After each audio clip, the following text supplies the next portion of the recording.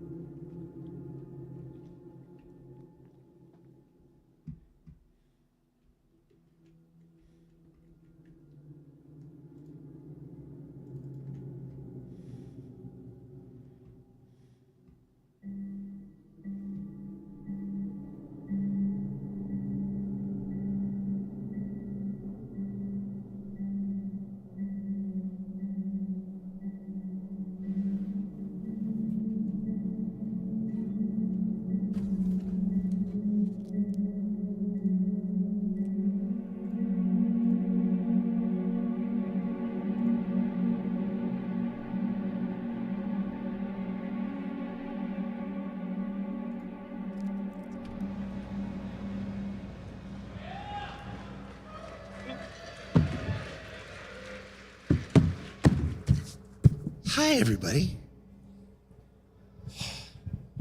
We made it. CitizenCon Day 2!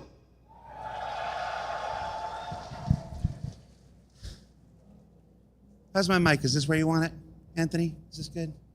We were given notes after yesterday. I apparently had the mic too far from my mouth, and Dan was like, so they said split the difference. So we're gonna see what we can improve today. Hi everybody, I'm Jared. I'm the creative content lead for Cloud Imperium Games and Robert Space Industries. And as I said, welcome to CitizenCon Day 2. As one astute user on social media put it, yesterday we laughed, we cried, we doubled our dogs. On Day 2, we're bringing a whole new slew of presentations for you to enjoy. But before we get to the programming of today, it's been 4 years since we've done a CitizenCon, a live event like this. And it may have gone under the radar with the pandemic and missing a year. This is actually the 10th anniversary of CitizenCon and the 10th CitizenCon we've done. So I wanted to take some time.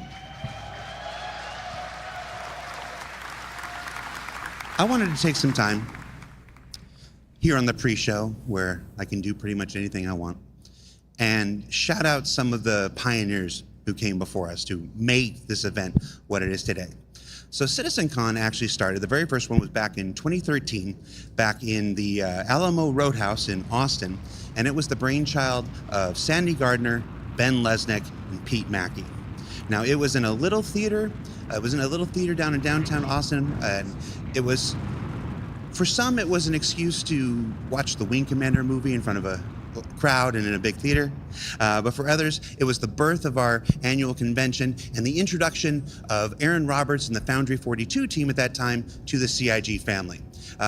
It started out small, had some humble beginnings, but over the years, it's evolved into this massive undertaking that we have this year.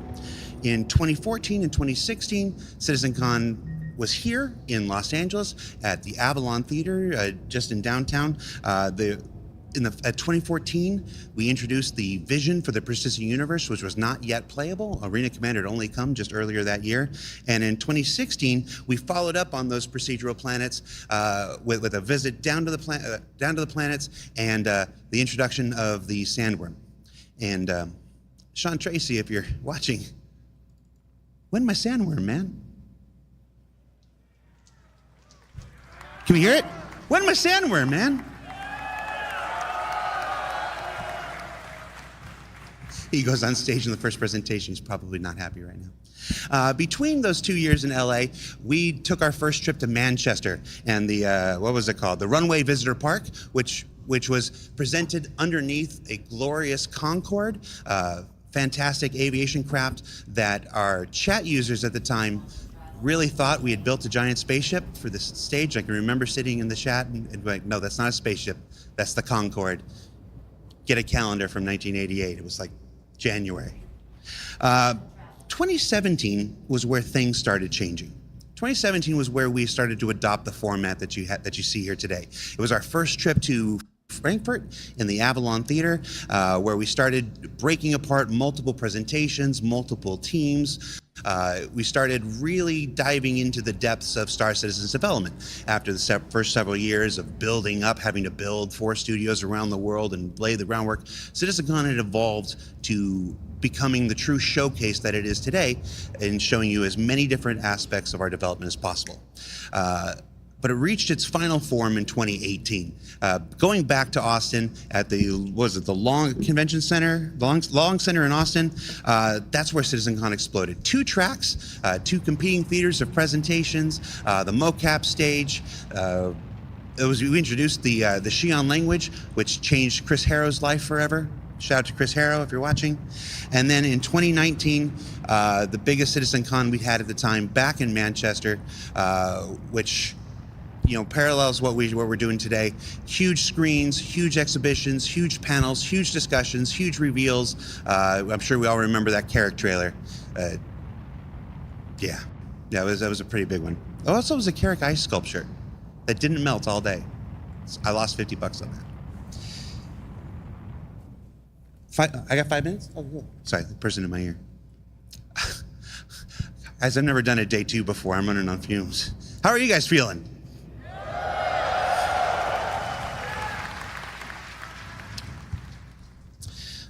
I do want to take this time, so like I said, CitizenCon started from humble beginnings, the birth child of Sandy, of Ben, of Pete Mackey back in the day. It's evolved over the years with many stewards, Eric Kyron Davis, David Roth, our stewards this year. They're gonna hate me for shouting them out.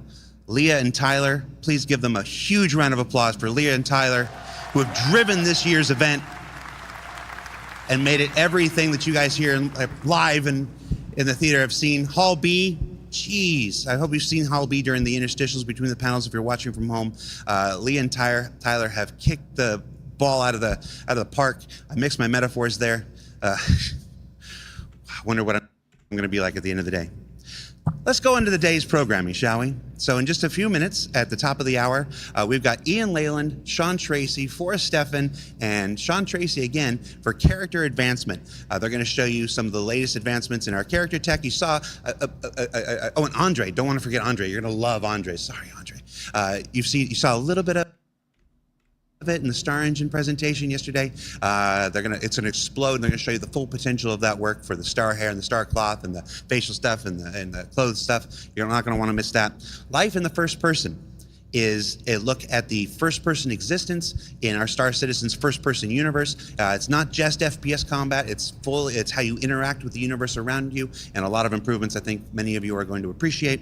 Then Taking Flight, Yogi and Diego and Inez and the team there are going to be here for another live demo where they play the game and show you the amazing master mode and flight changes that have come from their work on Squadron 42 that are being brought over to Star Citizen.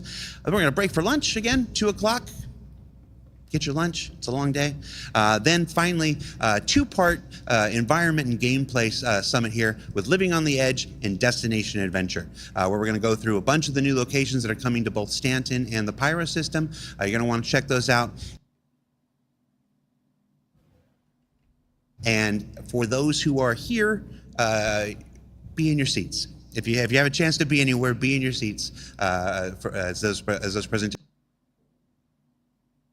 progress. I can't tell you why, but you'll thank me later. And then, of course, at around 5 o'clock thereof, timings, Chris Roberts will return to the stage for his closing remarks, his closing ceremonies, and you're not going to want to miss that. So that's our day's festivities. With that, I'm going to throw it over to Dan. He's back in Hall B. Dan, I hope you have more energy than me. Take it away, buddy. Thanks, Jared. It's good to see you guys back at CitizenCon Day 2, CitizenCon 2953 at the Los Angeles Defense Center. So many awesome things yesterday. We saw the server meshing panel. We saw people experience Pyro for the first time. We saw the community booths behind me, which we'll get to in a second. So many awesome things yesterday. I remember it like it was yesterday. What's that? We don't have the graphics budget for the extended flashback sequence. We have to move on. Okay, we're moving on. Well, welcome again. My name is Dan Halbrick. I'm the community producer here at CIG. Welcome you all to the show floor here at Hall B, the Los Angeles Convention Center. We have so many awesome things to show you guys today, whether they be community booths, we'll be talking to content creators, we'll be talking about JRDF stuff, or, things will go long and maybe we'll talk about some of them. Who was that strange leprechaun of a man? So many colorful characters here at CIG. Sometimes I regret being his producer, but there's no job security otherwise, so I guess here's where I am. At least he makes it easy for me. So here we have the community booth. Here we have the community booths. We're gonna get right into it. Follow me this way. We're gonna go right into the corporation. We have some people here now talking to the corporation. Excuse me, guys. We're gonna have a quick chat with the corporation if you guys don't mind. Welcome, everyone. This is the corporation. Now, these are one of the biggest orcs in the game. They're friendly to newbies. They have this really immersive scavenger hunt. So we're going to get into it. Welcome, guys. So can you tell me, what's the main focus of the corporation? The corporation is a friendly environment for people to have game sessions regularly, to have a good community, to encourage more people to play Star Citizen, and for us to explore all sorts of sessions, that everything from racing to combat to just creating a better environment for Star Citizen players. And we look forward to its release so that we can have a wonderful exploration of the universe. Awesome, that's a great answer. So I hear you guys have a really immersive scavenger hunt you guys are doing for everyone on the show floor. Can you guys tell me a little bit about the scavenger hunt you guys are doing here at CitizenCon? So this scavenger hunt is right here. I'm sure a number of you have grabbed some of the beads that we have, and if you are managed to find someone and trade with them to have 3 of the same color, we are entering you in a raffle for a vulture tonight, as well as a raffle for our pyro plushies, and a couple other little surprises if you come by and say hello. Well, guys, be sure to come by and say hello. The Corporation are, again, one of the oldest orgs in Star Citizen. They are a staple of the game, and we're so happy to have them here. If you guys are wondering, these community booths are all different orgs that represent a variety of facets of the game. Each of them brings something new and unique to the table, and it's why they are the backbone of the show floor here. They help represent the community, which is you guys. Now here we have Equinox. What's up, guys? Hi, I'm looking for you. How's it going, man? So, you guys are focused on these massive immersive LAN party events. I mean, if you guys haven't seen one of these Equinox events, they are amazing. If there's one in your hometown, you'd be fools to not check them out. We sent CIG folks to them this year. They had an amazing time. So what are you guys doing here on the show floor? What are you guys talking about? So here we want to make the next LAN party at Equinox June 1st next year bigger than last time. So we're trying to promote that and get as many people sign up and get the word out. That's what the Lego model is here for, to help bring attention to it. It'll maybe at the next event. We have Vanguard over there, the large org. They're helping us run events, racing, fighting. We give out prizes. Yeah, let's talk about this Lego sculpture. So this is an awesome Lego sculpture that you guys made. First off, where was this during Battle of the Bricks? And second off, how long did this take you guys to make? This is amazing. The first question is already at the Equinox. What was the other question? How long did it take to build? Yeah, how long did it take to build? About 120 hours in 19 days. So that's like, an average session of Star Citizen sometimes, yeah. So Any gaming for no gaming at all. So I think you answered it a little bit, but what can people expect from Equinox in 2024? Equinox, you bring your own PC, a lot of computers to pick from, big swag bags, and a lot of giveaways. Yeah, any cool events that you're able to tell us about for 2024? You mentioned the June one. Is there anything else you guys are doing? Like activities during the event. I don't think we have anything pegged out specifically yet, but last time we had racing, PvP, fist fighting in a Origin jump or 890 jump.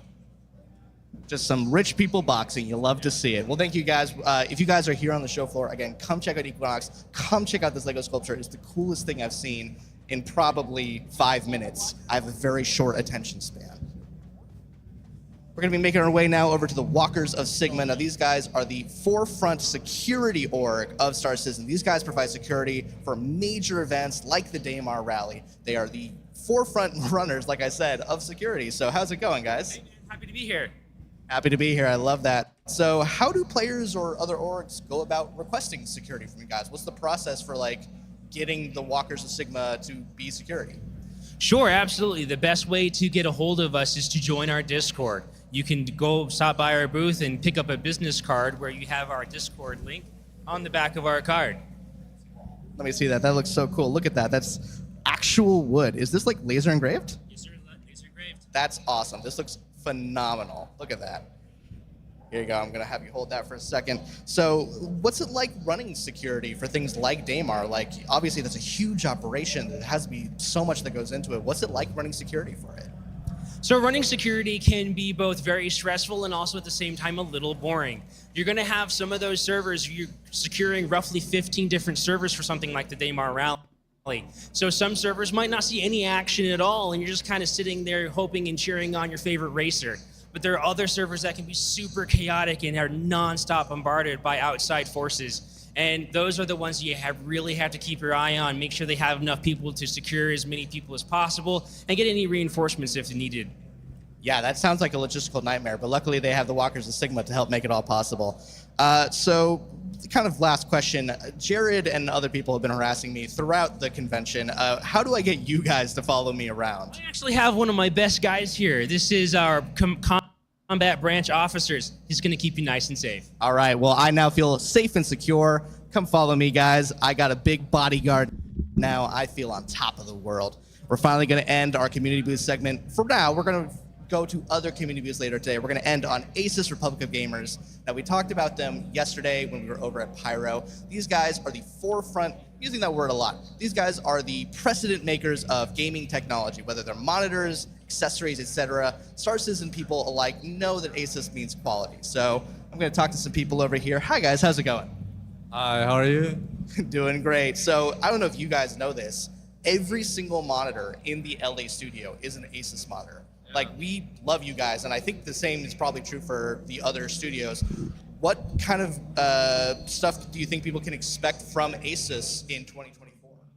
So actually we do have some new products coming out in 2024 and actually towards the end of this year. We do have this beautiful OLED that's coming out. Let's take a look at that really quick. Dang, that is a nice monitor. Look at that. Takže zdravím druhýho dne CitizenConu. Jsem to zkusil, že to nejdřív dáme na dvě obrazovky, ale ono mi to stejně nějak se to celý trhá a všecko se to... Musím si to poladit, no ale konečně jsem to dostal na dvě obrazovky, jak jsem chtěl původně. Tak jste aspoň viděli, jak to vypadá, tak se to dělalo v minulý rok.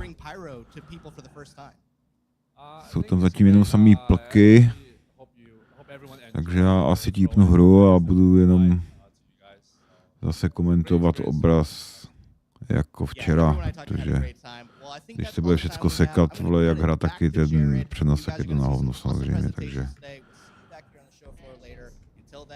tady si někam zaparkuju. Thanks, Dan. I'm here in the hallway audience. How you doing, everybody?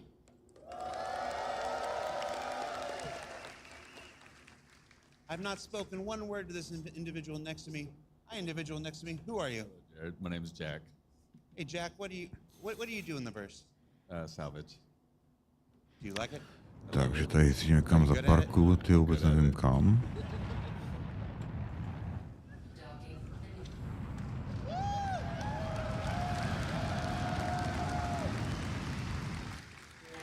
Humble sort, huh? Very. Já jsem tady někde, tak to hodím nahoru L5, co tady. Asi nejlepší. Could there be someone more humble than you? Probably. Never mind. All right. So a couple more housekeeping things. As Dan said, ASUS is one of our amazing partners here to make this event possible. We also want to shout out our teams at iX Systems. They helped build the amazing server technology that we're using in the Pyro Playground. We are not connected to the internet. We have our entire environment replicated here. It's back there. You should go check it out. Talk to those guys there. What Ahmed and that team at iX has done is fantastic, and they've allowed us to run the Pyro Playground at 60 frames a second with the best server stuff possible. It's like we're all like, oh, this is what's possible with this game.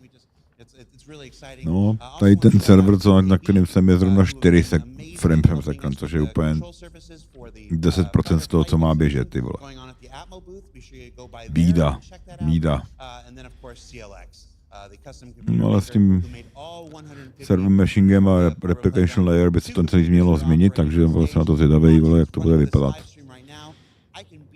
To konstantní 30 FPS server, ty vole, tak nás všechny ty vole, ty NPCčka vole zmlátějí na hromadu, vole. Úplně totálně. Co to tam mám za query, vole, tam máme ty klasický hnusy.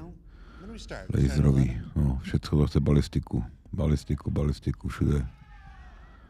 Ale nejdřív musím koupit Phantom Drive, pak koupím shieldy, pak koupím powerplanty, pak teprve zbraně a uvidíme. Tamhle furt plakaj, takže dobrý. Máme čas zaparkovat, ještě 1 000 000 kilometrů.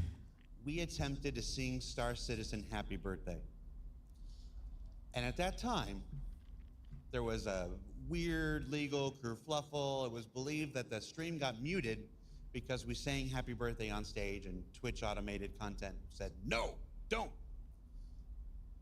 It's our birthday. It's a little late. It's also Jake Acapella's birthday, so 10 let starcitizen. In a rousing edition of happy birthday, we're going to test the stream gods and see if we don't get muted. So ready? All right, everybody. 1, 2, 3. Happy birthday to you. Happy birthday to you.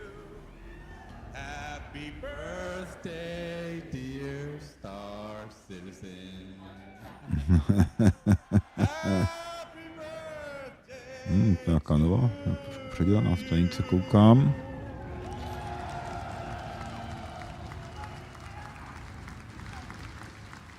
Kolik to letím, hodně rychle. All right, with that we're going to take a break. Trošku dolů. Hang out, get your last Nevím, předvedu něco. last snacks, everybody. The show starting in about Dobrý. 10 minutes with our character advancement panel right there on stage. So stay tuned. If you like day one, To zajímavě. got more to come, everybody. Take care. See Taková you in a bit. třetina malá Port Orisar. Tam mi to pošle. Jo, říkal, takže podvozek.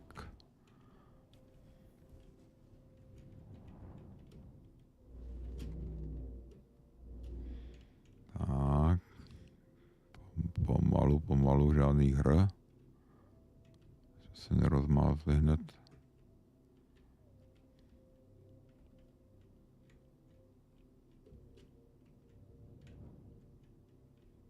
Takže i to druhý otevřený, ty vole. Co je to za bordel?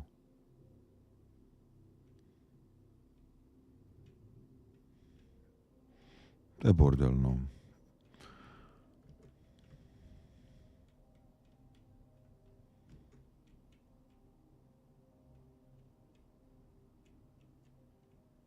Teď nevím, proč to stichlo, když jsem to nestlumil.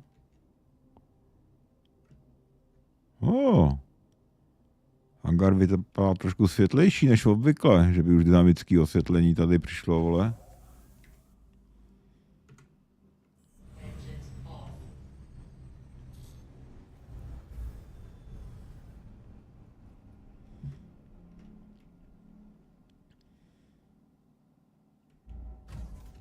No toto trvá všecko, ty vole. Šup.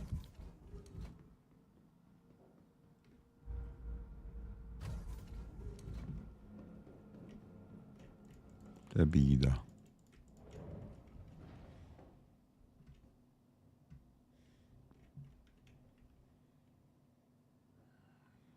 Tady se pořád nic neděje. Ale proč je to tak sticha? No, dáme to navíc. Aha, tam už zase fidlej. Dobře. Tak to si asi na něco připravujem. Takže to jsem akorát zaparkoval včas, koukám. No, tady byl nějaký zlodej, tak to radši dobře.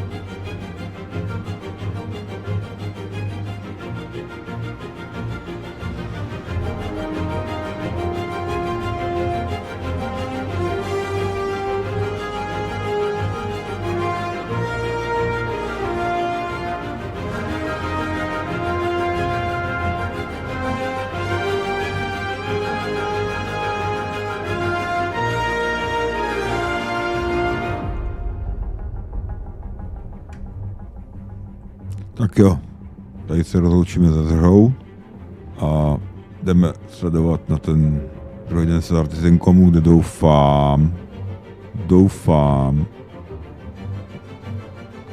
no nečím na ty hodinky, doufám, že řeknou něco o Squadron 42 release datum, protože už je to hotový kompletně a už to jenom polišujou a už to polišujou ty vole asi 2 roky ty vole. Tak to jsem fakt na to zvědavej, co o tom řeknou. Takže zatím.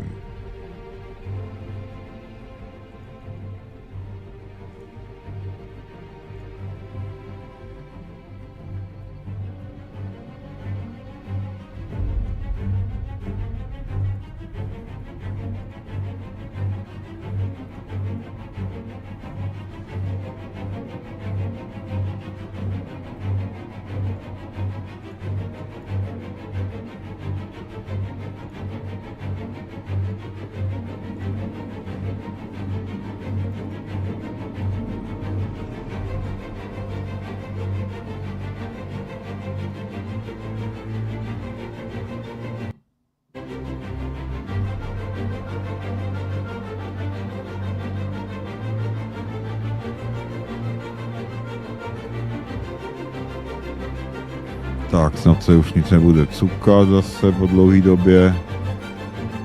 Tady se to všecko uklidnilo. 35 GB zpátky na 12. No.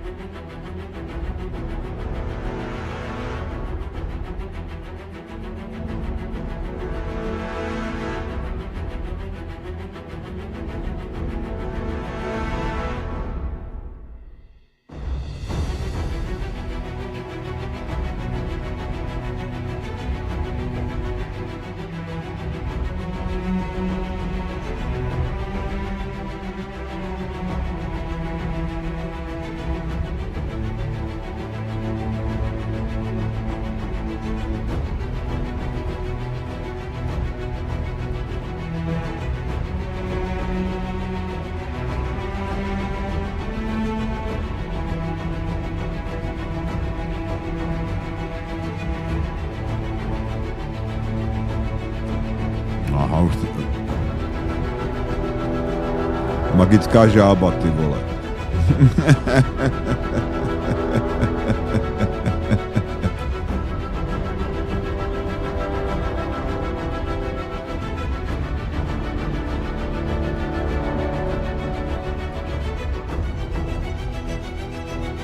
Já jsem chtěl něco jiného.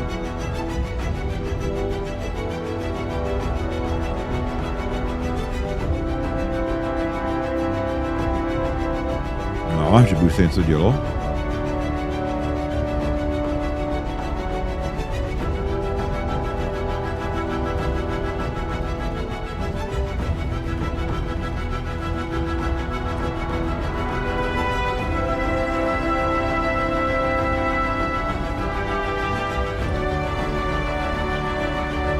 Takže ze včerejška nám přibyl tady RSI Zeus NK. Tady přibyl Cutter Scout. Cutter už má asi 16 ty vole skinů sám o sobě ty vole. To je hustý. Zeus má zatím jenom 3, ale Řekni Remce, že to není jako ten Zeus, ten starý, protože Ladies and gentlemen, tady to je ten nový. please welcome to the stage the person who forgot to create himself an intro, Disco Lando!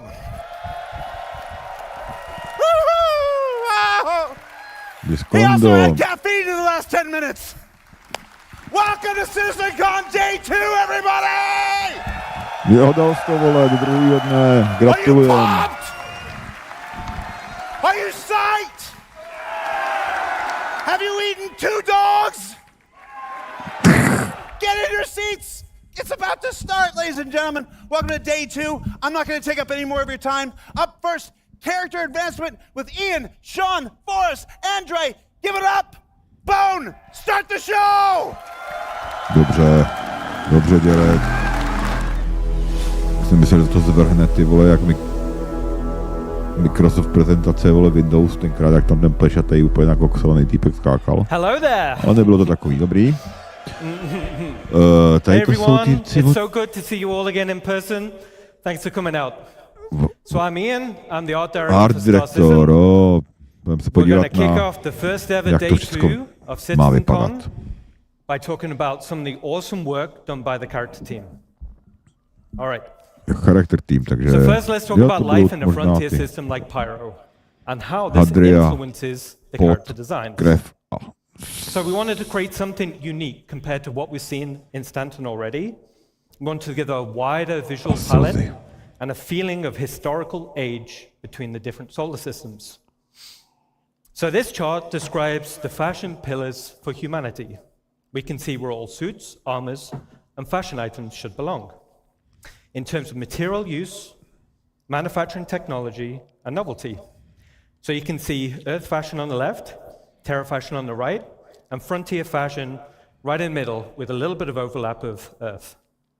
So essentially, frontier fashion is function over form. They are repurposed and repaired. Ty vole, starcitizen, ty vole, proberte se, jestli tohle je ženská, proč má tak strašný výraz, ty vole. This implies survivability along the frontier. Okay, let's take a look at some of these assets in the game.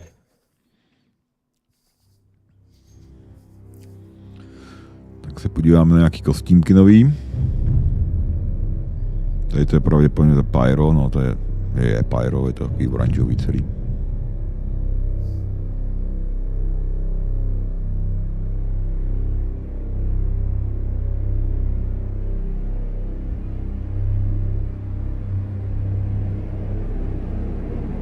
No to už je lepší.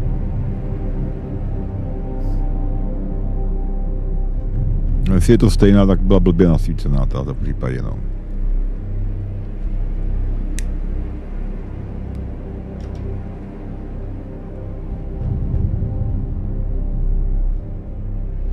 Dobrý detaily, tyjo, to prošívání, tyjo, tohle to vypadá jako hustě. Samozřejmě k tomu potřebujete nějakou dobrou grafárnu zase, tyjo.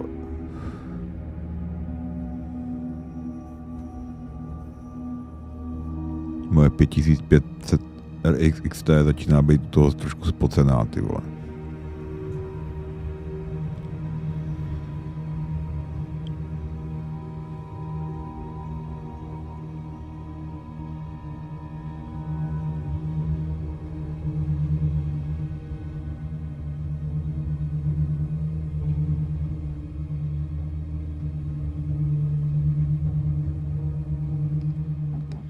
Takže dáme koukat to, co byly pozemský hadry. Byly, nebo budou, nebo jsou. Tady kombinéza, undersuit. No, to se taky tváří vesele, slečna.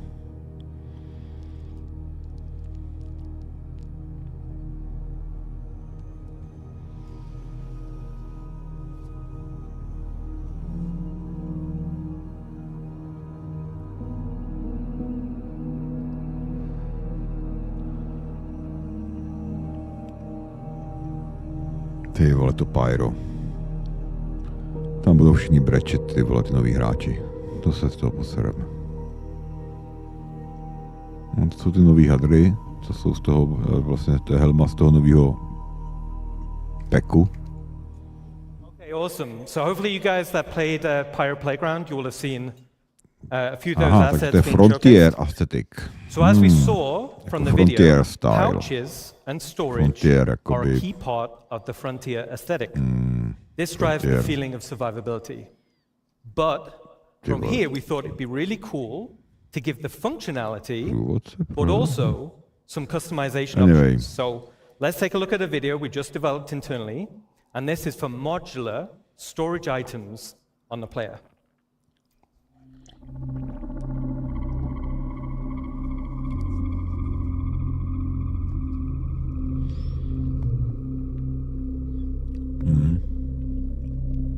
Vypadá dobře ten Outpost, ty vole, no. To už nám ale ukazovali posledně. No, tady to je nový. Tohle to je nový. Můžeš na sebe equipneš ty vole nějakou kapsičku, jo.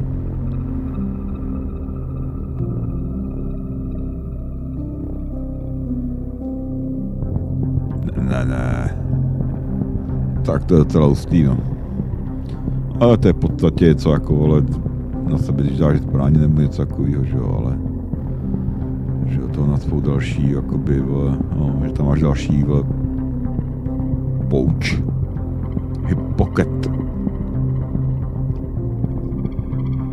To je jako slušný.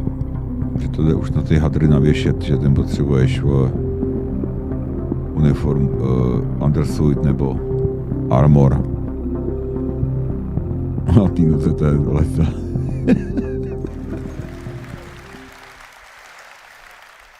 Pretty cool, right? So I think this will provide loads of customization options in the future. We're super happy about to už that. jsme viděli taky hodně. So we also created some extreme weather costumes for Frontier locations, and these also follow the same mismatched and repurposed design aesthetics. Colt, ty vole, kde má čepici plešoun, ty vole, mu mrzne kebule. Now we've also been focusing on achieving a higher visual benchmark. So this is all driven by our new Layer Blend V2 shader and its texture library. And we focused on more consistent wearing between 0 and 100% values. So to showcase this, let's look at a quick example asset.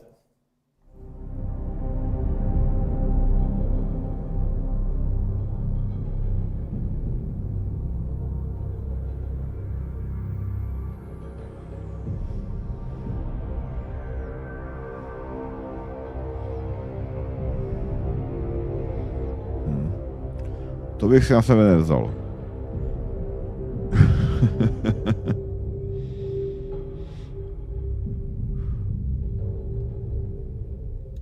To mají rozdělení, ty kůžové.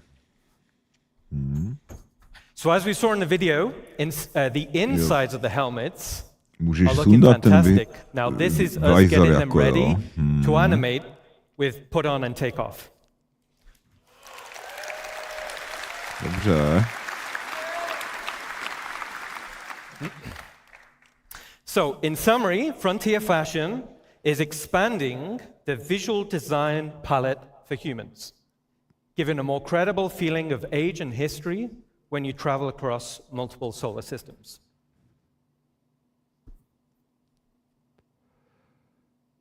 All right, now let's talk about something different.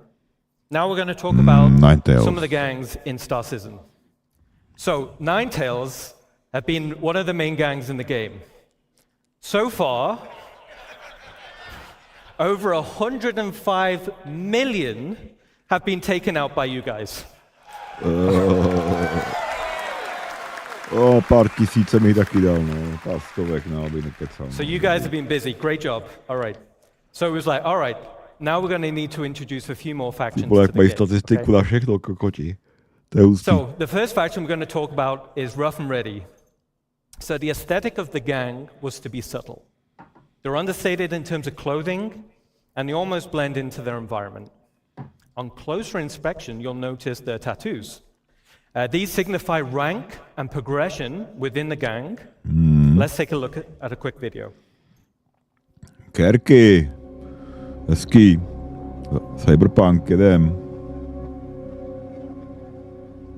Když Pyro bylo nakreslený dávno před Cyberpunkem, než vyšel, že jo, ty vole, takže ty už to tady měli, vole, v Merku, ty vole, v Lore ošefovaní dávno. No jo, ten je namachrovaný, to bude boss.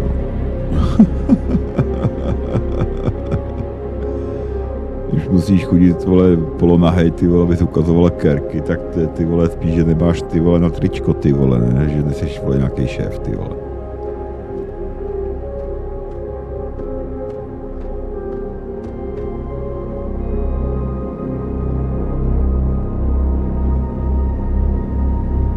No jo, potetovaný ksicht jak Expans.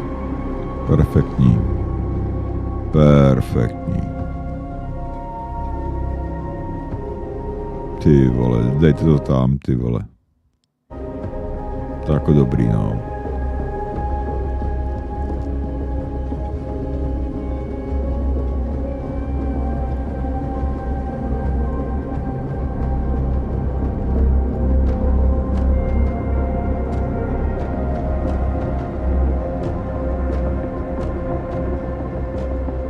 Hello Kojak, 247.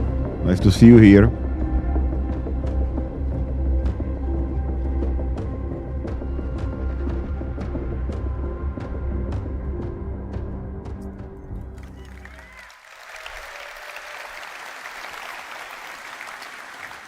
I think they look absolutely fantastic. Okay. Yeah, so the rough and ready tattoo can be looks found in nice. some of the space stations around Pyro. Now the tattoos, like I said, the tattoos form a progressive design. This illustrates the hierarchy within the gang. As a player, you'll be able to earn these tattoos and apply them to your character. Takže dostaneš ten za nějaký progres ve hře, jo, ty tetování. Okay, cool. The next gang we're going to talk about is Headhunters. So this gang is also located in Pyro, but offers a completely different frontier aesthetic. More of a wasteland vibe with lots of personality, and this will translate into the behavior types. Now this gang is currently in production, but let's take a quick sneak peek.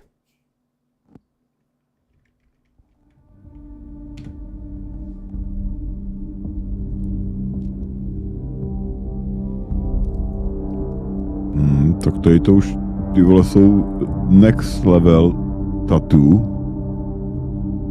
Holy shit.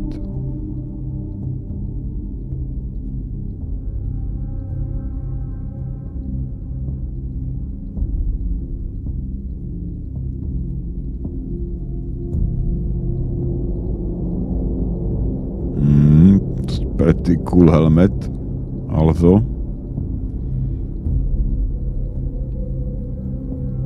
Jeez. Everyone wants this.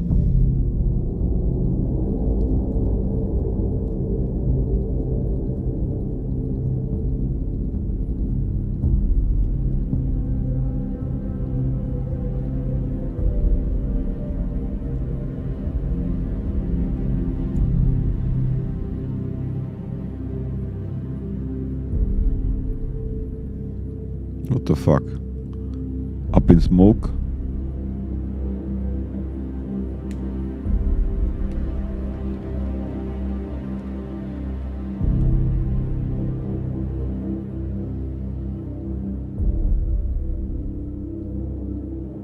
Oh, biomechanic, jo.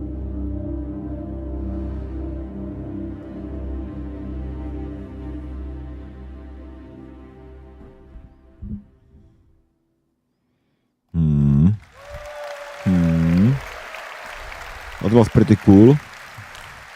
Okay, so cosplay competition next year. I can't wait to see what you guys come up with. All right. Ja, taky. So they're looking awesome. Now the last gang we want to talk about is Dusters. So Dusters are a criminal gang specializing in mining-related crimes. Now internally, I love the original Desert Nomad armor. You can see him here, right? Now, I wanted to use it as a starting point to establish the Dusters design language. So here we can see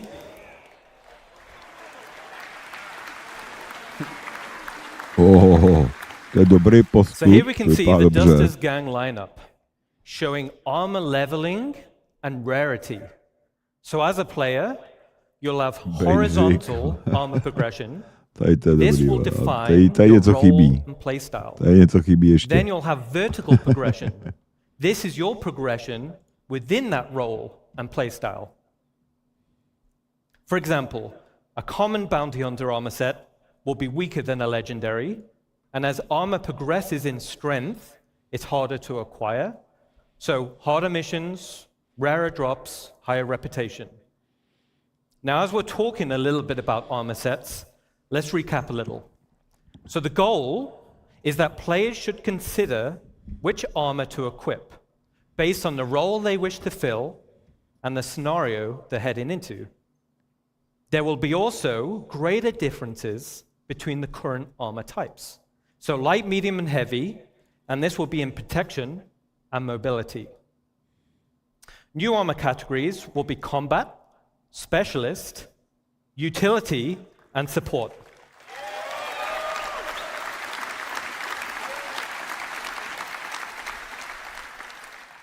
And these will define the type of items that are quickly available on the slots of the suit.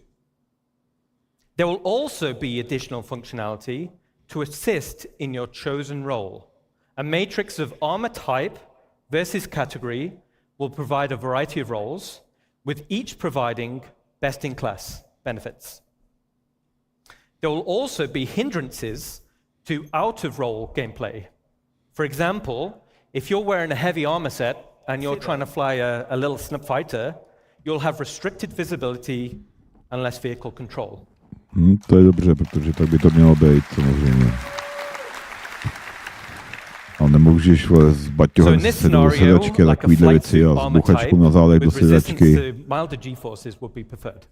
Takže jsem na to zvědavý, jak to celý předělají, aby si mohl lítat jenom tak, jak seš, aby si používal ty vole gunracky a armor racky a takovýhle věci. To jsem na to hygiena, jo. Nekecej, ty vole. Poor hygiene can lead to disease, lowered health, and snarky comments. Hygiene decays faster if a character becomes dirty or wears dirty clothing or armor, and visual effects are going to be displayed on the character's skin, such as blood, sweat, and dirt. Certain usables, such as a shower, will reset the character's hygiene and clean away all of those dirt effects. So let's keep clean. Yeah. Takže se budeme ty vole sprchovat, jo? Bylo to někdy v nějaký hře tohle? Okay, so that covers a quick recap on armor sets and hygiene. Let's get back to a video showcasing ty vole, že se budeš moct sprchovat vole v armor setu, aby si vyčistili armor set, teda v tom případě.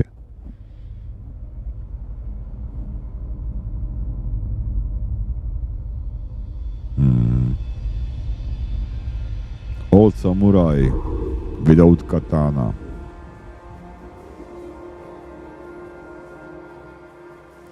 Young samurai without armor and katana.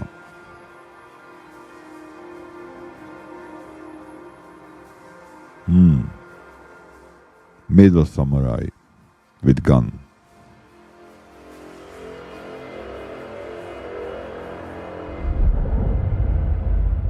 Oldest samurai with big gun.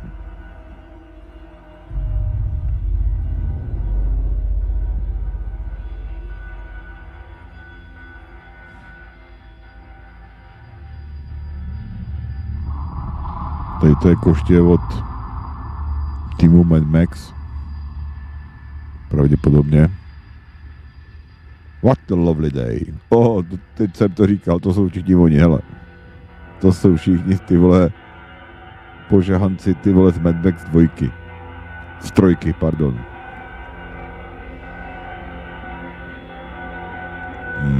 Tady to je dobrý, no. Vypadá pěkně tady ten armor. A FS9 samozřejmě. Nejlepší, podle mě nejlepší QR ve starcitizen.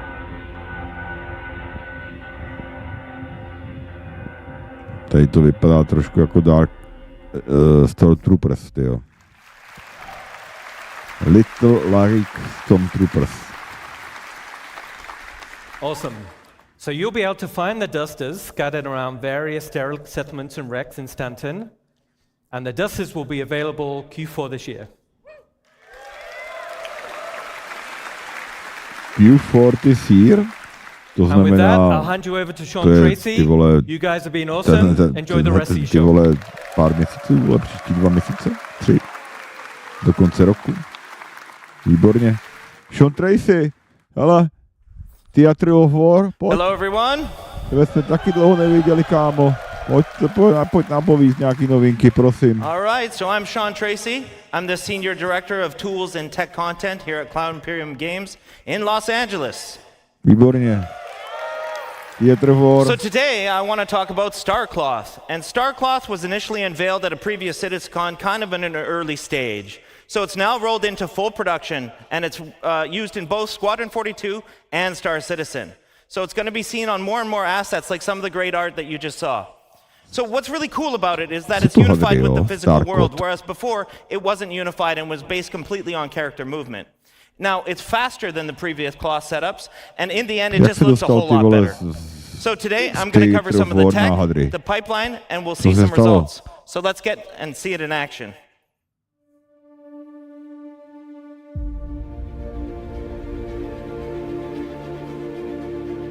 Ty vole, aby to nebylo takový overpowered, ty vole, jako ty vole, ten Cloth is hard. armor, ty vole, s tou hadicí, ty vole, to bylo, ty vole, to je rozstřelený v celý rok, ty vole.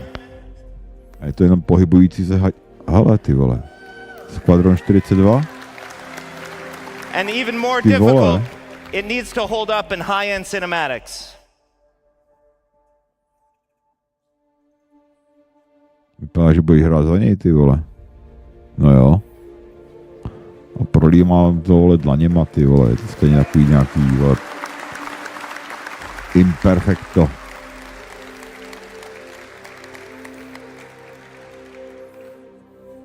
No, tak tady to vypadá jako docela úplně poslední, ty vole, to do prdele, ty vole. I když to má být, vole, 6 let starý engine, tak to vypadalo kurevsky dobře, ty vole. How's it all work? Well, Cloth uses two meshes, a simulation mesh or cage, and the render mesh itself. So vertex colors indicate how it's constrained to that cage, and thus the simulation. So for example, black vertex colors indicate a full constraint. Basically, it follows the skinning. White vertex colors indicate unconstrained vertices. So the movement is determined entirely by the simulation. And then we can do a blend of gray values that is used for fine transitions and blending and fall off in between the fully skinned and fully simulated assets. So in the end, these meshes are sent to the engine where we bind the cage to the render mesh, and then tech artists can leverage some of the runtime tools. You can see up on the image that the sim cage mesh has about 5,000 triangles, whereas the actual render mesh is about 45,000 triangles. So it's obviously much more efficient to simulate the sim cage mesh versus just the render mesh itself. So part of the technology is the runtime iteration support, which you can see in the image above me here. That's with all the red spheres. Here we're actually painting the collision radius of every single one of the vertices, and allows us to fine-tune the simulation without having to add arbitrary collision meshes, though we can. We paint a variety of properties, so some of these other properties are mass or displacement. In the top right, you can see an example of the old legacy implementation using pendulums. And this uses joint chains and collisions, but assets with multiple layers like the one that you can see there, or ones like skirts or gowns, they were really, really difficult to do with pendulum simulation, but they are solved with StarCloth. So I mentioned it's completely unified with the physical world. And what that really means is that wind, impacts, object collisions, thruster backwash, all these kind of things actually react to the cloth reacts to these things, and so much more. So it's not just character movement. Now, it's a hyper-efficient simulation, and it's several orders of magnitude faster than the legacy implementation that we used before, and has a lot of easy-to-control parameters for tech art, which are compression, stretching, and bending.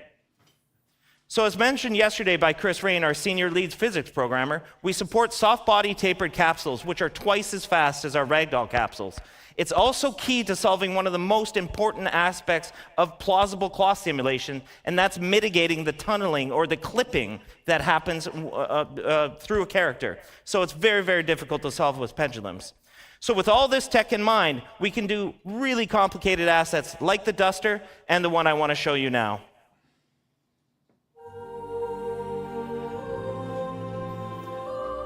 So here you're seeing about 5 different layers of cloth going on and self-colliding between each other.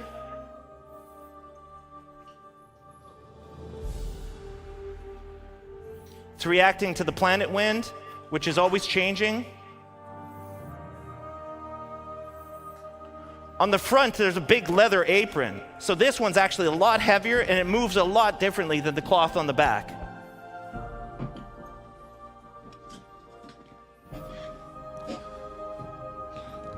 Se omlouvám, jsem se musel So he's poprat walking into the wind here. s plastickou rumu, která nešla otevřít, ty vole. Ty víčka jsou zabijácký, ty vole.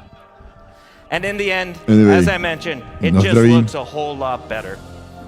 A GM, zdravím čtvrtečníky, Tomáše, Kirase, Pepana, So with that, Michala. I want to hand you off to my friend Andre Hallelujah. Pierce, who's going to talk about hair. Thank you, man. Hi, everyone. So, nice to be here in LA with all you guys. So, I want to start with a question, okay? How many of you are actually excited that we're getting new hair into the verse? Jo, všichni se na tě těšíme na to mít nový paruky. All right. Oh. So, I'm Andre. Je I'm the dost lead artist ztracena. in our recently Tady formed to by se říkalo hair dost department. ztracena na vojně. We branched out from the character art team and created this department.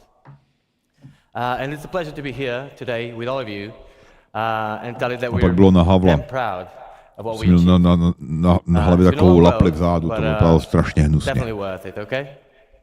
Now, Ale už ta Komančů, vole, v roce we're gonna start by just 88 nebo looking at the most 87, impactful changes that we have in our workflow. no, 87, Bit of a technicality 88. part.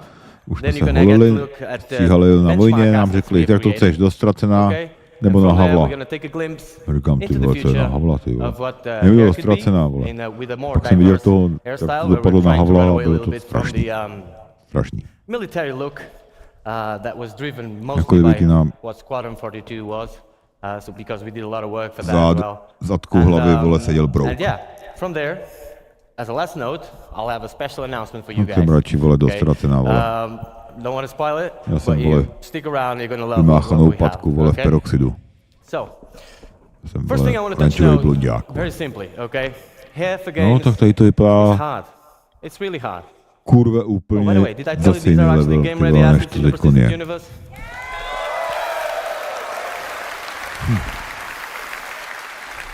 Fully rendered in our engine, okay? Game ready, performant, ready to be shipped, okay? Jo, už to So, ready, jo? No, ty vole, hair is really hard, like I was saying. It is a AAA challenge, basically. You see games that get it, games that don't. Some of them get it more or less. Either way, for us, the challenge is the same. We're not different, and the challenge is real. With the scope of Star Citizen, like day-night cycles, all these light shafts, all this MMO, people running around with the hairs, a lot of motion, a lot of fast-paced movement. Yeah, it is hard. But the best thing is, we have arrived, okay? It is, yeah, clap. It is, it doesn't end here, okay? Yeah. It does not end here, okay? It's the nature of CIG. We just keep pushing the boundaries, but like I said, we're really proud of what we're showing you here today. So let's dive in what we made all this possible, okay? On a high note, on a high level, basically, a successful hair requires 3 fundamental elements, okay? There's the texture, there's the placement, and there's also the shader. If one of these elements fails, all of them do, okay? So it's basically, you can have a great texture, great placement. If your shader is wrong, no go, really. And the same if the texture fails or if the placement fails. So really vital, really important that everything works together. But the good thing is, by breaking down the hair into these 3 parts, it also allows us to actually go deep into each of them and push the quality up. Or like Chris Roberts would say, bring the high fidelity, right? So, on the texture end, there was a lot of changes. what you see on the top there, the common approach of a AAA game would be to have true black, true white on a transparency map, a bit of taper on the tips and roots, and call it a day. That's what happens in 99% of the games. Now at CIG, we went a bit further than that. We tested all the thicknesses that were actually reasonable to test, of course, and we came to a realization. The hair doesn't need to be thin enough. It just needs to look thin. We do need it to be thicker enough, thicker than real life hair, because if you take one of your hairs, you'll see it's really thin, right? So it does need to be renderable. That means if it's really thin, it will be sub-pixel rendered at some point. With the motion and all that, we will get a lot of artifacts. And so that would be a no-go. We do need it to be thicker than in real life. Prostě hára bude ještě tenčí než v reálném životě. So we came to the realization that from hair, or from scalp to hair, and from hair to the background, so these 2 points, the transition points, are the most important ones for the hair. So we aggressively tapered the tips, which is what you see over there, and added a gradient to it. So no longer true black and true white. Now, this is a lot of technicality. You'll see practical examples of this, but that allowed us to have smooth transitions and basically achieve the result we expected. On the placement side, we came up with hair libraries, basically. Hair libraries. Knihovna I could be here vlasů. all day talking about hair libraries, okay? Docela Because na I'm a very výběr. technical person, Jsou and asi if you see me nejen around the barvy, venue, ale feel asi i free. I'm tvary, Andre. ale You can just come and talk to me about this. vypadá I'm to not going to dobře. bother you all that for 1 hour about this, but I'm going to give you a very quick example that you all can relate. So imagine in real life, you have a construction business and you could make one wall, one roof, one floor and one window. You make it all work together, and from there, you're not only building your house, you're actually building the whole town, and then the whole state, and then eventually the whole universe. No, right? přesně tak, no. That's what air libraries are. Obviously, the result, if you could do that, it would be much cheaper, much faster, and above all, you wouldn't have a fruit salad of assets, which was what we had in the hair not too long ago. And by fruit salad, I mean several artists working through the years, each one of them applying their own workflow. Everybody's at different levels of quality, of course, different minds, different ways of seeing the same problem. So, at the end of the day, fruit salad, right? And we wanted uniform quality. So for that, air libraries are a great solution. We also decreased the time of production of hairs. So, it was taking us 20 to 40 days to create one hairstyle per artist, okay? Right now, it's going from like 3 to 5, 7 days per hairstyle, which is great news, okay? So yeah, that was a major achievement.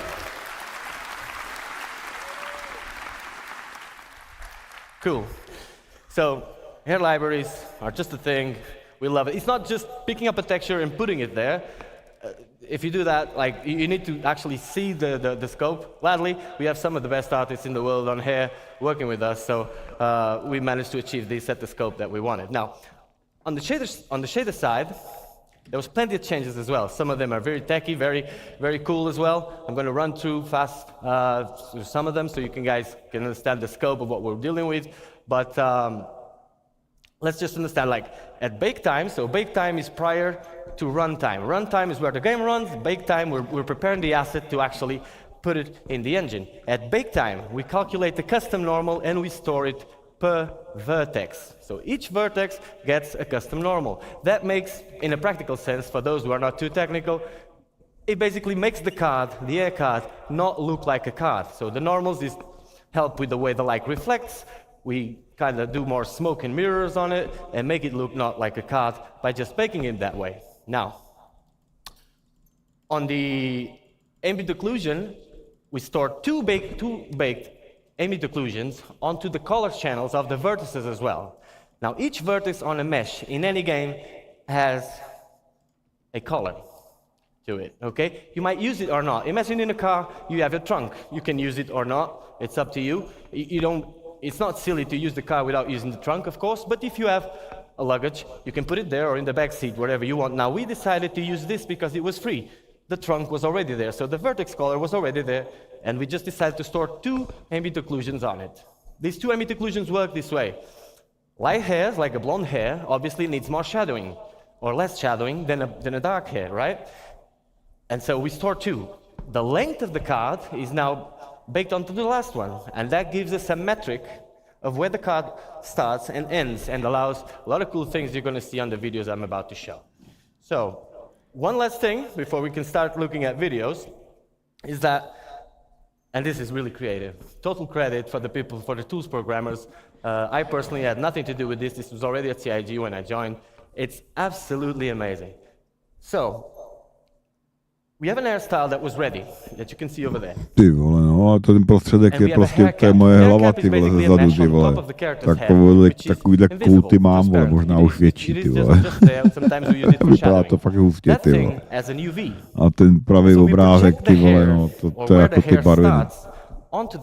Tu barvu napravo jako nemusím tolik, ale kdyby to bylo třeba, ty vole, celý takhle oranžový, tak je to pěkná vrska.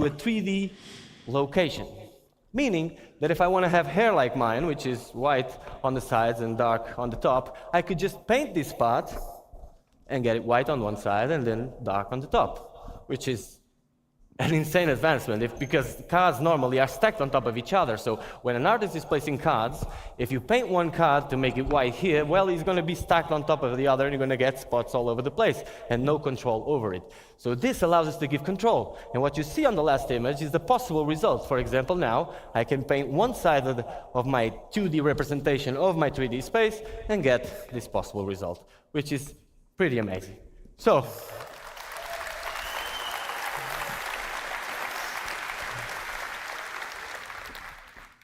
next video, we're going to take a look at our tools, okay? This is not the way it's going to be exposed to you guys in the character customizer. You'll know more about that later, okay?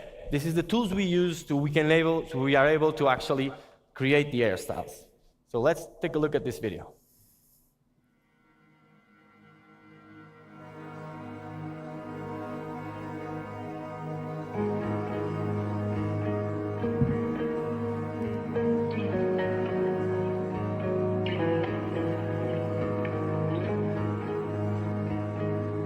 Tady se nám to mění přímo před očima.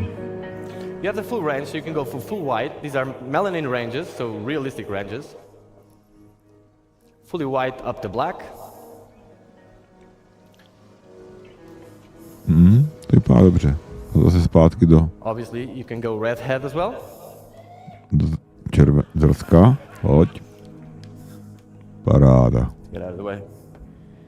Ale mě žádný modrý hlavy tam nedávejte, ty vole, to se repes. You also have the die feature where you can see all the things we talked about implemented. You can go a bit more wild on this. OK, to je ještě v pohodě.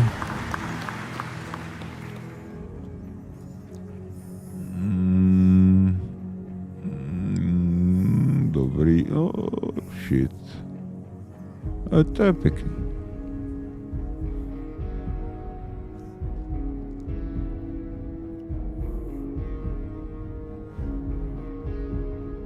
Jo, to můžu udělat takhle na půl, jo, tak ty jsou hustý. Tak to už je, vole, hodně jiný level, ty vole. Půlka vlasů, vole, takových, půlka vlasů takových. Dynamicky se měnících, ty vole, tak to je dobrý, ty mazec.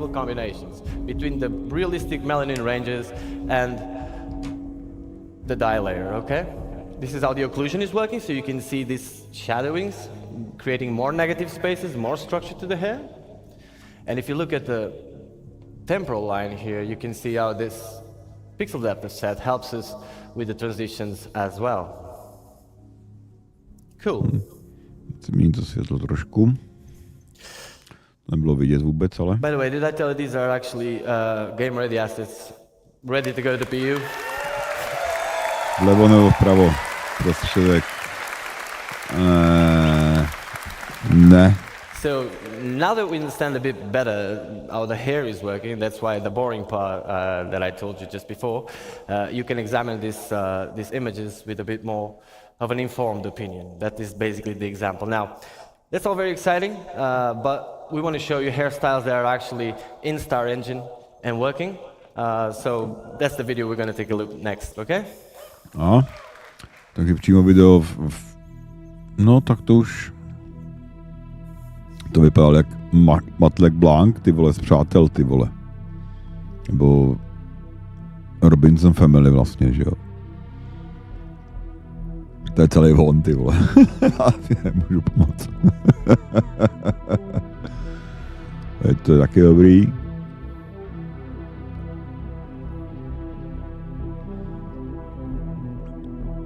Ale myslím, že tady ty vlasy už tam jsou, ale nejsou tak detailně rozházený. Jsou tam ty kotlety. Tady to tam taky není, tyjo. Vypadá dobře.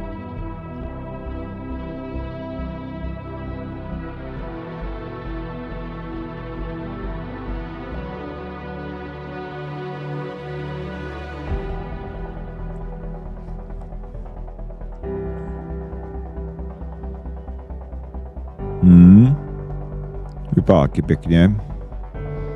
Lilu z 5. elementu. A ona měla spíš větší mikádo, no, by se dalo říct. Tady to má delší.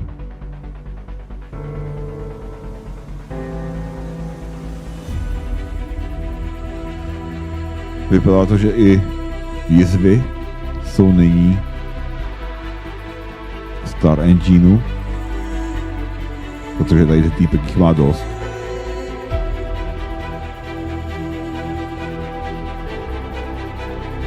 Jo.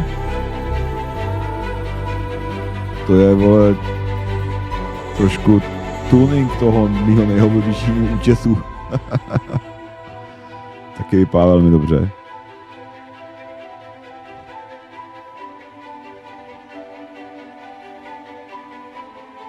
To je taky v podstatě tuning stávajícího účesu. To už tam máme, ale tady to je trošku vyladěný.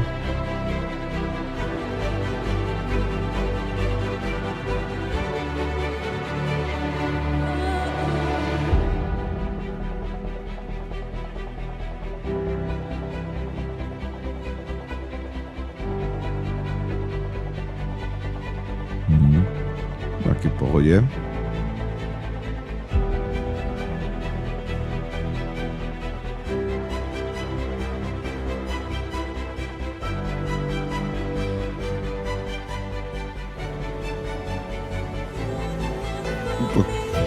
Ten má dobře hustý háro.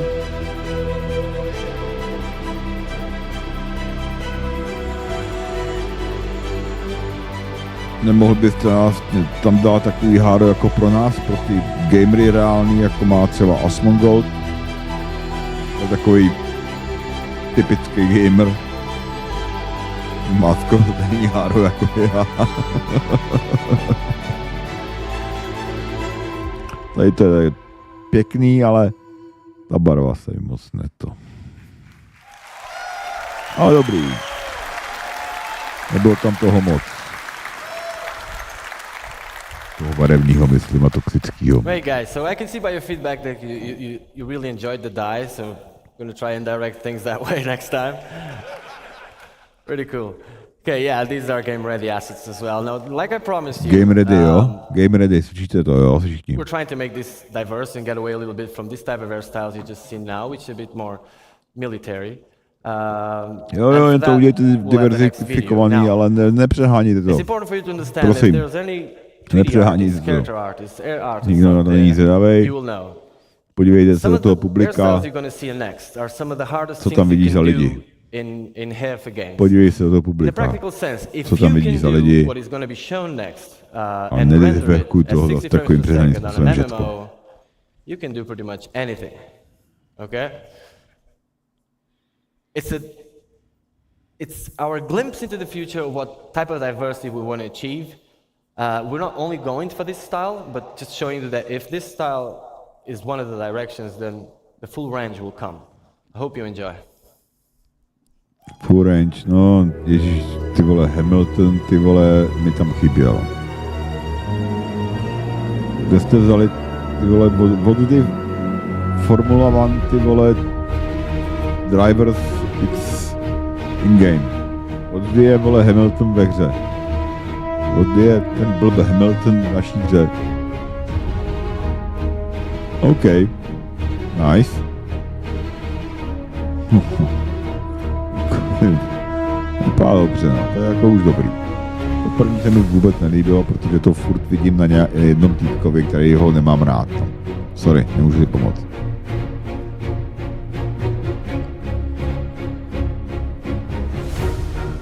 OK. Taky dobrý.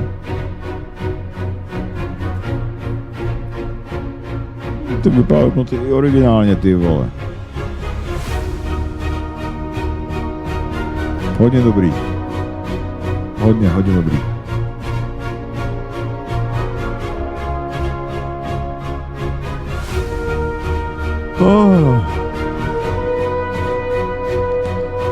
A je hodně kamarádů, kteří měli takovýhle drdol, ty vole. Všem to smrdělo, ty vole, víc než moje ponožky a to fakt moje ponožky smrdějí strašně, ty vole.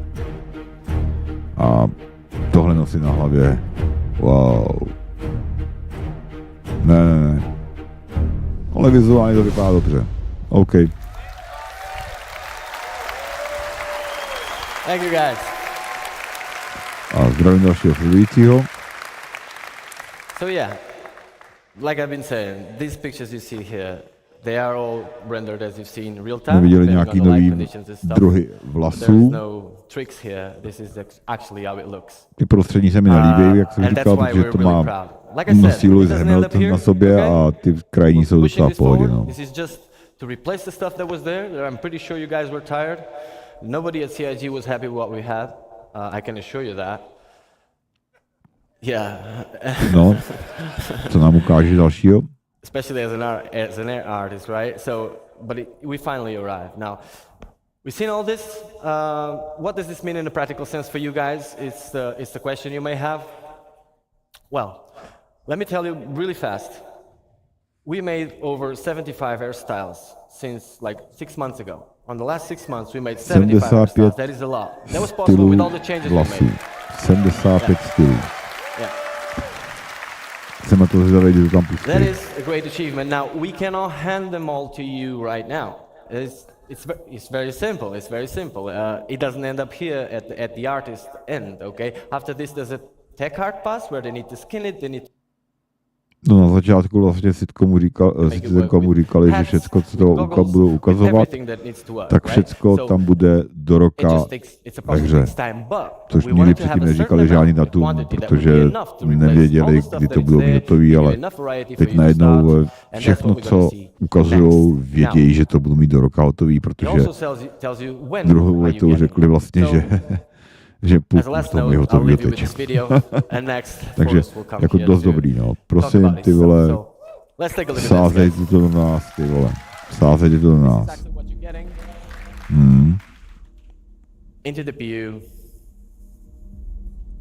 To je slušný, jo. Já už jsem tady vpravo dole, ten druhej, no. Ten s tím kolenem na čele, ty vole. Tady to vypadá taky dobře. Kolik to je? 10 druhů, jo, ty vole.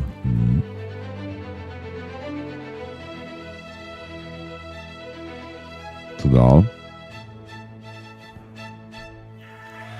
Hlavní vlasový update. Čtvrtletí 23, takže to má být do konce roku, jo. Tak jsem na to taky zvědavej.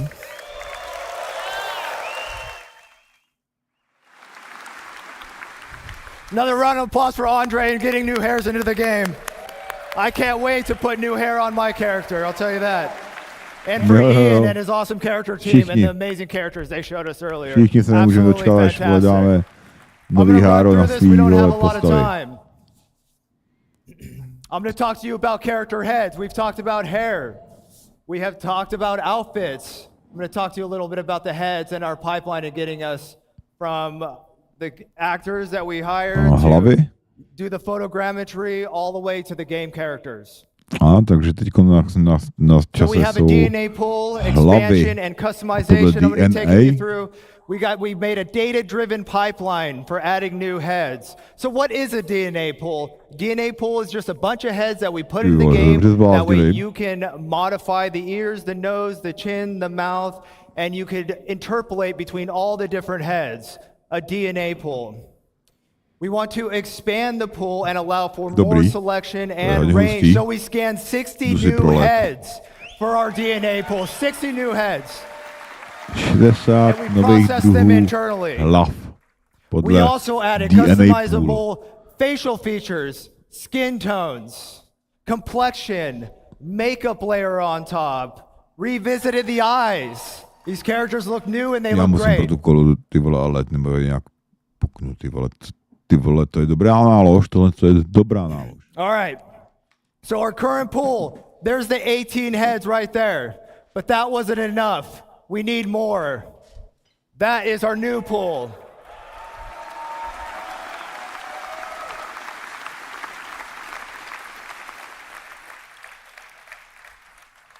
Very exciting.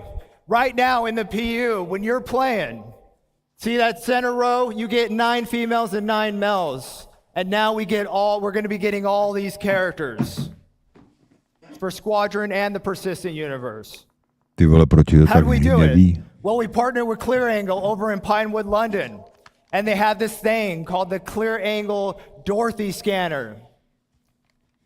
The scanner improvements allows us to get shoots done in 4 weeks of sessions. Custom coded flash that just kind of does it automatically, all calibrated in seconds. Our old, to give you an idea, our old processor doing this took hours to calibrate.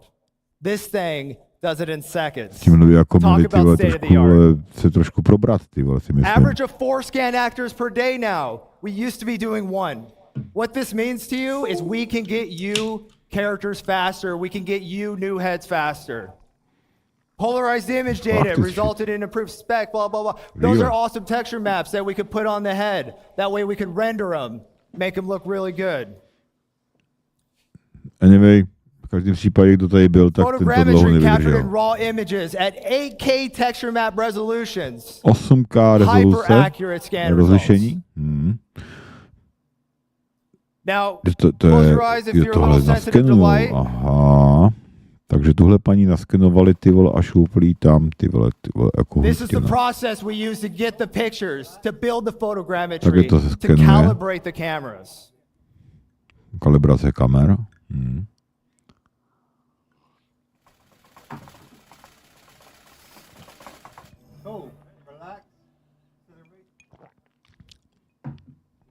No a teď vypadá strašně, tam má tu hlavu úplně kulatou, tady na origináli nemá tak kulatou. So there we got some characters here on the screen. Those are all built using all these things that I've briefly mentioned. I want to talk to you a little bit about skin tone though. Skin tone's tricky. Because we want to apply it. We want to be able to customize it. We want you to have the ability to do whatever you want. So what you see is some really weird looking characters. We see a head with some yellow. Yellow's good in this case. What we're trying to do is we're trying to find the average skin color. Once we find the average skin color, we can figure out what that skin tone is, and then we can apply it. The blue means it's further away from the average skin tone. So when you apply your skin tone, it has less influence, keeping those high details, keeping the color, the blemishes, the imperfections. That middle one, that whitehead, that's where we get once we've extracted the data. It's now ready to apply the skin tone, which you see at the end.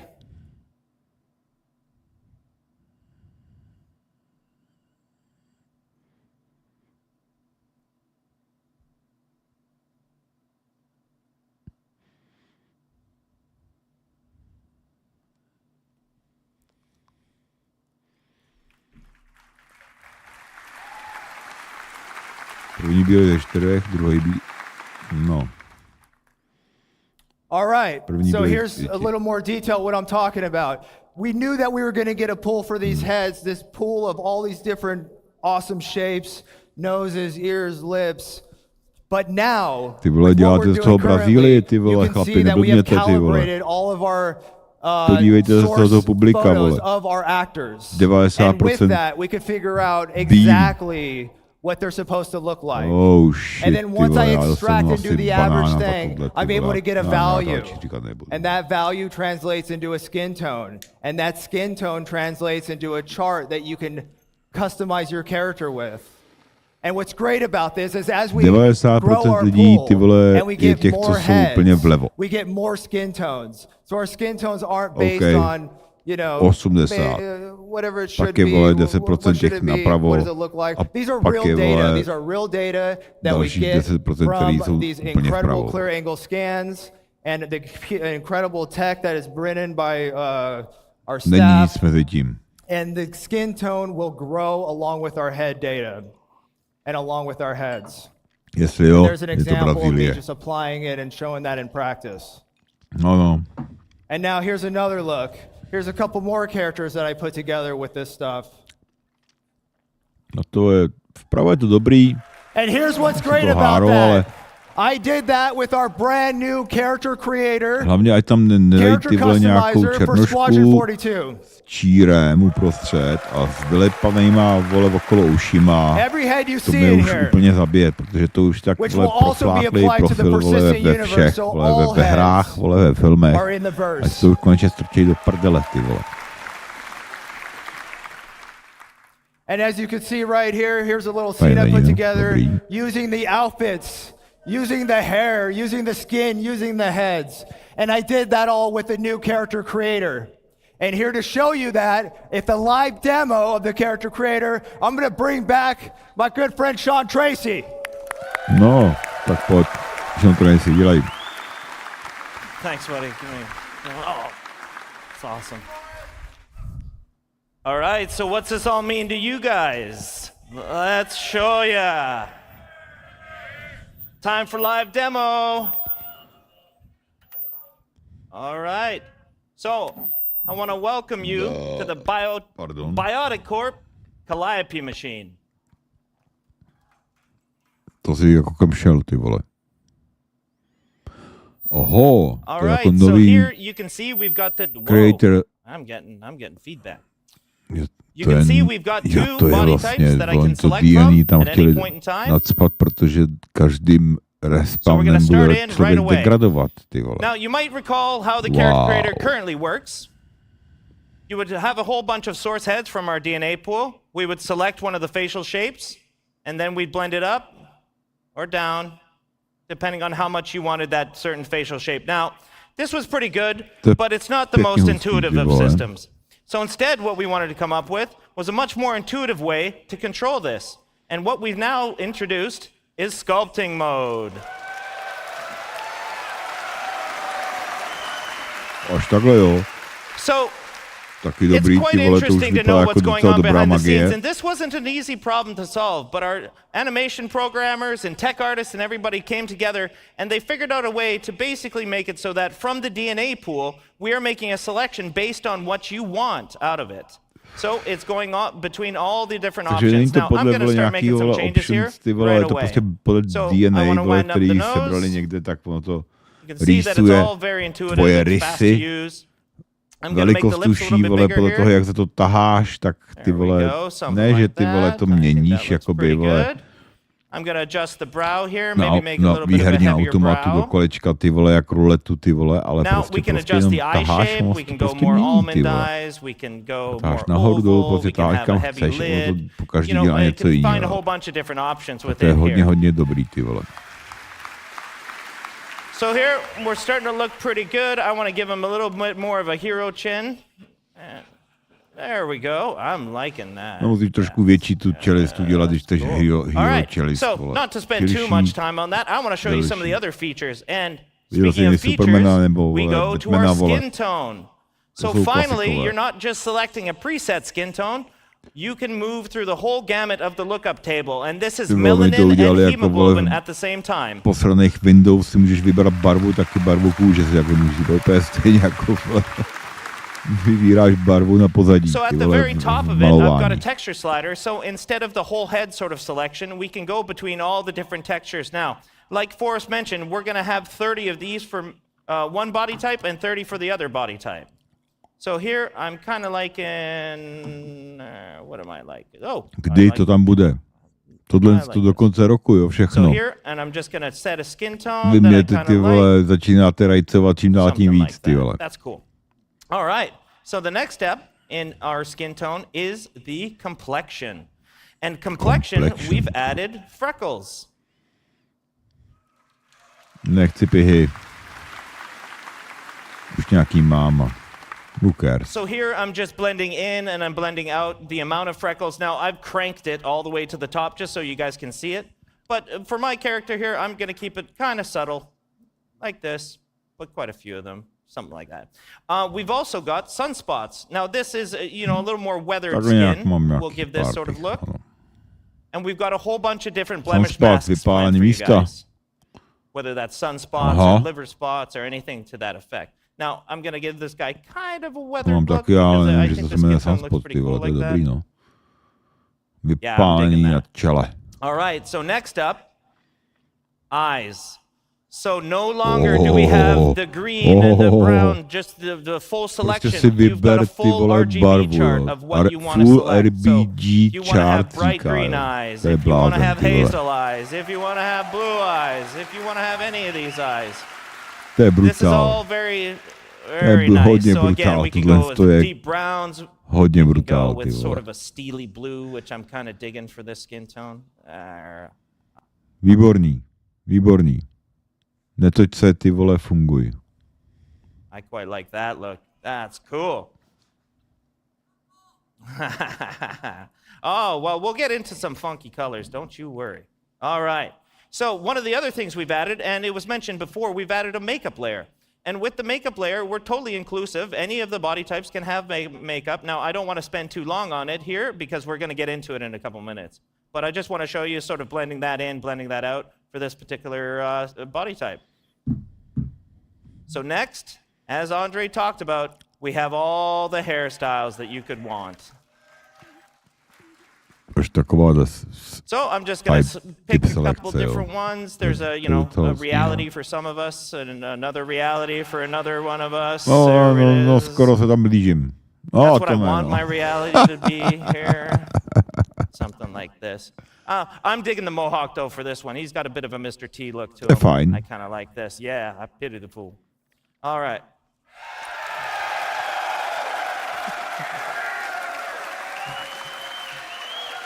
So, it might go without saying that we've got beards now. So, if you want to select a full beard, you can select a full beard. If you want just mutton chops, you got your mutton chops. You want your handlebar, you got your handlebar. All right. So we've got all the different beard types that you can want, and we're going to add as many as you guys really want. So I'm kind of digging the full beard for this guy. Yeah, I'm digging the full beard for this guy. Even further to that, we've got eyebrow selection, which is, I mean, you could go with no eyebrows. That's a very real. You could have bushy ones. You can have a little bit more, normal, kind of straightforward ones. But it was mentioned before during the hair and with Forrest's discussion that we've got the hair dye as well. So with the hair dye, you can affect all the hair at once. And right now, I've got all selected. So I can go through the gamut of all the different hairs, melanin that you can set. So here I'm just going to darken it up a little bit. And if I wanted to dye the facial hair, I could just dye the facial hair all by itself. Setting a dye color here. Že to je složitý a já jsem mu říkal, že už to jako není složitý, protože teď už to je takový peklo, že upravíš si charakter podle sebe totálně, ty vole, do totálního detailu, jak chceš, ty vole. Turn up the dye amount. And then what's really cool about this, and I'll show this in a minute, is that we can actually control the fall off of it. So again, if I just want this on the tips, can just blend it right about here. Yeah. So there we go. He looks a lot different than how that started, and I think that's actually pretty fun. Now, there's a lot of stuff in here, and I can't wait for you guys to explore it and spend as much time as you want customizing and expressing yourself as a character. So once you're done, you've got to sign off a personal declaration that the physical appearances that the calliope process has allegedly caused are okay. Takže jdeš do nějaký nemocnice, do nějakého, vole, DNA, vole, biokorpu, který vytvoří tvůj, vole, tvůj, vole, So I'm gonna go to town digitální here real print, fast. ty vole, a ty se podle toho řídíš, jak chceš, ty vole. Right away. And you might think it looks a little off or so, but I don't know. We're gonna get there. Let's make some changes here. Gonna adjust the bridge of the nose, maybe a little bit of the cheekbones here. That's maybe a little extreme. Let's go back here, something like that. And I'll make the lips a little bit smaller here, and I'm gonna lengthen that chin for a little more of a triangle kind of face here. So you can see, you can tweak to your heart's content. You can spend a lot of time doing this. And I don't really like the brows. I like a little bit softer of a brow for this particular character. That's looking pretty good to me, actually. So next, just like we did before, we go into features. We can do the skin tone. I'm going to select a certain texture here, just because we got to get going on time. Jak se jmenuje od Kojimy ta poslední hra? Around here is looking pretty good to me. Cool. All right, we go into the complexion the same way that we did before. So we start with the freckles. And I kind of like a real freckled appearance on this particular character. And I'm going to turn down the sunspots. So we move forward to the eye color again. Ooh, I'm really digging the green. Yeah, I like the green kind of look. And we get to the makeup. Now, this is where I wanted to spend more time. Now, I'm arguably not very good at this, but I will do my absolute best to show you guys how you can use it. So first is the eyeliner. So the eyeliner, we can do any color. You can go as crazy or as chill as you want to go with this. But for this particular, I'm going to go quite dark here, just in the dark sort of fuchsias and purples. Here, we'll do in the inner lid eyeshadow. And that, I'm kind of keeping the same theme, I think. Yeah, and then we're going to do the same thing with the broad eyeshadow. So again, we can go as crazy or as calm as you want. Neviděl jsem přesně, jak je to v Cyberpunku.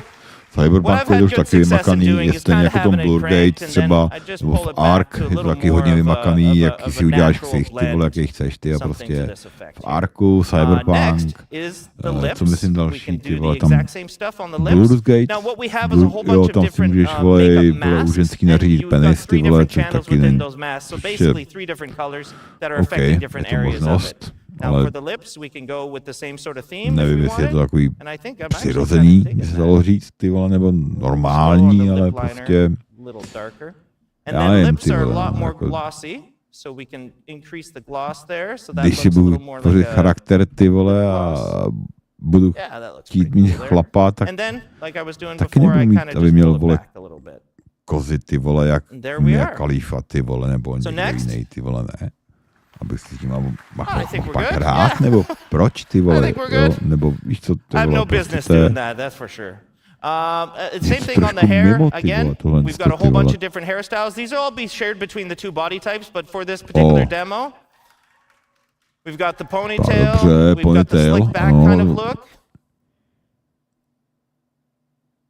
Whoa, Ghost in the Shell? I'm not finding one I'm really digging yet. Yes. Yes. Nejoblíbenější účast, ty vole, ve StarCitizen. Tohle je, vole, kurva, opravdu Ghost nešel, ty vole, že ona měla, ty vole, motoko takovýhle háro, ty vole, určitě. 100% jo. So on the eyebrows, I'm just going to leave them because we can't really see them anyways. But for the hair, I really like dyeing this hair a certain color, sort of, you know, something in the darker range. I'm going to turn that down. I like the nice jet black. Look at the makeup bounce out. That looks cool. I'm going to turn up the dye, though, and I'm going to try to carry my same theme nedávají fialový hlavy, ty vole, ne, jdi do prdele. Ty si jitrnice, ty vole. Ty jsi tomu taky propad, ty vole. Ale tak aspoň to do půlky začernil, ty vole. To je jako hustý. OK. All right. So now, no, vypadá líp, at first, weren't sure about that character, right? But in the end, I think she turned out, definitely. So, you go to a review, sign off your declaration again, and head to game. So, you know, I'm really lucky to be able to sit in front of this. And again, it was a huge amount of work from tech art, engineering, designers, and specifically the Squadron feature team that has done all this work. And one of the cool things to note is that we use this now internally as a tool. That's why it's me up here demoing this. This is our tool internally for creating all these heads, for creating all the NPCs in the verse. Because as Chris put it one time, he doesn't want his NPCs to look lame. He wants them to look cool. And this gives you cool looking characters. Thanks a lot, guys. V tom Pyru, ty vole, protože tady, vole, v liveu, ty vole, takovýhle, vole, pekla nejsou. Vůbec, ty vole. A to je Squadron. Ano, to je s tím míčem. To je ten včerejšek s tím míčem, ty vole, to nikdo nepochopil, ty ano. All right, we're behind on schedule, so let's welcome the life in the first person crew. Take it away. I'll be here. I'm busy. Jo, jsou tam 2 vrstvy, hele, koukejte na to, 2 vrstvy, jo.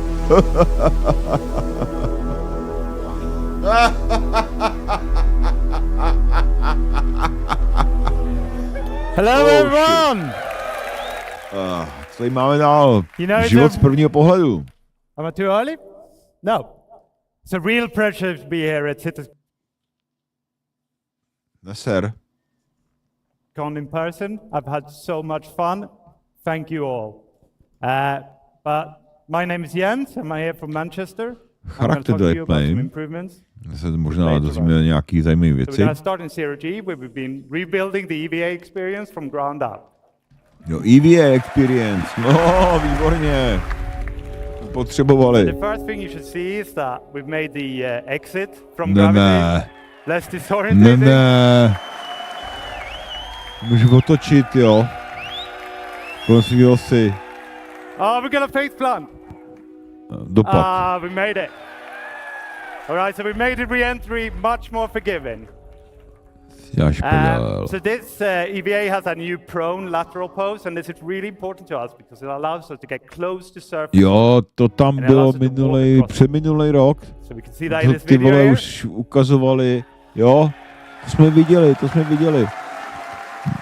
Předminulý rok to bylo, vole, ukazovaný okolo té stanice, ty vole, vesmírný. Mělo to být do roku. No, neříkal vlastně, že to bude. To bude brzo, no, řekli. To je hustý, se jak otočíš, ty vole. And we're also adding grips in the interior, so you have to hold on to grips to do interactions and walk between the grips to get better control. Now, thank you very much. Ty vole, to bylo moc rychlý, jazyk utnul moc rychle, kámo. To bylo ty vole, jak z expanze, ty vole, jak tam lezl, ty vole, Bobby po té, vole, lodi, ty vole. To bylo brutální. To bylo velmi brutální, ty vole, výborný. We can now rotate around the camera without any lateral translation, so we're not rotating around the hips anymore. And it allows you to aim much better. We're also not moving the bodies. We don't need to worry about the external collisions anymore. Right? We're not going to get pushed around.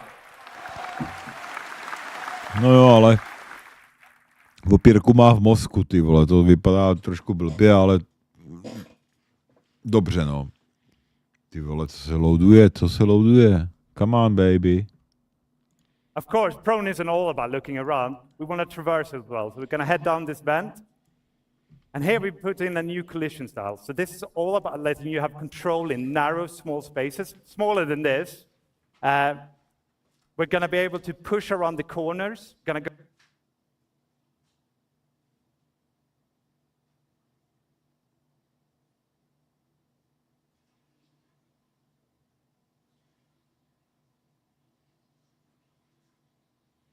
go run tight bends, and we're going to be able to reliably go up and down slopes. And this is where prone led the way. So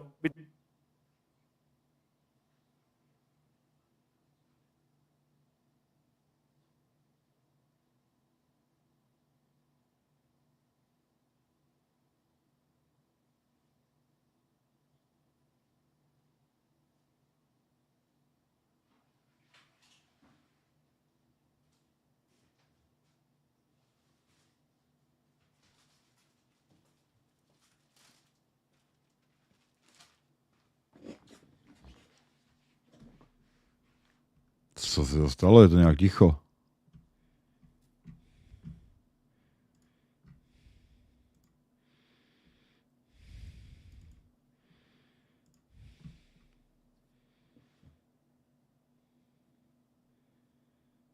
Without the weapon out.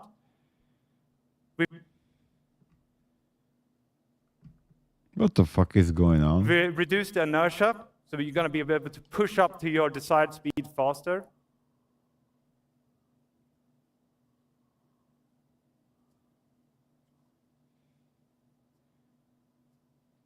And this is already in 320 and 321. What the fuck is going on right now?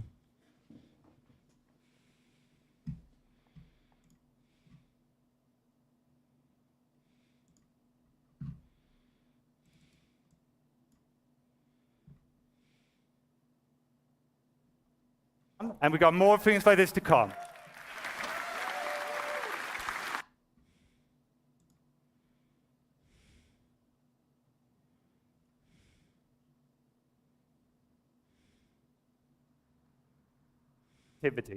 As soon as... Aha, takže problém není jenom u mě a tady je z toho nějaký prej slideshow.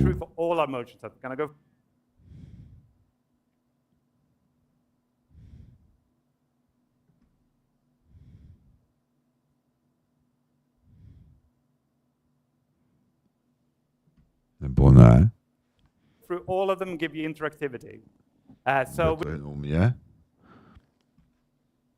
What the fuck?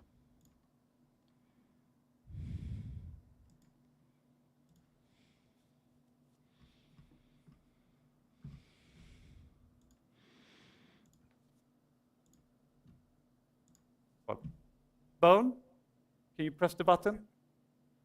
That's it.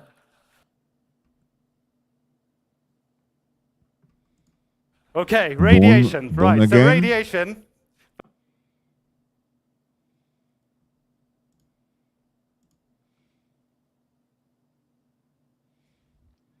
But that is a new addition to this active status system, and we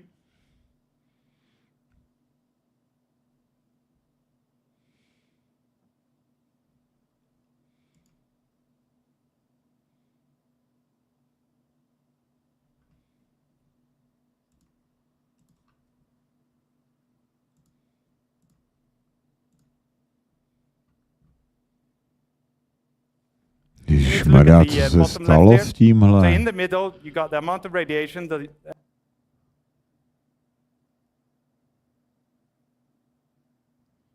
Fucking T-Mobile, ty vole, mi takhle šplouchá prdel, ty vole.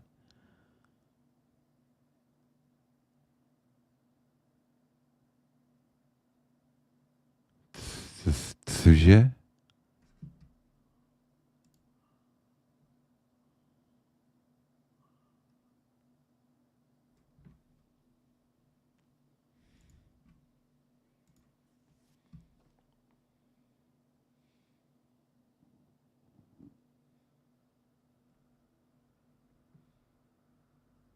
And I'm a gameplay programmer here at CIG. And I'm here today to tell you all about... Thank you. No, že by se to I'm spravilo. here today to tell you all about the features we've been working on to improve the player interaction experience with the physical objects in the world. Ne. What the fuck? So let me start by telling you what we've made to make it easy for you to identify and interact with these Bylo, objects in the uvidíme. world. We have Jestli to bude dál srát nebo ne, já myslím, doufám, že ne. AR cards that appear over the objects as the player gets near them. Dej to piči jsem na kabelu, ne? Will help the player to easily identify the interactable objects in the scene. So we have improved the algorithm that our interaction system uses to determine the current item in focus. So you'll have a smarter detection and selection as you move around and look around the scene. So the prompts will show you the active interaction and the key bind that you can use to quickly trigger it, like you see on the pictures. So we are trying to minimize the friction of the player to interacting with these objects.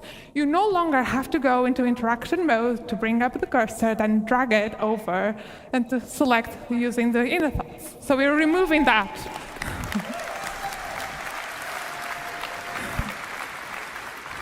So what happens if an object has more than one interaction? Well, for that, you can just simply hold F, and this will bring you the new interaction wheel.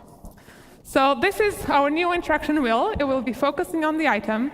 And you can see that up to 2 of the interactions have a star icon. So this is related to another system that you are bringing to you that we call in the default item actions. So this is allows us to have a primary interaction, that's the one that shows on the prompt, and a secondary interaction. So these are default actions that you can easily trigger using shortcuts. So these actions will change based on the combination of the item, the player, and the environment state. And although designers do choose the default actions that we bring to you, you are fully able to customize them to fit your preferences and playing style. So let's take a look at this in action. Here you can see the prompts that change depending on your focus. So let's bring up the wheel. And I really like my flashes, so I want to inspect them when I find them around. So changing that to my primary. And you'll see that does not affect only the items you're interacting with, but any item that falls into the same category. A já taky, protože ty vole... Fucking slideshow. Come on, man. Okay, so I've shown you some features that improve... Thank you. You're welcome, baby. So I've shown you features that improve the readability and easiness of interacting with the objects in the world. But the other part of our focus was to bridge the disconnection between the player and the object you are interacting with. In a fully physicalized world that we want to provide you, a tactile experience is very important to sell the experience. So we've introduced a new system that allows us to play animations on the player of actually reaching out and physically touch the objects in the world. To můžu poslat. So our main goal was to give you a better immersion, but at the same time minimizing the friction and the control we take away from you. So this really was an exercise between code, design, and animation to give you the best experience possible. Let's see some of this in action. And pressing buttons has never been so satisfying. And I just kind of like to go. Jo, panely fungují jako vždycky. Panely jsou stejný, jinak by nic nefungovalo. A tady to je vole jako docela dobré pirátský místo.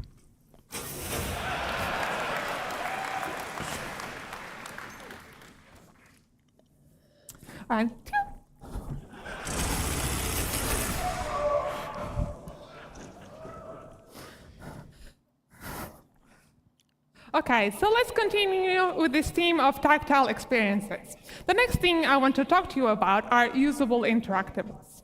So usables are objects that have existed in our game for a very long time. And designers have had a variety of tools to build these really interesting and complex sequences for the AI. But up until now, what we could do for the player was very limited. So this past year, we've been building up our tools that provided for designers that designers could build these really interactive experiences, but for the player. And the advantage of using the usable system is that anything that the player will be able to do, the AI will also be able to do. So let's have a look at a simple demo that one of our designers put together to see what we can now achieve. Nějaký zajímavý demo? The player has to go forward but can't go forward because of the toxic water. So he has to go over to the valve to turn off the water. So before we could maybe play a simple animation when you Half-Life. But now designers can give full manual control to you. So you, by pressing the specific inputs, you will be driving the system. So, but this is not enough. We needed to be able to give designers a way to translate what the player is currently doing and affect other objects in the world in specific ways. So this is what is happening here. As the player is turning the valve, is controlling the flow of the water that's coming from the pipes. And what should happen when the player is no longer in control? Do we want to keep the state, revert back to the initial one, or maybe trigger something else altogether? Well, it's up to designers to define the type of experience they want to bring to you. So let's finally turn off that valve, rush over before that broken valve starts turning off, and then see another small example. Oh, let's go. So yeah, we'll see another small example where you won't be able to open the door by a press of a button, but you have to manually interact with that pump and manually open it. So you'll have to time your inputs to slowly open the door. So this is just a small taste of the level of interactivity that we can now have with these objects. We had really nice results for Squadron, for the mess hall line, and I can't wait to see what the PU designers will create and bring up to your hands. Thank you. Thanks. Okay, let's quickly talk about kiosks and terminals. And let's be honest, it's really hard to interact and get a good view of these ones. So we made a small little changes to make it easier for you. We've created a new focus mode that will walk the player to perfectly align with the kiosks. So we can better perfectly frame the screen on the viewport. At this point, the interactive screen will steal the input focus until you actively chooses to leave. So let's take a look at this in action.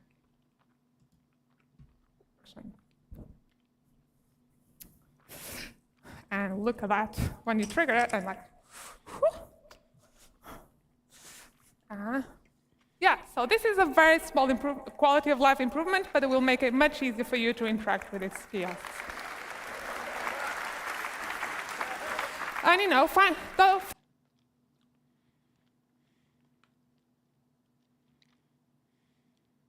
finally, let's talk about looting.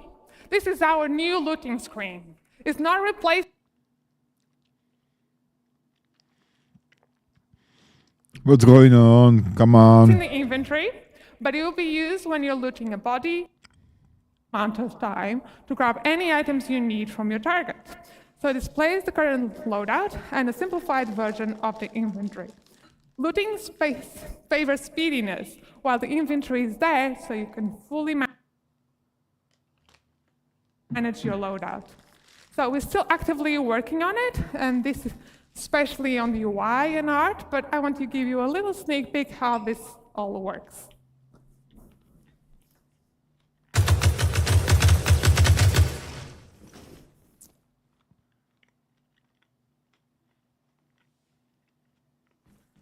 Okay, let's go over to the divergence. So you see the player loader is on.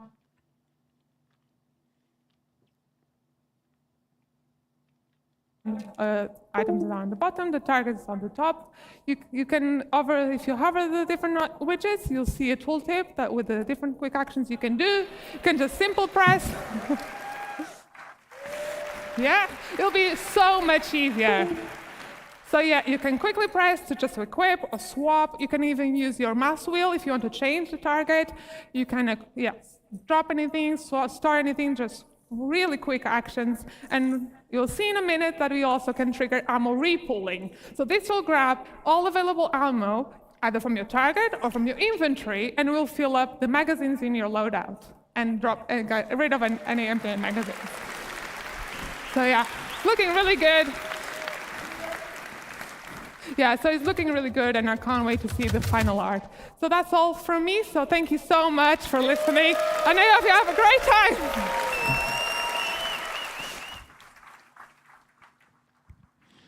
To bylo taky pěkný.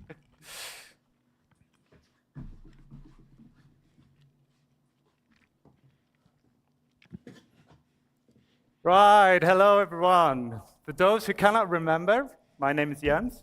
And I'm now going to talk to you about some changes we made to our stealth gameplay. And I'm going to show me something.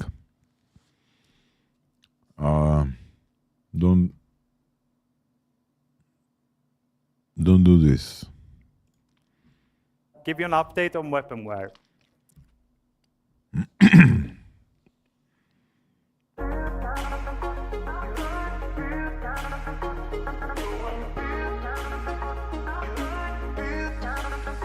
What the fuck?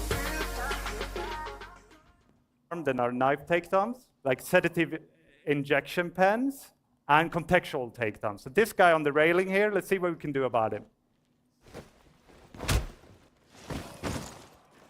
So by using the environment, we can do a more efficient takedown than maybe our skill level would have allowed. And it certainly looks a lot cooler.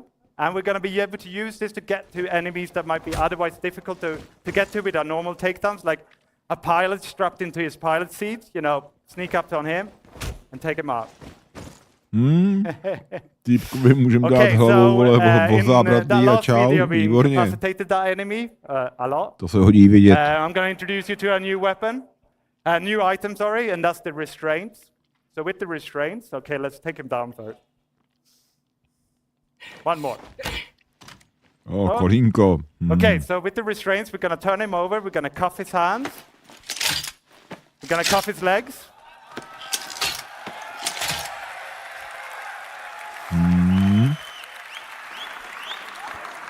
Tak takhle si budou sbírat Now if he zločinci. wakes up, he can't chase us down, right? But he could call out for help. So what we're going to do as well is we're going to add places in the environment where you can stash a body. You can hide them, either unconscious or dead. And that way you should be easier to remain undetected and keep you in that stealth bubble. Now this is another thing we talked about in the UI demo, which is the ping. And we saw it in Nesh's presentation. She did a short ping to highlight a door pump. Now, of course, we allow you now to charge up that ping. And by doing so, we can see further and more information into our data bank that then shows up in our to je nový skenování, to je to. Ale když ty poskenuješ něco, tak se vystavíš tomu, že můžeš být viděný taky. Protože ten sken, co si provedl. Means you can't do it all the time. It's going to recharge slowly. You see the bar at the top slowly going down. Until that goes all the way down. Je to podle toho, jak rychle nabiješ ten charger na ten výboj na ten sken. Taky dobrý gameplay docela, by se dalo říct. Okay, so let's move on to some talk about weaponware. So here we're going to see a simulation of a weapon getting more and more worn over time. We're going to expand this beyond weapons to other FPS items like your armor, your clothing, your helmets. Would be triggered by weapon usage, right? So the more you fire your gun, the more worn it's going to get.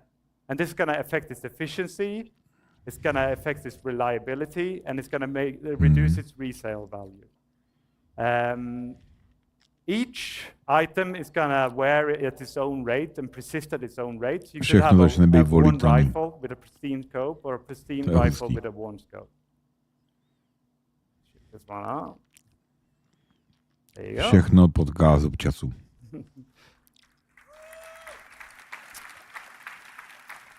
So the geometry isn't the only thing that's going to change as your weapon wears. So here we're going to see a pristine Gemini pistol in the little window and a worn one in the big window. And you can see the visual effects. It's belching out smoke here because it's very worn, right? It's telling you, you know, it's time to get this one changed. And you should be able to hear the audio as well. It's get growlier. Okay, on to some consequences. So it's not all visual, so we're going to start with misfire. So the first thing that's going to happen is you press the trigger, your gun doesn't fire. The second thing that happens in this video, oh man. I hope you guys know what's happening. So he goes and then it goes click. That's the bullet getting lodged in the chamber, right? So we got to fix it. So it's telling us to fix it. We're hitting the button. Our enemy's firing on us. So you got some options. You don't have jako dobrý, no. To fix it. You could holster your gun. You could pull out a new gun. You could use that new looting zahodit tady tu sračku, to bylo už okay. v Který hře, ty vole, tady už jsem viděl, to opotřebení, který prostě, vole, I'm going to finish this section with the features that's tangentially related to wear, and that's the dirt accumulation. So here again, we're going to see a simulation of dirt accumulating over time on the same rifles as before. But in the actual game, this will be based on your activities and the environment you're in. So if you're running around in a sandstorm, you're rolling in mud, you leave your gun outside proper storage, it's going to accumulate dirt, and that's going to increase the rate at which it wears. The dirtier gun is, the faster it will wear out. And this is true for other hra to měla takový hodně vymakaný, like stárnutý zbraní, že se i rozpadly. Postal, ty vole, ne, postal, ne, to je píčovina.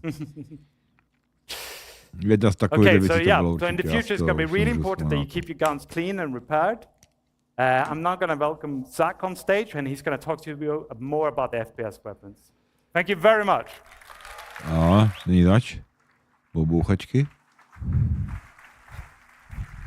Hello, I'm Zach Priest. I'm a senior FPS game designer. I'm here to share some of the new interesting FPS things we have to bring you. So if you play modern shooters, you'll have noticed the quality bar has gone through the roof in recent years. Things from visual recoil to VFX, just overall general weapon feel. And as you know, we recently did a pass on our weapons to get a bit more up to speed, but we couldn't hit that quality bar that we really wanted to. Because guns are violent in nature, and we couldn't portray that as much as we wanted to. So, we made a new tool. And it allows us to show the violent nature of weapons while, creating greater weapon-to-weapon variety, So, and this new tool also integrates better with other systems. For example, you just saw like wear and dirt and things like that. And I'm extremely proud to show you the new weapon recoil. So this is the old P4. It kind of falls a bit flat. You're not really getting that like oomph that you want. But you've probably shot this a million times. Takže takhle to vypadá starý. Now the new P4. Bude to víc rozsáhlený.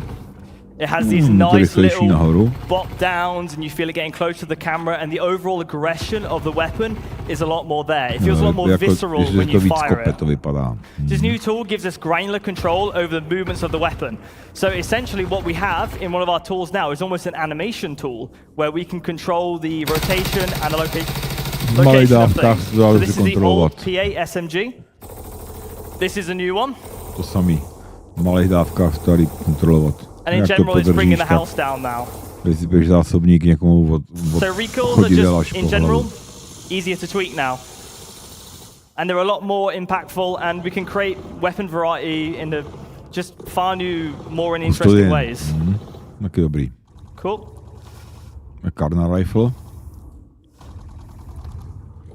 Okay. Thank you very much. Cheers. We also have new procedural animation over our ADS. So previously, as if you play right now, you basically have a linear pose-to-pose transition.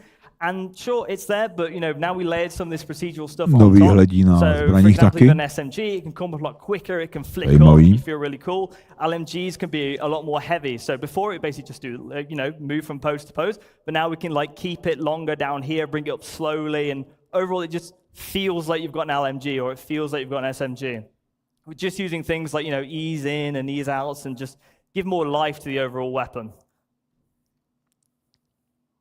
Oh. There we go. And we also have new iron sights. So, sci-fi weapons are chonky. They're full of detail. They look really cool, but a lot of that detail can potentially... To je takový divný, vole, pohled, ty vole.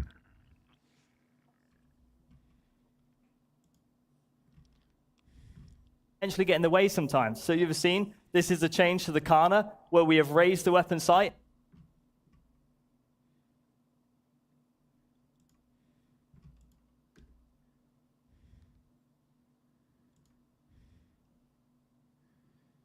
What the fuck is going on?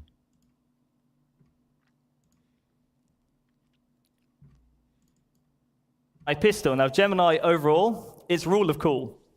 Like, that's what Gemini is supposed to be. So the LH86 pistol should be fully automatic, realistically. So we have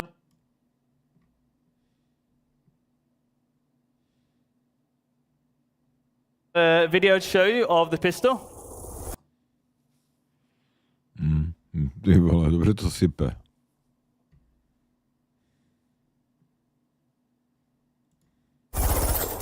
And as you can see, it goes ballistic when you fire it.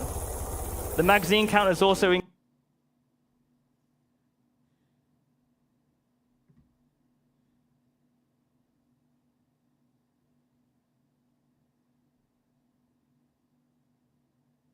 increase to allow for that just crazy feeling that the pistol gets.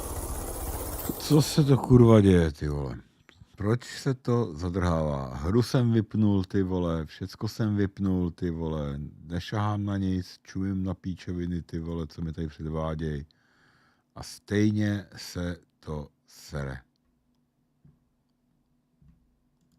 How is that possible?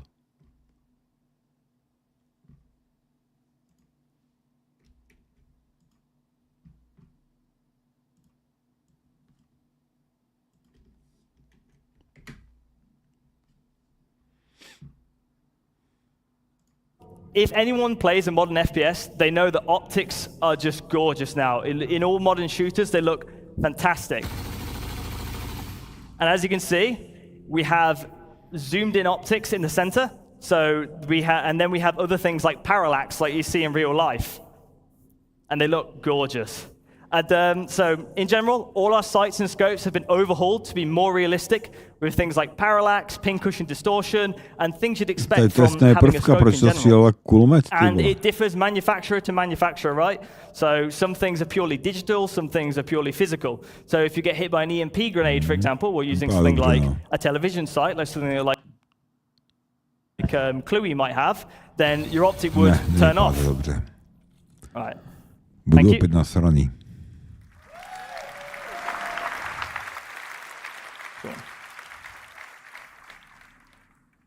And weapons are ultimately as only good as they sound. I'll be quiet for this next bit. But as you know, we've done a lot of work on our audio propagation systems and just in general how guns sound. We've also switched out some noises and made them feel a lot more beefy.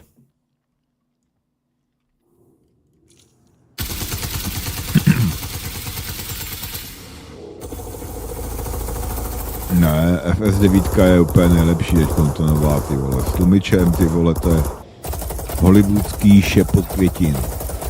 Hollywoodský šepot květin.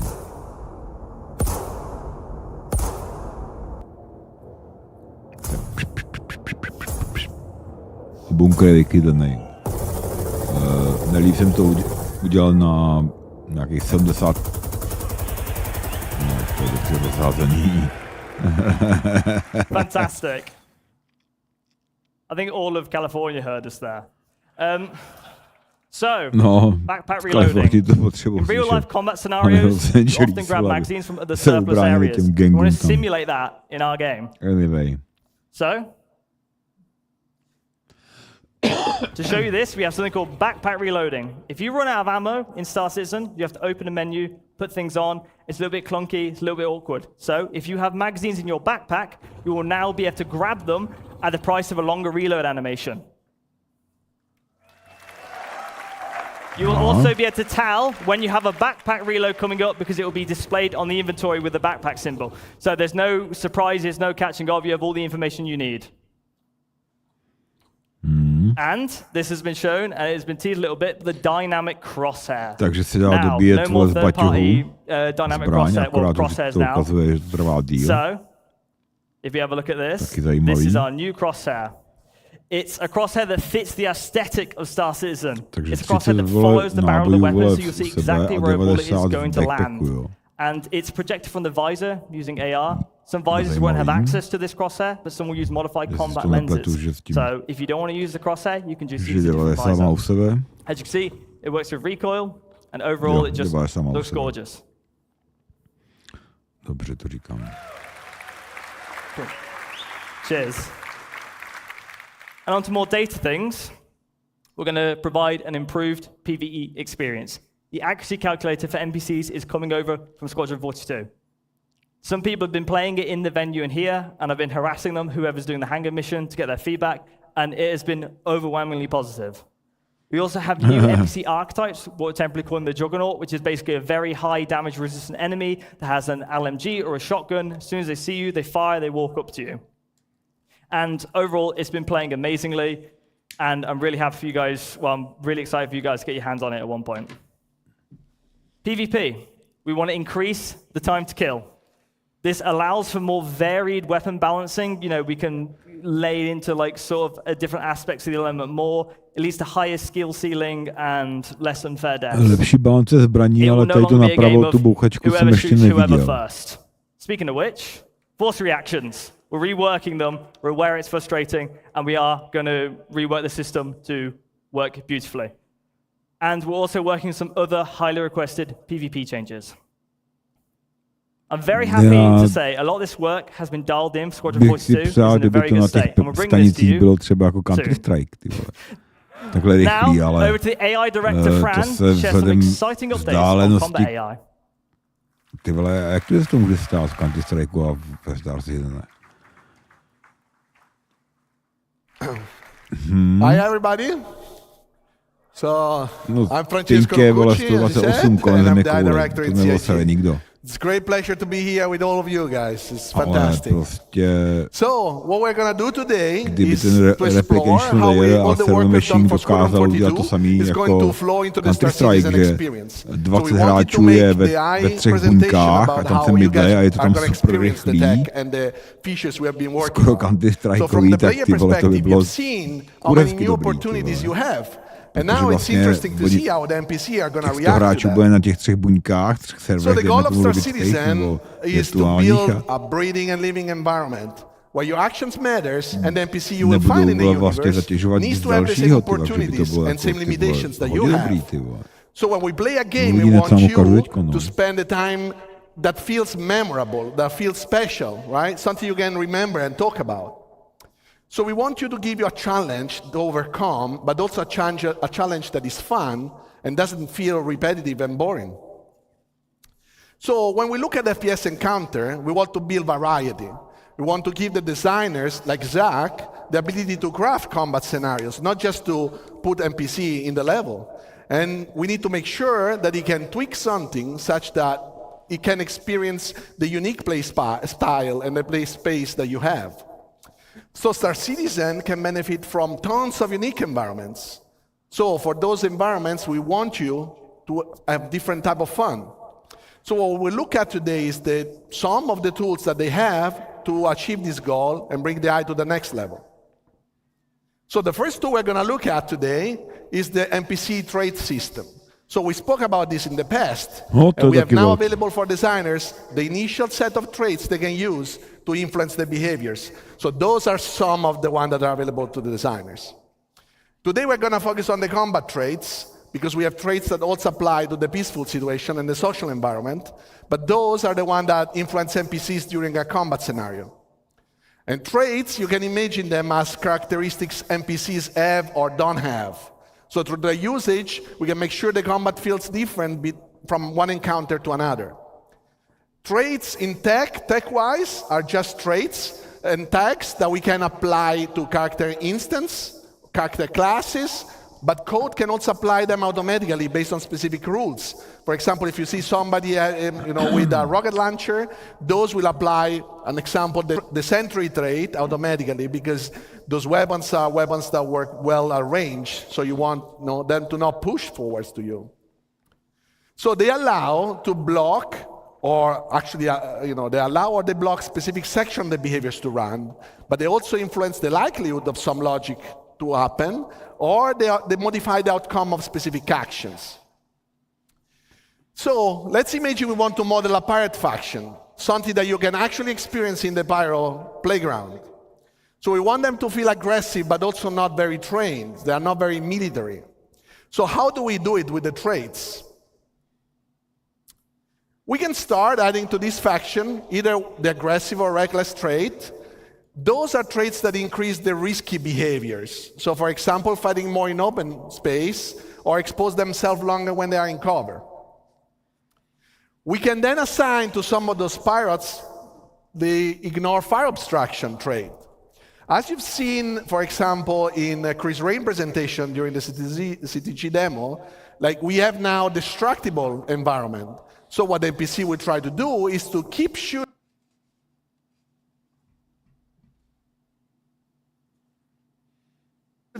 at the position the enemy has been hiding into. So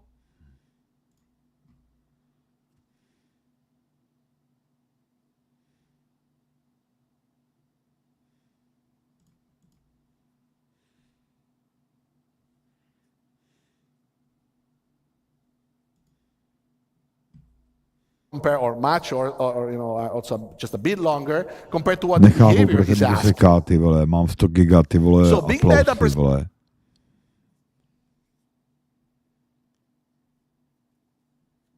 Preserving their ammo means they will also run out of bullets.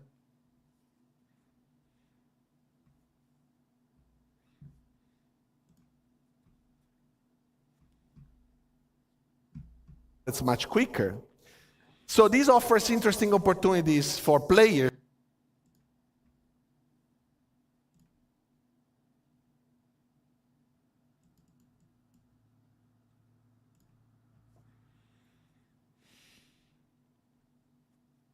because they can now shoot at them while they reload or where they scavenge the environment.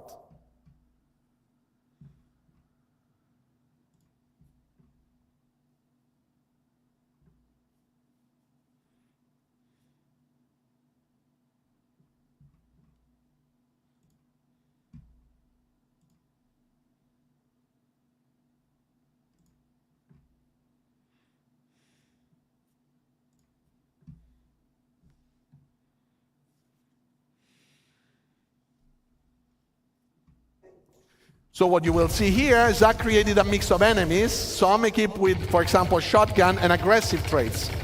Now they will push towards Ty vole, ne. Proč? you. They will force you to take actions and to react to them. Proč se to děje, vole? Proč se tohle kurva děje, ty vole? But this is not just enemies, because in Star Citizen we want you to hire your own crewmen. Members. And those crew members, those characters will have different personalities. Proč se tady to děje, ty vole? Different traits, Skurvený different T-Mobile, training level that they jdou can do build up. píči taky, ty But when vole. you look at their traits, Dementi we want you skurvený, to see ty their vole. strengths and their weaknesses so that you can pick. Neuvěřitelný. Jak to, že se to seká? Na 720, ty vole. Mám 100 giga, ty vole, The one that either match your download, ty playstyle vole. 100 or giga, ty vole. compensate your playstyle.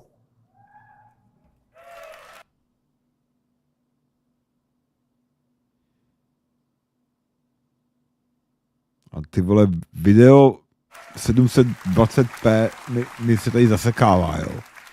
So one Děláte good thing that we prdel, want ty to show vole. you today is the Čuráci, medic. vole. So Rok there are some 2023, NPCs vole. that can Tak carry vole, v obviously jakým med 90. packs. nebo co, ty vole. Když se mi nahrávalo video 2 hodiny, ty vole, který bylo dlouhý, vole, 2 minuty, vole. Do píči, ty vole. But not everybody is able to use it well or wants to use it in a specific encounter. So we want to tweak this, and we have the medic trait. Here we combine a lot of the usable tech, you know, behavior. No jasně, no, jasně. Fuck off všechno, ty vole. Players now can just not only kill enemies, because before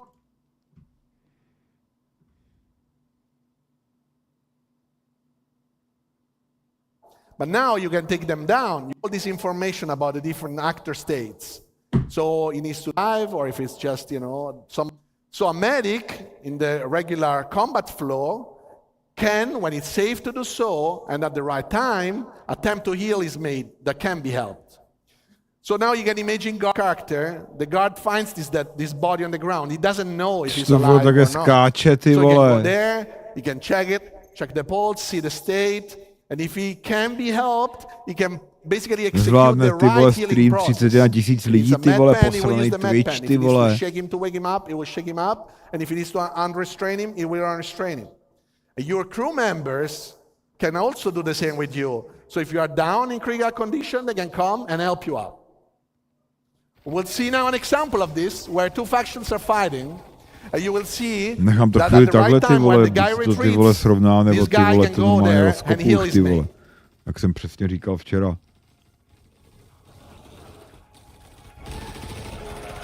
And obviously, he needs to pick up a new weapon because he just Toho dropped tam it. jako probral ty vole, týpek se čapnul bouchačky a šel střílet všechno. So as we dobrý. mentioned before, and as you've seen here, NPC can run out of bullets, but can also lose their weapons. So what we have to do right now is that, first of all, we want NPCs to have a concrete ammo pool to use. We don't want infinite ammos anymore. So the ammo pool is actually constructed by the ammos NPC carrying their weapons, the one that they carry, the one that might have, and all the magazines they carry. They don't have any more bullets out of that. So NPC must properly use those items to fight. And the longer the engagement, the more likely it is they will run out of bullets and they will have to scavenge the environment. How do they do that? It's through the NPC, the usable system, as you've seen with Ines as well, the Ines presentation. You see that anything the player can interact with, the NPCs actually can, the same exact way. So the dead bodies can be looted, same as dropped weapons. Ammo crates will have physically inside some weapons, magazines. They can provide you with items. And the NPC can understand where you can find ammos that are actually functioning with their own weapons. And they actually can decide. For example, if it's better to reach an ammo crate and gather some new ammos, or if that is too far or towards the enemy, they can decide to pick up another weapon. So you will see that also already in Pyro, you might see it. And once they decide to do so, obviously they don't have bullets, so they cannot fight you. What they can do, they can also switch to their sidearms. And the sidearms is less effective, obviously, compared to the primary weapon, but it is still better than nothing for them to protect themselves while they go around and they loot the environment. So we'll see here an example where some NPC run out of bullets. Obviously, in this video, we give them a chance to go and loot as well. And this is a proper ammo crate that allows them to get back magazines.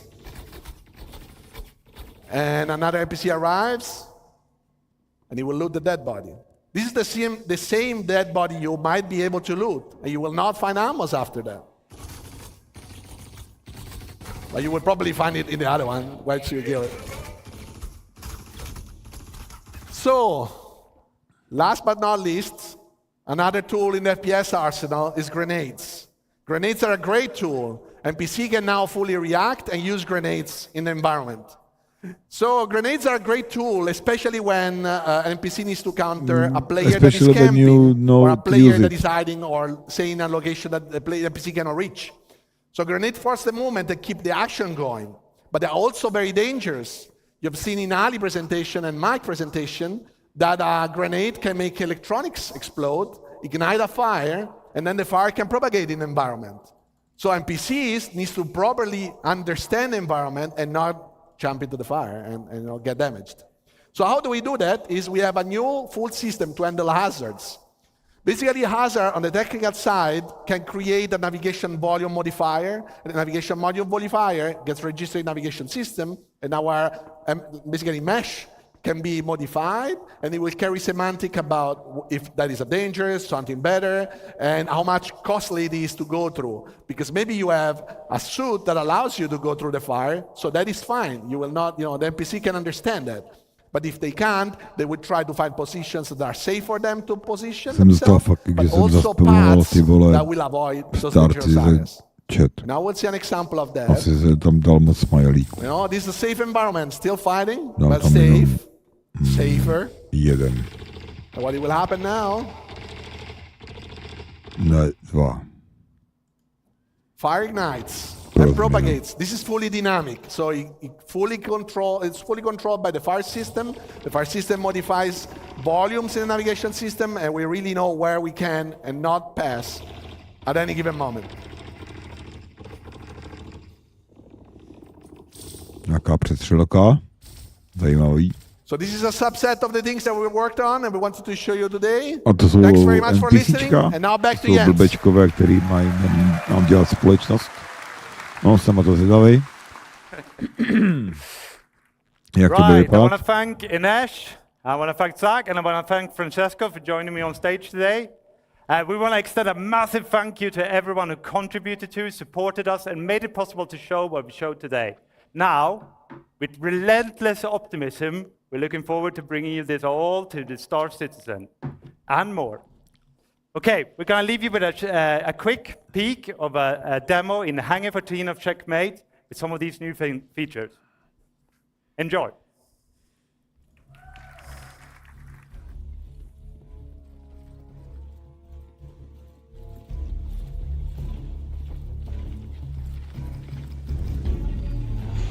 Bon is killer, ty vole, to je, vole, CIG dev, který má na starosti, vole, spoustu věcí, co tam ukazovali na tom CitizenConu, vole. On tam, vole, vlastně maká s těma, vole,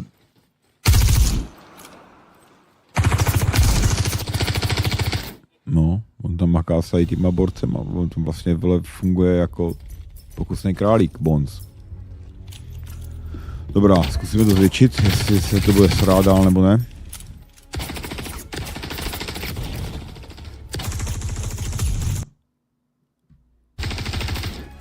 Come on, man.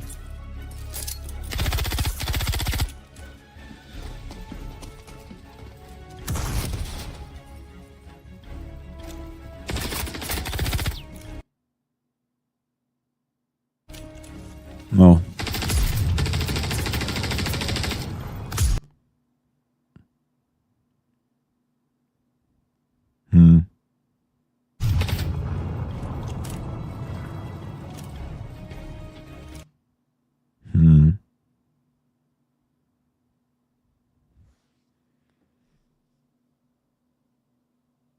Jako co tohle to kurva je, ty vole?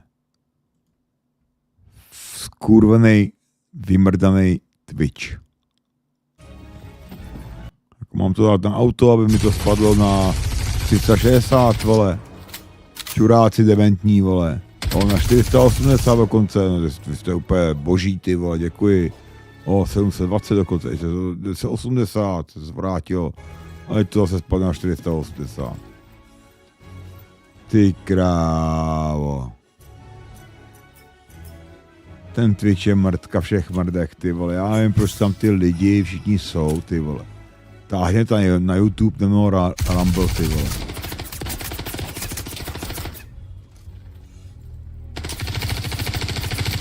Jestli do konce roku nebudu mít, ty vole, 1000 vole subscribers, ty vole. Monetizovaný YouTube, tak jdu na Rumble, ty vole, protože tady, co to je, vole, 160p, vole. Si děláš prdel, vole. Co to kurva je tohle 160p?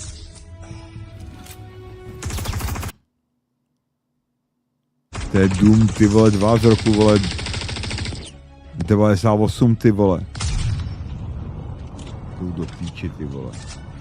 Dementní, skurvenej, ty vole, Twitch, vole. Vykuřte mi prdel, vole. Celý vypíčenej Twitch, vole, který nestíhá, vole. Right. Oh, thank you very much. Oh, I urge you all to come and join us in the Pyro Playground. Čuráčí hlavy skurvený, ty vole. Aby vás rakovina honila po poli, ty vole, až do věky věků, ty vole. Pit and have a go at Hangar 13 in Checkmate. It's a really... No. Já to normálně vyseru a půjdu vařit, ty vole, polívku, ty vole, protože tohle je, vole, boser, ty vole, největšího kalibru, co tady pan Twitch předvádí, ty vole. Pan fousatej kokot dementní, ty vole, který, vole, Alright, so that was live for the first person. We're keeping this train running because we got a lunch to get to. Up next is Taking Flight with Yogi, Inez, and more. Let's get it started. Boop. Teď jsem si to zavřel, vole.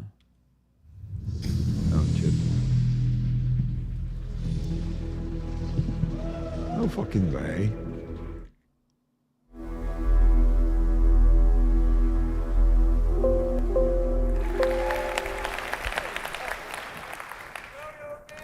Hello, everyone. Is my mic on? Okay. Can you hear me? Fine. These are the wrong slides. Hang on. Yogi. Well, hello everyone. My Nice name to is see Yogi you, Klat. but I'm a principal vehicle tohle to si programmer můžeš at strčit někam do and I prdele, focus prosím, on vole. space flight and the and space combat. Co I to je, really vole? love my job, so this is why I'm really excited to show you the progress that we did on Squadron 42 in the last 2 years. So there's two things I need to say here. First thing is we're doing a live demo, and the build is about 12 hours old, so there is a good chance. There is a good chance for Je bugs. to asi tak 12 hodin starý, co to dotvořili, jo. To bylo ty vole, hodně rychle zbastlený, kámo. The second thing is, I'm not flying myself today. It will be Brent Gunzinger. He's using a setup of two VKB sticks, so left and right hose setup from VKB, and he's also using the fantastic Toby device. So we'll swap during the presentation between using head tracking and not using head tracking. Yes. So, Yogi je fajn, ale nevím, proč má tu buzeránskou vlajku na sobě, ty vole. To jako... Bych se hrál zeptal, jestli je součástí té party, nebo to má... Protože musí. Is this working? Yeah. Okay. Hello everyone, it's a privilege to be here back on stage to tell you all about what you can expect about the player interaction experience inside your cockpit. If you like, I've told you before how we've been working towards improving the player interaction experience all across our game. And we wanted to bring these improvements to what happens inside the cockpit. So we wanted to give you a greater immersion and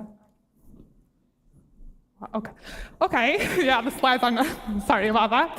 Yeah, so you want to give you a greater immersion and give you a closer experience to what pilots go through in real life, not only when you're flying around your ship, but the moment you take your seat at the cockpit. So to achieve this, we've created when you enter your ship, you'll be put in what we call a new relax pose. So in this pose, you have free look enabled, so you can easily look around the cockpit and your dashboard.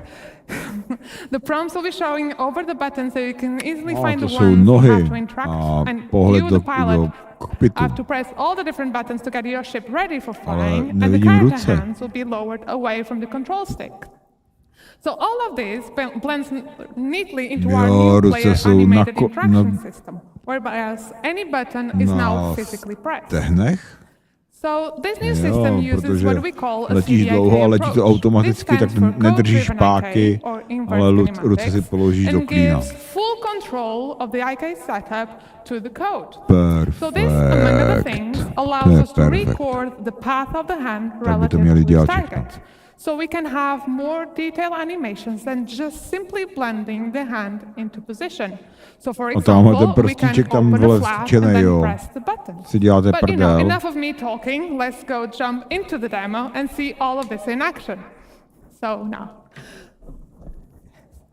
So Brand very kindly will get us into the ship while you'll see the new Pyro Station, nahoře uprostřed vidíte kompas, nalevo napravo vejškoměr, vpravo dole nápovědu, vlevo životní funkce a další důležité věci. Mustý. Nový vizuál, nový UI. So you can see now that you won't directly grab the control stick. You'll be put on this relax pose with free look enabled. And you can see the different prompts appear over the buttons. So let's get this show started and get your ship ready for flying. So Brent, if you could close the canopy so we don't go flying around with that open. Power our systems. Look at that. And finally turn our engines. Yeah, so you are now ready Všichni for lidi flying. vzpomínají na to, jak vole tenkrát poprvé Chris Roberts před 10 lety skočil do toho Gladiuse a udělal to samý a všichni se z toho mohli posrat. Tady to je o 10 let jiný level. A tady to kompletně vlastně nový vole MDF, protože ty vole to jsou nový panely všechno, které jsou upravený. A vypadají hodně hustě, ty vole. UI kompletně nový, ty vole. Teď si doufám z toho pozorem, no. Díky. Lužka ti kouká v kelíku. No to je docela pěkný. Right. Bone, play the demo. Brand, continue with the demo. Bone. So, as you can see already, this ship has less intrusive UI, with more space to enjoy the stunning vistas that planets can offer, and less cluttered views so you can focus during combat. This also means that the UI elements are now more relevant to the situation, linked to the operator mode. For example, when we change to scan mode, the crosshair has scanning information about your target, and even the MFDs have changed. Some of these elements can be customized, but we'll see more about that later. For this demo, we're showing the UI developed for this Gladius. Basic information related to navigation will always be available on your view, and this Gladius displays all of that with holograms around the dashboard. But other ships may have different layouts and styles, on brand with the manufacturer. For example, the Drake, that makes more affordable ships, rather than fancy and probably expensive holograms, may use physical screens, dials, and light indicators. This dashboard shows your current speed, the remaining afterburn, and some decoys available. On both far sides, we have status indicators that will show things like if your landing gear is on, or any other flight systems. Worth mentioning that we have prototyped these for the demo, so right now they're holograms, but on the final design, these are going to be physical screens. On the far left, on the top of the dashboard, we have the indicator of which master mode and operator mode are you on. So let's change that to combat and talk about these new MFDs. So we have reworked all of these MFDs from scratch with brand new views using our UI technology building blocks. We can still navigate through these MFDs using the classic mouse interaction, holding F and then moving the mouse. On the left here, we can see the scanning view, which is going to show information that you obtain when you scan a target. It may show information about the ship name, the pilot name, or even the current operator mode of your target, so you know if they're just chilling around or they are ready to fight you. Cycling to the left one, we have the target status, which will focus on emissions, damage, and orientation of your target. We'll see that in action later. The next one, continuing to the left, will be the self status, which is contextual. So during navigation, that will show your current fuel, but during combat, like right now, will show information about your guns. You can click on the gun, and you can see basic information about that. You will see the name, and you can also see in which group they are assigned, which Yogi will explain later. On the MFD on the right side, we have the power management, where we can distribute the power of different systems of the ship. You can click on the triangle and move it around to change the distribution, and you can turn down the total power of the ship that will generate. The classic key bindings that you all know already works, so when you change the power management, you will see now a triangle on top of the radar to show you the changes. Now, instead of using mouse, you can also use key bindings to select MFDs and cycle through the views, which might be faster when you are in certain situations like during combat. And for those pro players out there, we have added about 100 key bindings, and I mean 100, to navigate through all of these systems. So you can fully customize how you want to navigate through them. And I really hope that's more than enough to use protože většina hráčů začíná s klávesnicí a myší a je to dobře to optimalizovaný přímo na to klávesnici a myš a ne na všelijaký joysticky, protože ty vole, to nemají všichni. Joysticky a pádla a vždyť kameny mají tak maximálně podle mě 20-30% hráčů starcitizen, většinou těch stálejch. A víc ne. Většina hraje na klávesnici myši a nezajímá se o nějaký joysticky, protože to berou jako vedlejší hru. Ale je dobře mít prostě dobře nakonfigurovaný klávesnice myš, protože to hraje většina lidí. These settings are now available on this screen, not in the global settings of the game for quick access. So that's a warning, expect changes on the settings that you already know, but we'll tell you about them when we have it ready. nebo Microsoft Flight Simulator. And the important bit about this is that they will persist to your ship. So you can keep different setup of which UI elements and even ship systems enable for how you personally use each of your ships. tak je prostě dobrý, vole, v tom. Není pochyb. Now, some of you might be thinking that this Gladius doesn't have enough MFVs.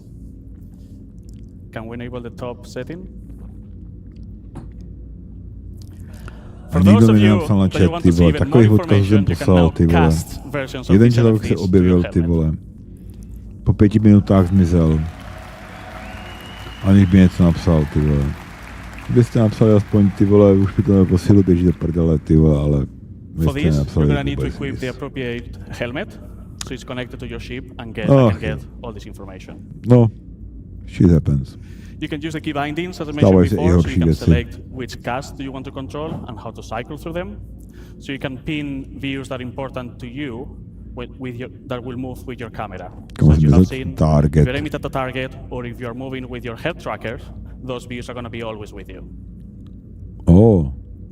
On tam něco With all these mačká, tam tools, vlevo you nahoře can se to customize mění, jo. your experience and have it ready for every situation that you're To je encountered with chytré. your ship.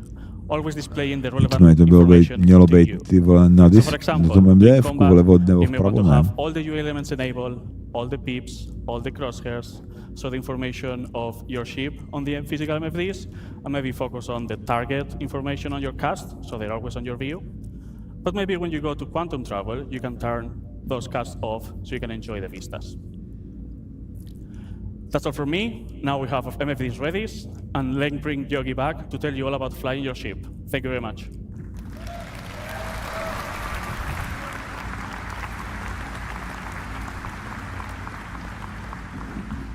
Okay, at this point, our ship is fully powered up, ready to fly. Pre-flight is complete. So Brent, please take off. Yogi v montérkách. And bring us out. No, kámo, ty se asi v té práci. Have you seen the interaction? This is great, isn't it? Okay, so one of the problems we always have in space games is to produce a sense Vlevo of tady speed. Space vidíme rychlost. is big. And the sense of speed is always produced by, small A things kde je, going vole, around ten you. pip, vole, So kam although it's not letíš? very visible here, the VFX team has actually added space dust. So in the future, you can tell where your ship is going, even without looking at instruments. Jo. Another thing we're focusing on as well is G-force reactions. So Brent, Dobrý. if you could come to a stop for a second. When your ship is sitting like that, and you strafe left and right, you have these small head motions that basically make your head and your body react to the G-forces. Doleva doprava, když We're actually increasing them zmáčneš now. We A also nebo added D. rotational G-forces into the mix. So if Plavní Brand is now si. rotating the ship to the left, you also can see that A your teď to head je is swaying zmíší. a little bit. Things get a little bit more interesting when Brent is actually taking boost into the mix. So if he now boosts forwards, we Když now přidá, added no, camera tak se shake, zase we added zblázní, no. FOV changes, and this all then plays together with Gčka the other působí, things like, všechno se to the other zblázní exhaustion a effects ty that we have. So lítáš. overall, the ship should now feel a little bit more reactive than before. The same thing. 500 metrů za sekundu, 450, 500. No. At the same time, we reduced the extensions Reverse that braking. that the look-ahead code is doing. So we basically narrowed it down a little bit so it mixes better with G-force reactions, so that even when you don't have a head tracker or something like that, it will still feel pretty good. But this is just a minor change. Teď ta we also stanice je improved the flight kurevsky controls velká, to themselves. bude So feel take good a look at the speed gauge, for example. all the It's a little time. bit twitchy today. What that speed gauge is telling you, the number that's currently moving, is what kind of speed goal Brent is actually putting in. If he puts his stick all the way forward, the left one, you will now be able to see and read the number that you're asking IFCS to speed and forward momentum. This also allows us to bring back the sticky throttle we had pre 3.5, where now, if you play with mouse and keyboard, you can press W and S Je ta to rychlost, increase kterou and má decrease your letět speed a and let go of the key, and the ship will not automatically come to a stop. Of course, this is all completely configurable, so tady you can kurent enable si that or not if you nevím, want. co si mám představit. OK. Okay, Brent, give me some hard flying now, like blackout and all that. Okay, so Another thing we changed in the flight model is that we actually looked at the tricoding exploits. These are really important for PvP and racing players among you, because tricoding gives us a mathematical problem that we're trying to resolve. On some ships, when you tricode, you get actually up to 50% more acceleration. Ten lítal docela dobře, chlapec, ty vole. Actually makes a lot of the ship difference meaningless, so we're cutting back on those. So tady jsme viděli Pip, jak krásně přiblížil do cesty, který letí.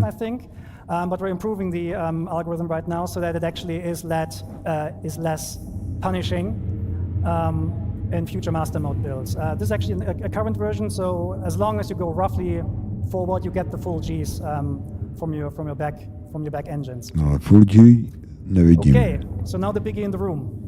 Usage output, ty vole, master modes is by far the biggest change we're doing on the ship SEM, gameplay. velocity, In general, speed, all of your ships currency. will be put into, will get a master mode setup. And the master mode is affecting basically everything surrounding everything on the ship. I don't see fucking itself, any G. Where is my fucking G? But specifically the items and what they do. Where I know and there are two get master modes we're going to talk today about. up. One is SCM, which stands for Space Combat Maneuvering, and the other one is Navigation. So let's look into SCM, Space Combat SCM Maneuvering. is the mode that Brent currently has active. So you see the, Brent, can you go into the indication, please, for the master mode? Just point with the mouse there, if you can. Yeah, so this is your current master mode. It says SCM. Yeah, SCM. When you use SCM for basically all the gameplay that is not traversal. So combat, mining, salvaging, you're using it for that. You have full access to your combat system. Your shields are working, your thruster boost is fully active, your weapons are working. It's the high performance, high alertness mode that you're in. However, we will heavily restrict how fast we can go. We can go with your ship. Okay, Brent, go to full max speed. So this Gladius on max speed and SCM can reach about 225 meters per second. That might seem slow compared to what you have in the Pew right now, but it's still pretty fast. However, you can extend that speed. Brent, if you just go forward and boost. Ty vole, má nějaký super dobrý světla, protože ty vole tamhle nalevo je to hodně daleko a on to prosvítí celý, ty vole. Prosvítil docela obrovský, vole, okruh, ty jo. Blbým Gladiusem, ty vole, který má lampičku. Oproti tomu, ty vole, Sivan a Ivan, ty vole, by měl mít obrovský lampy, ty vole. That means if you boost forward, you reach higher speeds than if you boost backwards. That is really important for space combat maneuvering, or for dogfighting in general, because it discourages backstrafing. It actually punishes backstrafing, and it creates more interesting combat maneuvers. The PvP players among you, they basically call this encouragement to closing the gap, which is basically more forward-centric combat, which is much more exciting than backstrafing and just trying to get some shots on. It also forces you as combat players to commit to the decisions you did earlier in the fight. So it's going to be, we think it's much more exciting. I drink my boat rum bottle. Ooh. So in short, you pick SCM when you need to fight, when you want to fight, or when you need to fight, right? The thing with the master mode switches is that they do not happen instantly. They take a while to move over. So we're now going to put our ship into the second mode, which is navigation. So navigation mode is basically the opposite of SCM. What this does gives you a high-speed, low-performance mode. Your shields, they will collapse. Your weapons will not be able to fire. Your defensive systems will not be functional. Navigation mode. But you have higher speeds. So in nav mode, you can still reach the speeds of what you have to something. I mean, depending on the ship, sometimes 1,000 meters or 1,400 meters per second. But all your regenerative systems, so the thruster boost, will be inhibited. So this means when you want to go fast, you need to be very nevidím žádný hlavně zbraňové systémy, které by někam mířily. Prostě vidím tečku před sebou a pip, který ví, kam mířím. And the first thing that will go offline when you are hitting with distortion guns is the quantum drive. And that is important because the quantum drive will spool automatically up when you enter nav mode, and it will then unlock the higher speeds. So this Já means to nevidím. when you're in nav mode and you're fighting, you're very vulnerable, so you should get out as fast as possible. Luckily, Nevidím GeForce nikde. navigation mode not only allows you Vidí higher někdo speed, GeForce? but also Řekněte mi to v gives you access komentářích. to the new quantum travel Nebo experience, which we're going to show in a minute. chatu. So, Ale that is nav point that you Blah, see blah, there on blah. screen. This is the point we want to go to in Mám quantum travel. navigation mode. Tady vlevo nahoře. Nevím, proč se to zase loaduje. Mrtka. Twitch. Fuck off, Before we Twitch. do that, I need to quickly explain what this is about. So, currently in the PU, when you quantum travel from A to B, Fuck off, Twitch. Again. Oh man. What's going on? 10 seconds. you're actually not really moving. You're going on a spline, and you're teleported in every frame along that spline. So there's basically no meaningful gameplay we can add there. The new quantum travel experience is fully physicalized. Physics is always No jistě, nechcem žádný loading screen skurvený. Ale proč se tady ta loading screen... using our awesome physics engine. Zase. Physicalized. We can play with. Co se děje, ty vole? Co se kurva děje?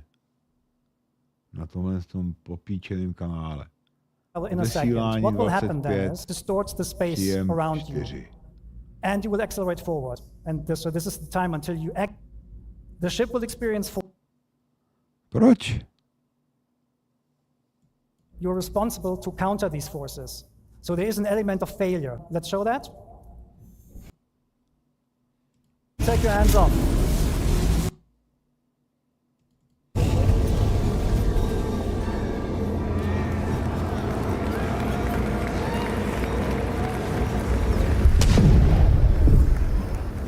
Takže budu teď celý skurvím, nebo se to zlepší.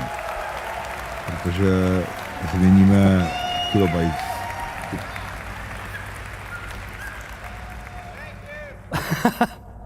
So what you just saw is basically the failed attempt to quantum travel.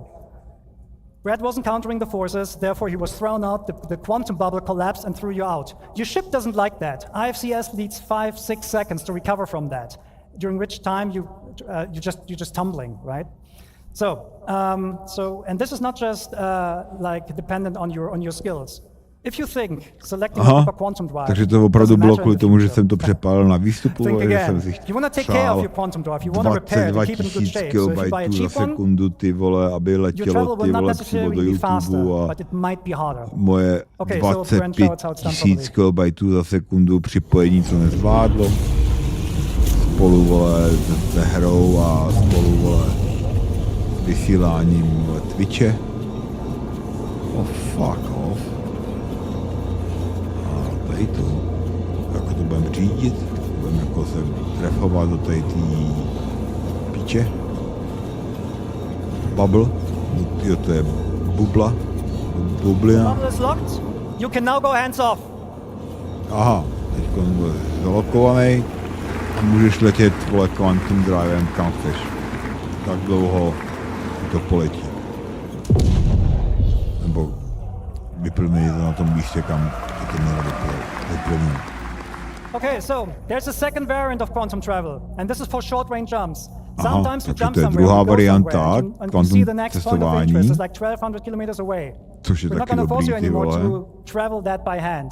You will use a technique called quantum boosting. It's a quantum-based short-range jump for like something between a couple of hundred kilometers to like 30,000 Takže fakt je dobrý, ty vole, mít nějakých 20% ty vole, rezervu na ten vysílání, protože the process is practically the same, dal but the se tam quantum 20 bubble 000 a najednou will to not bylo všechno běží jako stabilize itself, másle, so ty you need vole. to be hands-on for the whole time, and the speeds are naturally slower, but it's not slow, it's still quantum travel. Možná right? zkusíme i Okay, so zahrát Brent, can you hru, boost to jak to bude vypadat.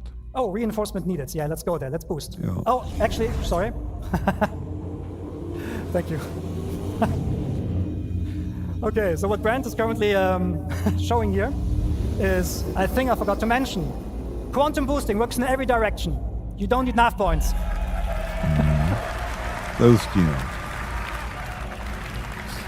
Prostě odkvantuješ jakýmkoliv směrem chceš, ty vole. Možná odpadne vole část hledání ve star mapě, protože hodně, vole, už když tam lítáš, už ve Stantonu lítáme všichni 5 let, vole, skoro, tak už si pamatujeme, vole, že, vole, když letíš, vole, z Lorvillu, tak, ty vole, tamhle nalevo je Ariel, tamhle je Ita, tamhle je tohle, ty vole, a víš, že máš tamhle se otočit a víš, že máš tamhle tu tím směrem to hledat, protože pak se koukneš a vidíš to tam před sebou a už tam zapneš Quantum Drive a letíš přímo tam, protože, vole, lidi už vědějí, že to tam je a vědí, že tam mají letět, ty vole. No, tady to začíná být docela chaotický, ty vole, to už je nějaký swarm nějakých kreténů, který se mezi sebou mydlej, ty tam máš vlítnout mezi to a rozhodnout to, no, proč ne?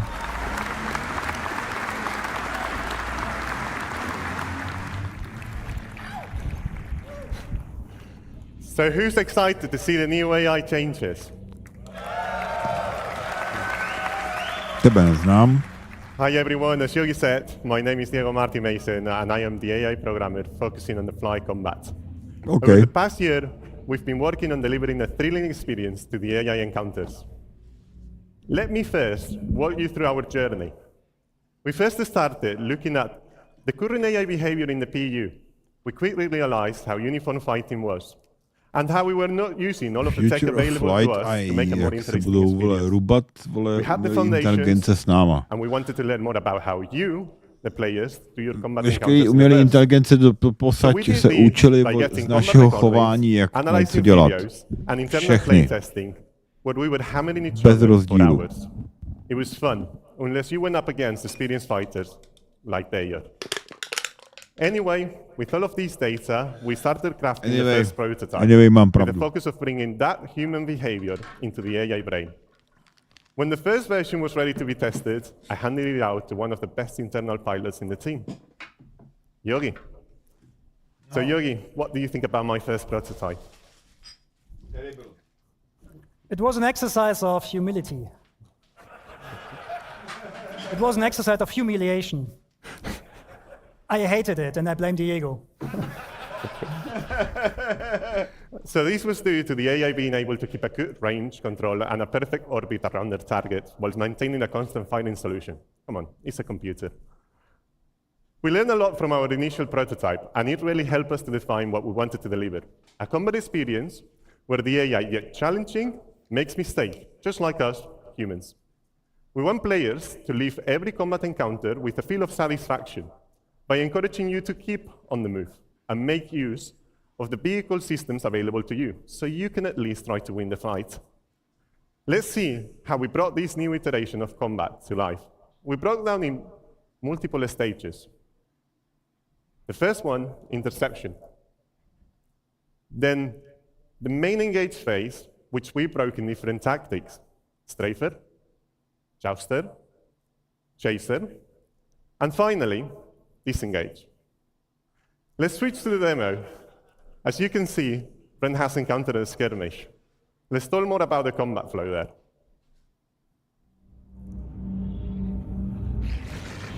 Okay, we will start with interception.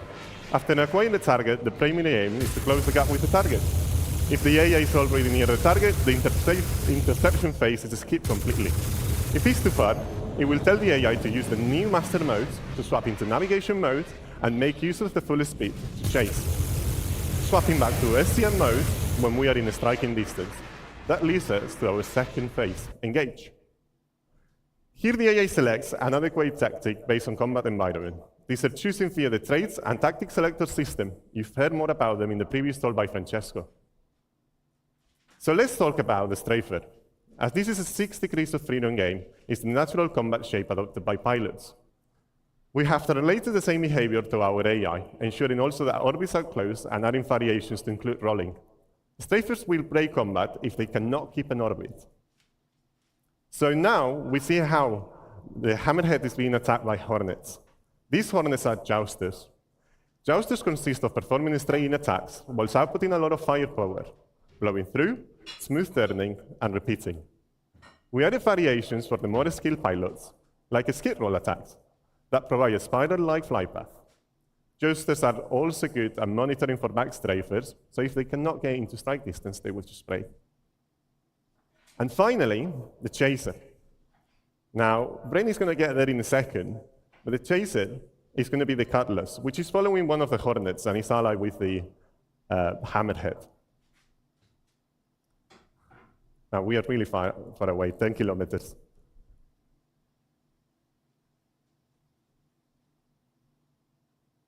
So the chaser, it will try to always stay on the target 6. The idea is to force the target into a defensive stance by making them turn into the chaser. This maneuver will be seen mainly in squads and atmosphere combat. The final phase, which can happen at any time, depending on the combat situation, is disengage. This phase is triggered based on constantly listening to multiple events in parallel. To name a few, critical health, damage to shields, or weapons depleted. There is also a shorter version of disengage that we call pace breaks, which occurs during long periods of combat due to fatigue, nature of the combat encounters. These pace breaks are short, and the main objective is to perform a simple maneuver to gain a new advantage position and strike again. This new flow is what encompasses the core of our new AI Fly combat experience, in combinations with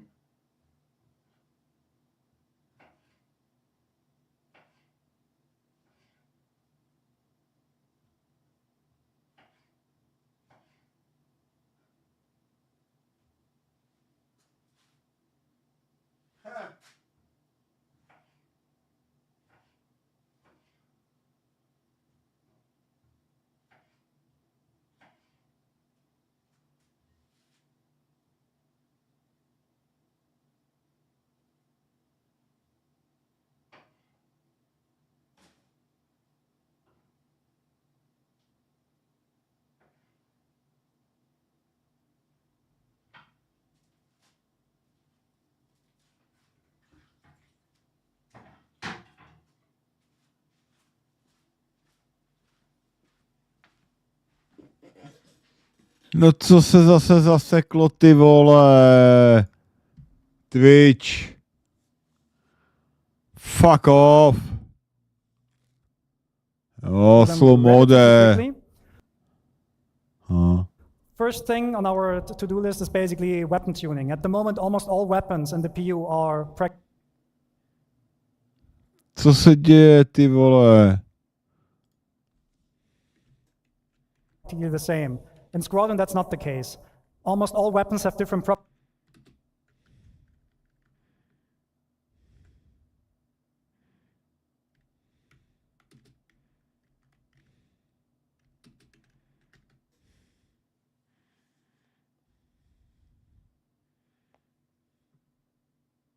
properties. They have like different projectile velocities, different DPS numbers, but they're not just.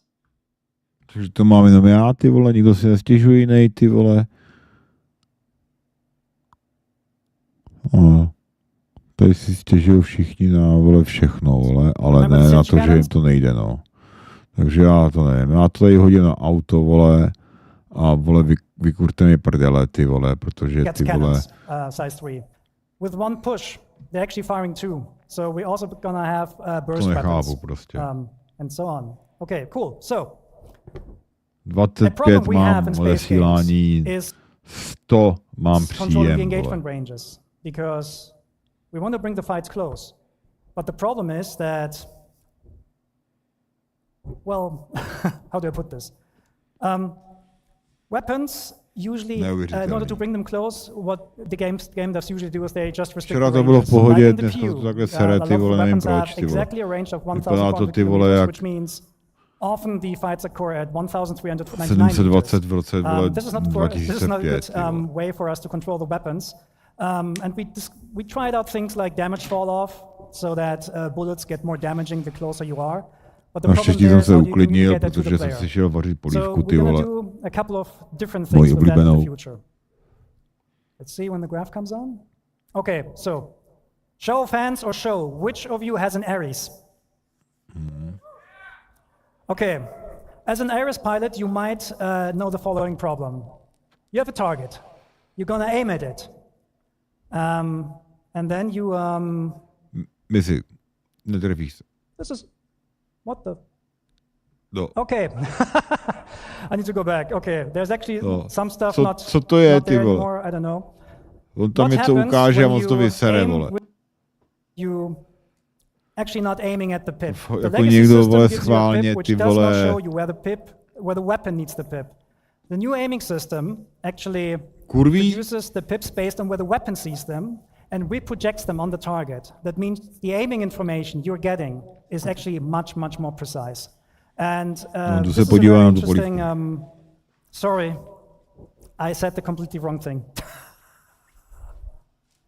I'm sorry, I'm nervous. Okay. Controlling weapon ranges, sorry. I'll do it now, sorry.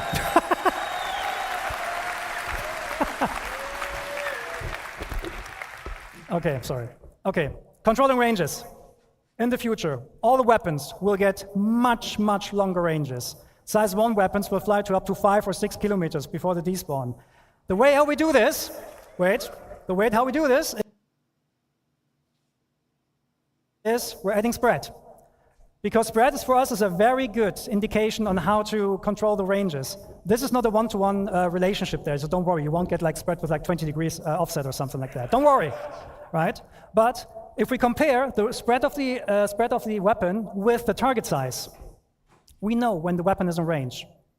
We know when you actually are close enough so that the majority of your hits can hit, and we're telling you that via the aiming system now. So Brent, let's go back to the demo. If you get a green pip and a green crosshair, it means you have a high chance of your weapons hitting the target. If Brent takes a little bit of a step back and waits until the pips and the crosshair turn red, this does not mean that the ship is out of range. You can still hit it, but you might waste bullets. This also has the benefit that, I'm not sure if you saw that before, but if you look at how many bullets are in the air, you're actually getting a lot of bullets, a lot more bullets, and it just looks a lot better. Okay, Brent, just kill these guys now. Bam!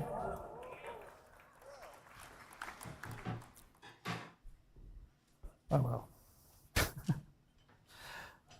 Okay, so that was this one. Okay, a thing you might have seen is that Brent is loaded with size 3 guns on size 3 gimbals. That means we're removing the N-1 system. The reason for that is the original intention of like controlling the performance between joystick and mouse players just didn't work out, and the new aiming system is flexible enough to deal with these differences. So we're just removing it and keep going. So, next point, pip grouping. If you have different weapons with different projectile velocities, you will get different pips. Because merging the pips makes no sense for us anymore, because the weapons are gonna have vastly different projectile speeds.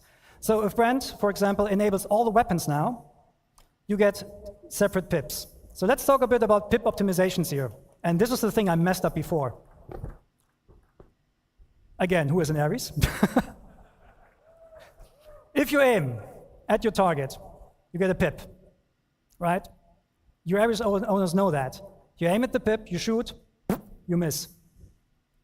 And this is because the pip is not being shown where you need it.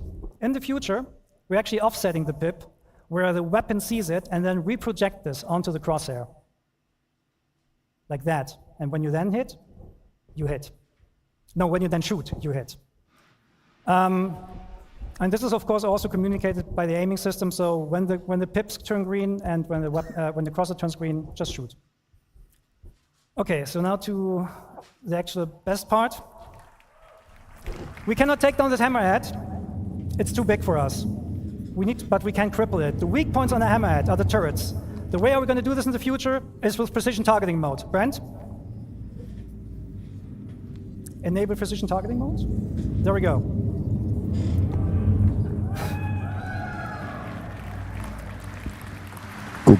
What this does, it does 3 things. You get this full zoom on the target. You get a lower RPM of your weapons, which increases or decreases the spreads for more precision. And you get the painting mechanic. Anywhere where you put your crosshair on that ship, it will tell the gimbal system where to aim at. So if friend now attacks the turrets, I když mě nesleduje, who cares? your aiming system will automatically lead the shots.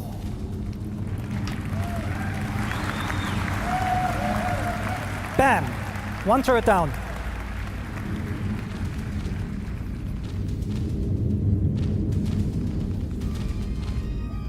Okay, so this hammerhead now understood that it's not good, that doesn't stand a chance right now, but this will be the way how you in the future will fight against sub-targets and so on.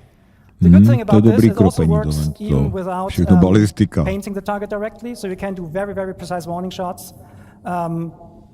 And there's no aim assist that kind of like destroys your aiming processes. Okay, nevím, jestli to lepší, vole, nebo horší, ale vypadá to tak, vypadá to víc spíš arkádově trošku. Ale to nevadí. Ne, hlavně mě.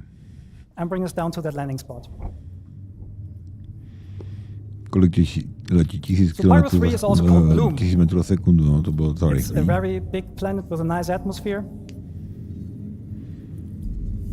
And something wrong with the throttle. Oh well, something's wrong with the throttle. We'll try to go down as fast as possible. 104 kilometrů. To je docela rychlý, no. To je docela hodně rychlý, by se dalo říct, jo. Když takhle lítáš k jeskyním a tohle v tom, vole, který máš 200-250 km daleko, tak tady to, vole, docela je pretty fast. Okay, so když je vlastně není v atmosféře, je, vole, okolo planety. V atmosféře to bude potom je trošku pomalejší. efficiency curves on these thrusters. So at some point, especially the MEF thrusters, they will cease working because they don't like atmosphere. They will overheat very, very quickly. So there's the question, what happens when you go down to a planet and you want to rotate your ship with your thrusters off? Well, we'll see. Can you go to external view? No. Tak Can you waggle your tail? Co se stane?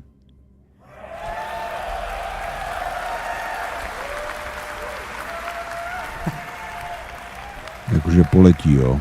Okay, back first person. Lodě konečně letějí, ty to můžou lítat, so what you see here is the new aerodynamics model. Because obviously our left stick is somewhat damaged or so, we can't be as fast as we want. Actually, Brent, can you try a W and S on the keyboard instead? Oh, it doesn't work. Oh. Je to buglet. Je to rozbitý. No, it doesn't. Yep. Okay. No, the stick is affecting us. Okay. Anyways, we're gonna go down as far as possible. So the new aerodynamic system is a complete replacement of the aerodynamic system that you currently have, and you need your control surfaces to tam pěkně, ale už nemůže víc jak 800. It simulates the airflow over your lift surfaces, and therefore the slower you become, the less effective those control surfaces will be in order to turn your ship. Dobrý, no. So we can demonstrate this. So fakt dobrý, no. Vypadají hodně dobře ty mraky. You will see he cannot go further than that. That is in line with what real airplanes also experience when they're trying to use the rudder to your left and right. So what Grant can do here is he can roll and he can pull to actually change W. his direction. Yep. Okay, so just for this demo, we added a button.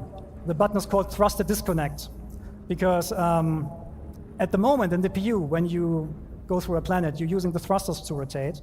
We're not doing that anymore. So Brent, disconnect the thrusters, please, and put the ship into a purposeful stall. A stall happens when the airflow over a wing ceases, or over a lift surface ceases. And then at some point you will not have any authority anymore, and your ship will not turn and so on, and you will basically fall out of the sky. That is naturally a state Cože? That every plane wants to avoid naturally, right? And this is happening right here. Brent is not able to use the control surfaces right now because the ship is in a process of stalling. However, the airflow will pull the nose back into the wind, and once you have enough speed, he can actually, well, he gets authority back over these control surfaces. Takže se to chová jako letadlo. That means for US players, what you can actually do, you can do aerobraking, you can do pure gliding if you want to. You can even do like competitions like, I don't know, like drop ships out of orbit and then see how far they glide. This is all possible with a new system. So let's talk about the problem, how do you come to a stop now? To come to a stop with the new system, you need to purposefully put the ship into a stall. But don't worry, when we don't have the thrusters disconnected, IFCS will help you. So you're gonna bring down the speed more and more until you're reaching stop. Come on. What the fuck? All speed, which is about now, and then the thrusters will kick in and catch you. That means, however, you are now in a state that the thrusters don't like, right? So at the moment we have turned this up, but in the future you will not be able to hold this for long. So Brent, for example, now from a hover, strafe is left, more left, more left, more left. The wind flow again pulls the ship over, and you go forward again.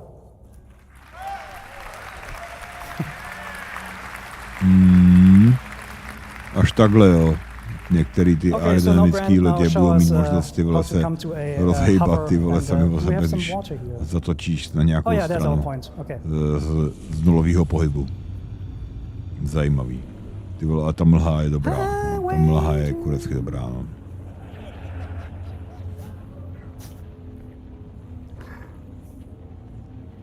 Okay, so there's our landing point.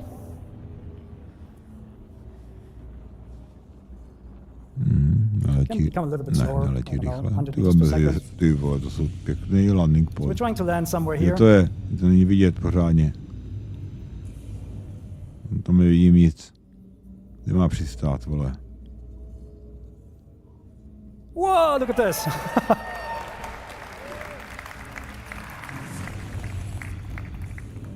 Yeah, that water is great, like, awesome. Okay, so now we're coming to so now Brent will try to land with a broken throttle. Kde to má přistát, ty vole? Tam nic není vidět, ty vole.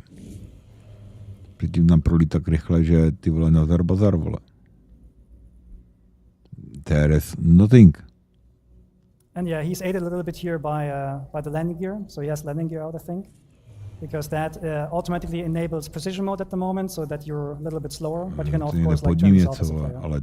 And then you come smoothly down to a landing. The best way to land your ship isn't decoupled, because you can just like very smoothly land it on the surface. Decoupled. Normálně, vole, přistávám úplně normálně, nemusím decoupled, vole. And now you're gonna power down the ship using the new interactions. Engines off first. Then we're in the relaxed pose again, as Ines showed before. Power off. And the canopy off. No, open, not off. Don't put the canopy off. No, odstřeluj the canopy. And get out of the ship. And probably go for a swim. Na 3 kroky, jo, místo jednoho, místo exit shipu, už budeš otevřít kanopy, vypnout motor, otevřít Okay, that was a bit of a buggy, bumpy ride, but thank you for taking the time with us. To nikoho nezachránili, vole. Co to je? Yogi. And we'll see you in the verse. Thank you. Jo, taky tě uvidíme ve vesmíru, vole. Thank you so much, Yogi. Everybody, it's time for lunch. We'll be back around 2:45, so get yourself some food, get yourself some drinks, give yourself some snacks, stretch your legs, and then be back in Hall A when we come back, because from this point forward, you're not going to want to be anywhere else. We'll see you at 2:45, everybody. Take care. Jo.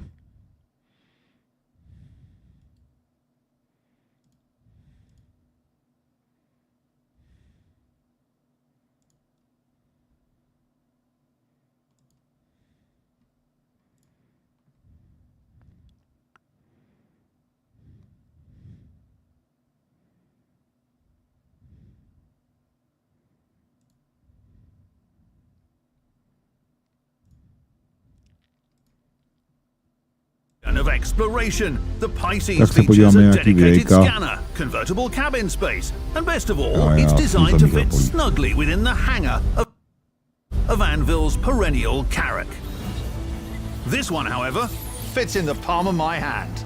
I'm Jax McCleary, and this is Whitley's Guide.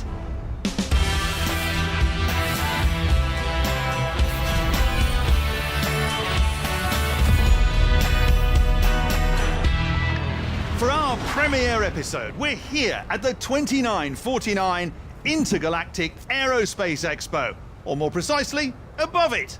And this is in fact not an Anvil Pisces, but a true-scale remote-controlled replica. It's accurate down to the last detail. And I've been told it's very expensive. So, naturally, we're going to attempt to blow it up, because we're borderline obsessively committed to putting the galaxy's best gear to the test. For you. To that end, behind me, you might have noticed the rather intimidating 2949 Anvil Ballista. We're about to put this mobile missile machine through the Whitley's ringer. The aim, so to speak, is to see if it really can take out our tiny target, even as I pilot it, Jimmy, the stick please, through daring, evasive maneuvers.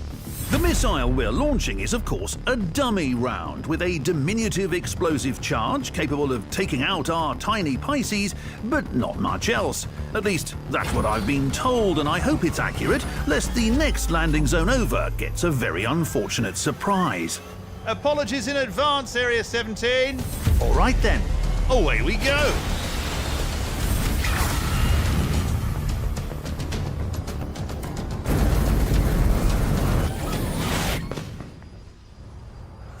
Well, will you look at that?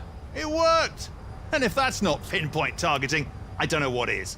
Colour me impressed, Anvil. And that's just the tip of the nose cone. There's a lot more to see here at the IAE. Ships to fly, new tech to test out, and presumably more objects to obliterate in the pursuit of consumer awareness. Plus, we should probably get off this roof before that guy in the vendor hall realizes we borrowed one of his super expensive remote control ships. Wait, what? Don't you dare go anywhere. Whitley's Guide returns after these messages.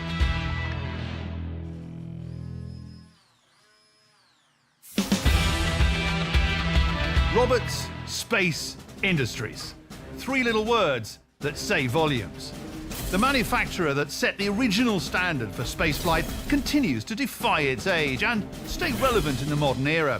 From the Origin-style bells and whistles gussying up the Constellation Phoenix to the more traditionally utilitarian Connie models and the exhaustive Aurora series, RSI offers plenty of reliable options for green pilots and crusty old pros alike.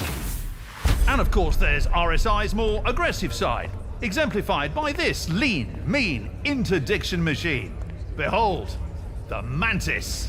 A perennial favorite of law enforcement agencies and the scourge of space scum everywhere. That little doohickey in the front there? That's a state-of-the-art WATEC quantum enforcement device, or QED, and where the Mantis gets its bite. This little beauty can rip a ship out of quantum with ridiculous precision, a privilege that has previously been restricted to responsible and qualified pilots. So what do you say we test her out? Roomier in here than I expected. But a spacious cockpit isn't why the Mantis has the hearts of law and ordery types aflutter. Let's get down to business and see if this thing does what it says in the brochure. Now, Jimmy is in a trusty Aurora around the other side of the planet. I'm going to fire up the QED, and when I give the signal, Jimmy is going to attempt to QT right past us. Here we go.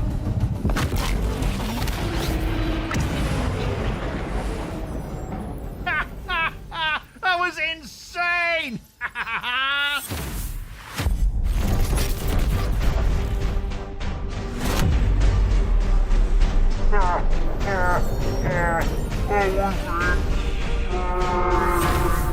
You know, I honestly don't understand why advocacy agents seem so stuffy all the time. If my job entailed snaring ships out of QT, I'd be happy as a clam. Although, I suppose today my job does entail that and I don't have to deal with any violent criminals. Just Jimmy. So, win-win, I suppose. Stick around for more from the IAE and Whitley's Guide.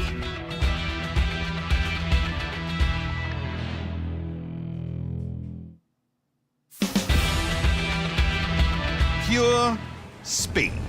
Every year, it feels like the offerings here at the Intergalactic Aerospace Expo get faster. Or maybe I'm just getting slower. Probably a little of both. Anyhow, I'm sitting here in a Kruger Archimedes. It may be a snub craft, but when you top out at 1,340 meters per second, well, no quantum drive, no problem. Jimmy is currently queuing up to purchase a presumably delightful frozen dessert down in the expo hall. Personally, I'm an Irma's farm man. Now, if this little minx is as speedy as they say she is, I should be able to get to the Irma's in Area 7, procure a tasty treat, and make it back both before it melts and before Jimmy gets through that massive line.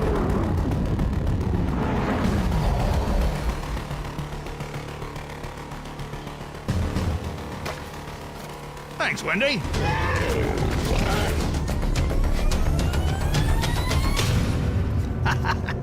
Close, but no cigar, Jimmy. Hats off, Kruger. Now, if you'll excuse me, I'm going to hunker down and determine which of these desserts is the true champion of this segment. So stick around for more Whitley's Guide.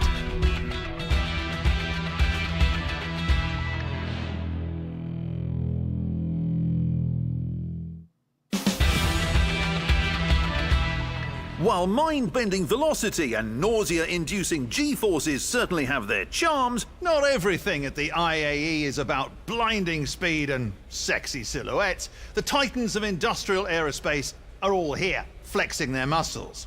Take MISC. Their Freelancer series are perennial favourites of independent haulers, thanks to their famously ample cargo capacity and relatively small size. And with 4 discrete models to choose from, there's a Freelancer flavour for nearly every taste. Whether you fancy auxiliary fuel tanks Hello and welcome to my stream. Zdravím někoho, kdo zrovna se přistávali na streamu. Právě je přestávka. Just is intermission. And now I showing some old videos.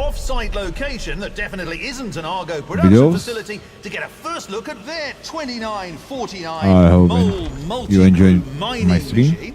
He's not only a paragon of alliteration, but he's being touted as an excavation revelation, with a more user-friendly control interface and sport-inspired stuff. Good news for all you aspiring diggers out there. Releasing in just a few weeks, you'll get to see firsthand the simultaneous mining, just like Jimmy and me.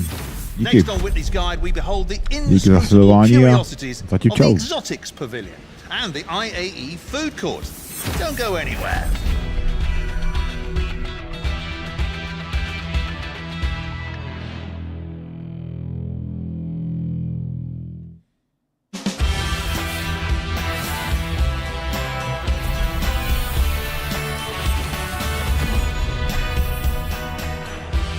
Hello? Anybody here? To the Exotics Pavilion, where aerospace xenophiles can scratch their wildest alien itches. Even this year's IAE Food Court is embracing the esoteric offerings of our non-human brethren. Take this. What is it again, Jimmy? Já mu povím rád na všechny otázky, co budete vědět o té hře. Pickled corpse bug. Díky. Well, down the hatch. Let's go take a look. Every year, the exotic offerings on hand at the IAE get more robust, and 2949 looks to be no exception. From Esperia's chillingly accurate Van Duel recreations to APOA's aggressive pursuit of the human market through an expanding line of ships adapted from Xi'an military designs. Even the Banu adapted their stout Defender fighter for human flight back in 2947. Both the ship and its related marketing efforts have come a long way in just a few years. I mean, has anyone seen their early attempts at an advert? Jimmy, do we have a clip?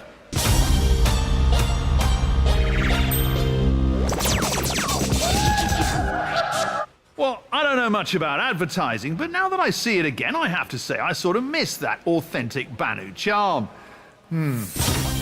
After the break, we head to the Aegis Dynamics Pavilion. Stick around.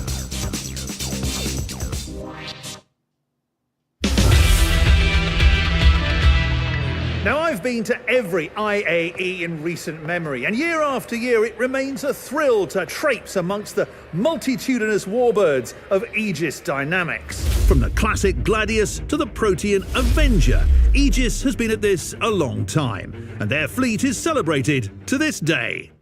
The Vanguard series remains an industry standard in long-range fighters. The 2949 models sport vintage-inspired, throwbacky exteriors, improved and expanded interior cabins, and of course, a lot of weapons.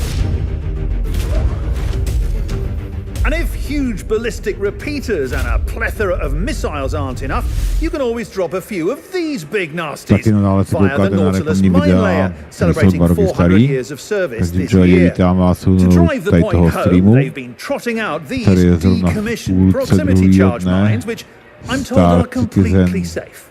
But what do you say we find out just how confident Aegis is about their prop here?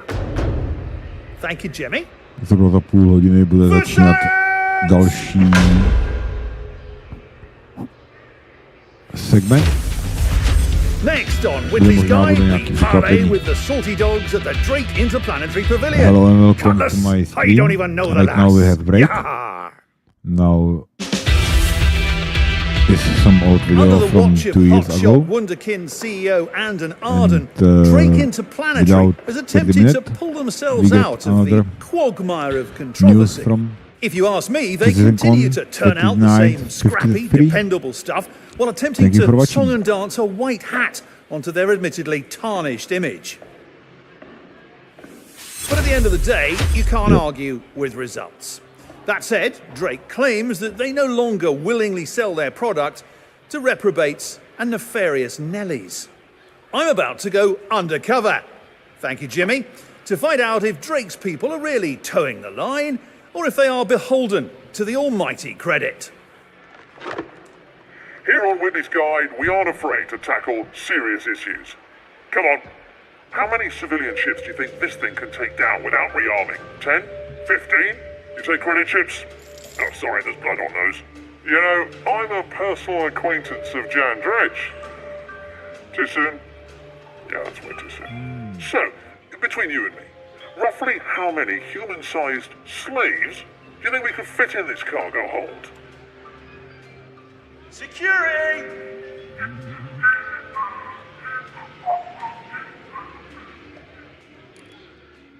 Coming up, we put on our fanciest pants and then sully them with caviar and champagne as we bask in the uncut opulence of Origin Jumpworks.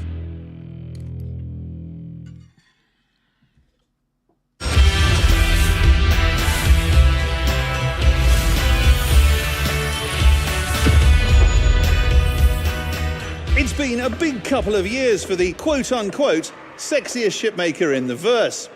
Even as seemingly every ship manufacturer and their mum tries dipping their respective toes in the hot tub of luxury, Origin Jumpworks is not to be outdone and maybe more accessible than ever, heading into 2950.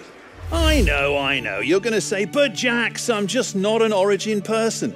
And are there plenty of complaints? Of course. But take the 600i. It's a totally viable exploration ship. But with so much to explore on the inside, you might never make it out of the bar. And speaking of loaded, the new 300 series can be tricked out with more bells, whistles and trim options than a Banu marketplace after everyone's eaten their nutrient bars. But before you write it off as more posh posturing for well-to-do shipophiles, I for one appreciate a little variety. After all, when you're stuck in Area 18 traffic, there's only so much silver and white you can look at without going a bit mad. And although it may be easy to poke fun at Origin, I can't deny that the ships are fun as hell to fly. And even if you aren't flying an Origin ship, simply being on one is an experience all of its own. So Origin would like you to meet the 890 Jump. The crown jewel in their fleet has been wowing expo goers all week long, providing a taste of the pure, uncut VIP experience. With an onboard pool, spa, cocktail lounge, commercial-grade galley, dining hall, and a whole slew of ultra-luxe accommodations, IAE attendees can finally experience, if even for a moment, what it's like to be super, mega, buy a planet and never go there rich. And take it from me, it's pretty great. Jimmy, champagne.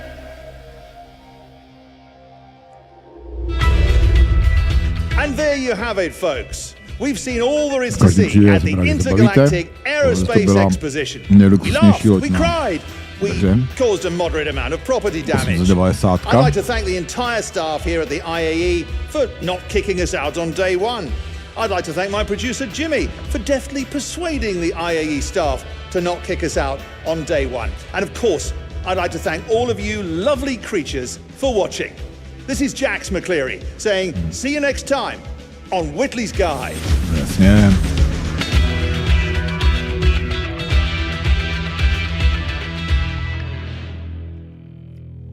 All right, who drank the last bottle of champagne? Nejluxusnějšího ve světě. Really?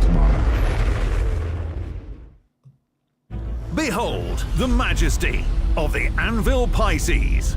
A paragon of exploration, the Pisces features a dedicated scanner, convertible cabin space, and best of all, it's designed to fit snugly within the hangar of Anvil's perennial Carrack. This one, however, fits in the palm of my hand. I'm Jax McCleary, and this is Whitley's Guide.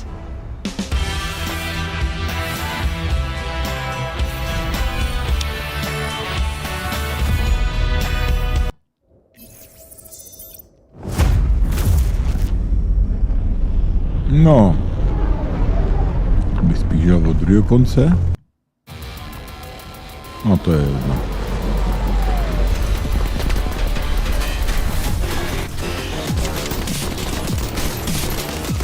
Takže užijte si nějaký ukázky z toho, co se teď dá hrát. Dá hrát ve starcitizen. Samozřejmě není to jenom starcitizen live PTU. Jsou to i ostatní módy, jako Gun Rush,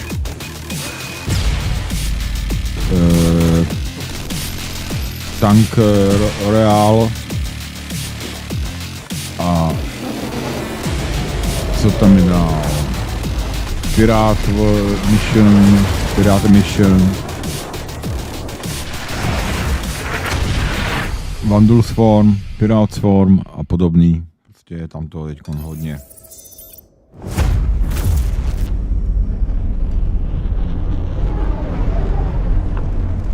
Nový lodě, Pulse.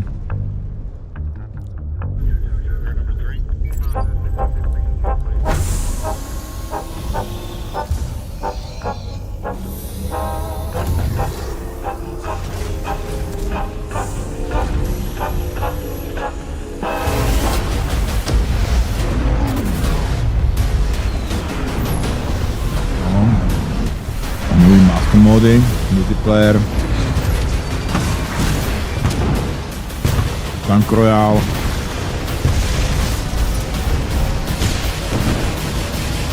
Gun Rush. Nakládání, LC. Všechno nový. A po tady tom CitizenConu dalších spoustu věcí, které se z toho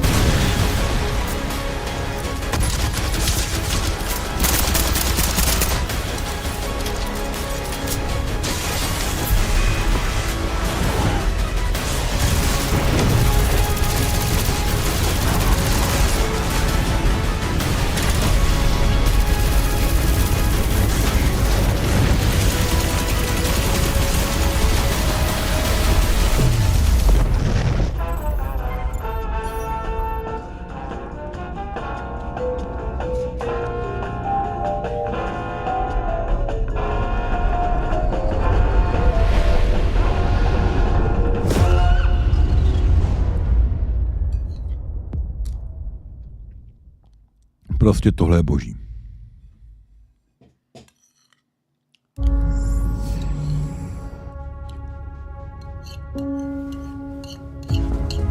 A ta polívka, co jsme se právě udělali, je úplně výborný.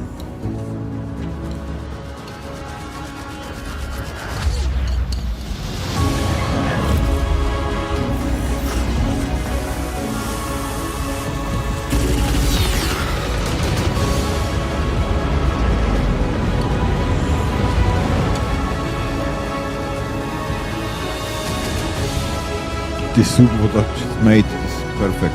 I think I go eat the rest. Říkám, že půjdu sežrat ten zbytek.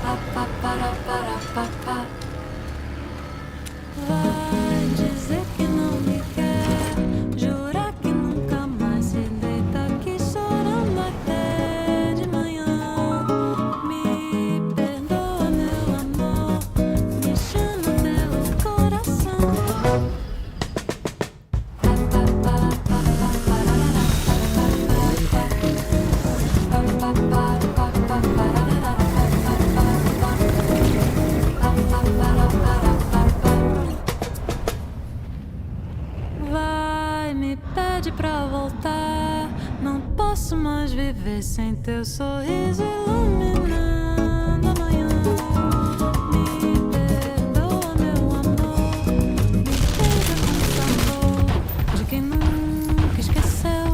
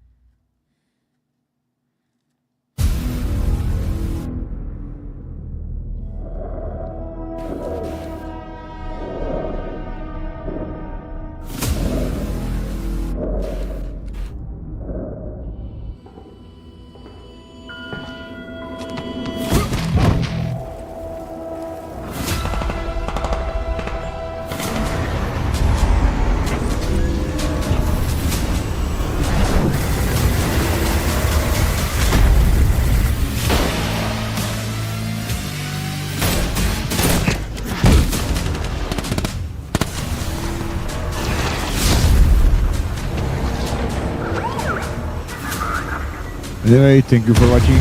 Kdybyste mě stihl, díky, že stále sleduješ, že jsi stále tady, tak můžeš hodit nějaký subscribe nebo like. Na chvíli začne další část.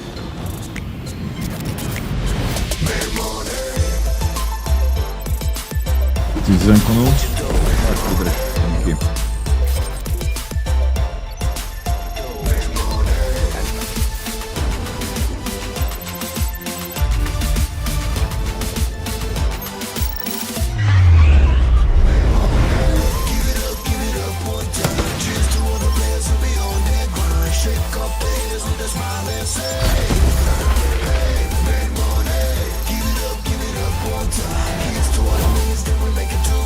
Shake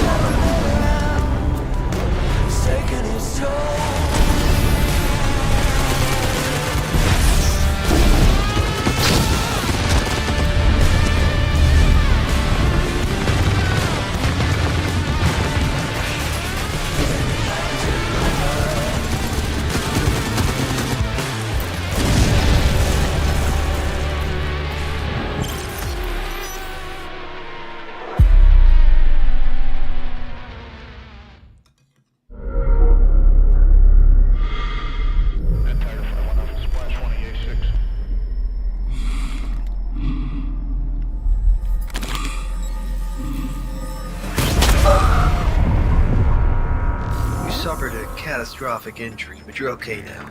Now don't rush anything. You're free to go when you feel comfortable.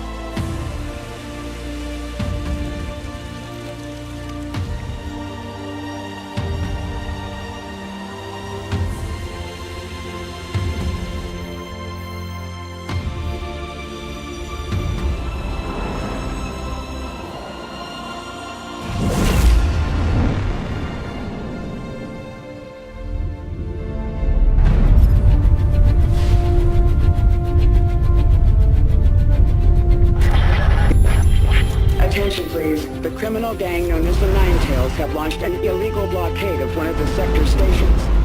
Crusader Security is calling upon any trained security professionals in the area to assist. Stand by for further announcements.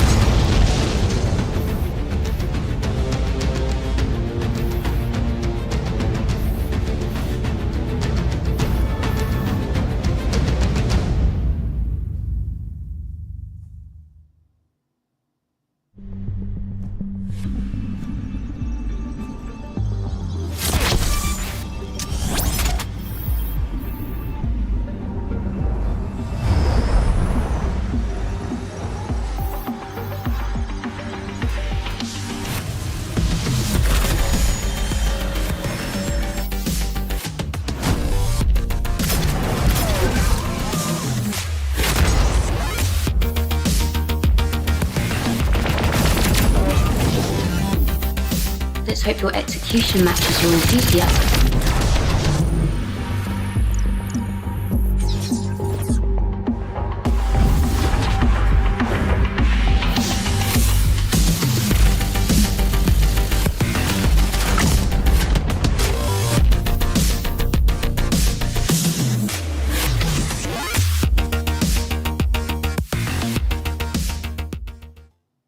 Attention, people of Stanton.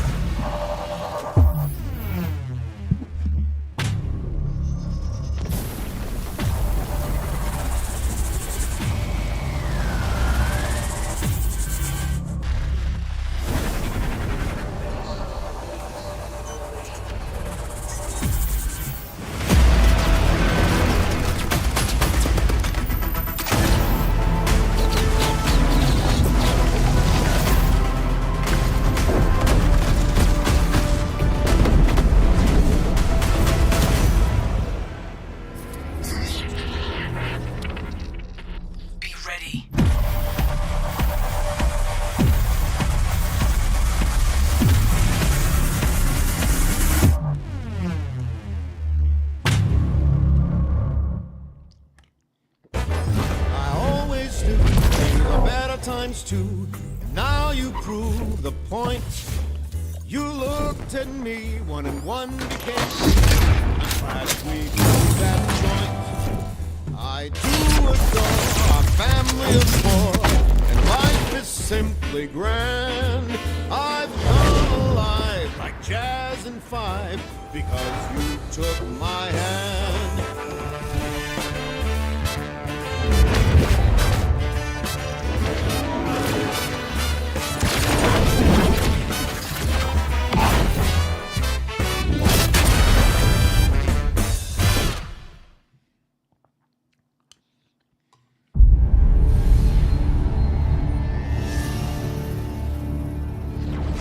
Hostiles inbound. Stay alert. I got 3 targets. Got eyes on them. On me. Keep the pressure on. Starboard now. 2 down. 1 to go. Yes, let's finish it.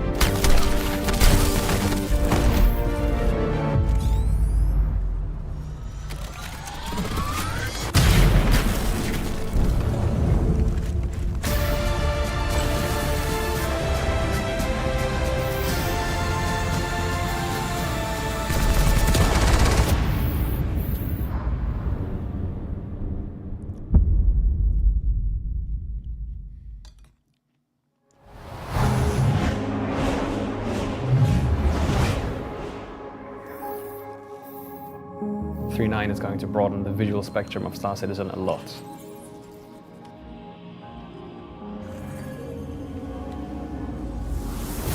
First moons we have built with Planetech V4 from the ground up. You get caught, you go to jail. You can pay off your debt to society, or you can try to escape. The Caterpillar mission is really cool. It's the first of our ship we've seen in game. Hunger, thirst, and extreme temperatures, it all affects you now.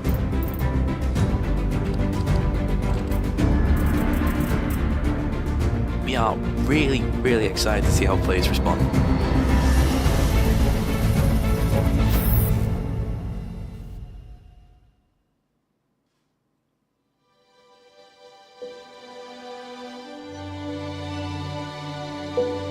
What's cool about Alpha 3.8? New planets, new tech, new features. It's like we're exploring new frontiers here, and that's pretty cool.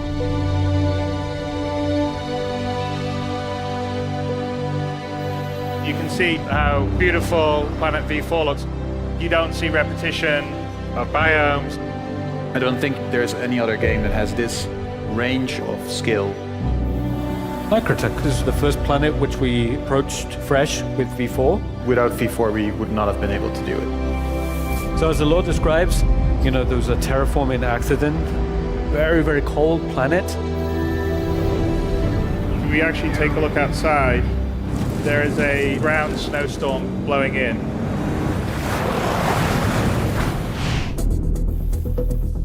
Server object container streaming is an important milestone because it allows us to achieve a certain scale in the game that we weren't able to previously. To put more content for the players to explore without being limited by server resources. That means more planets, more moons, more content.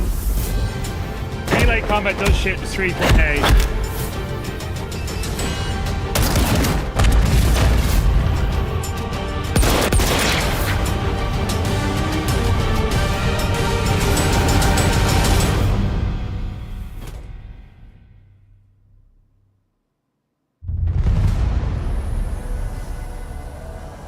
Star Citizen is an ever-expanding universe, but now we're also going beneath the surface by adding a completely new, unique location, which is caves.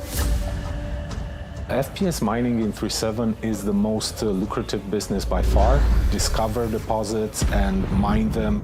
If you don't bring protection, expect some risks and you might die and not make it out alive.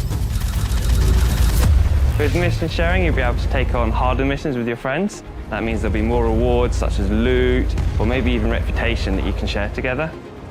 Players can already earn ships in the game.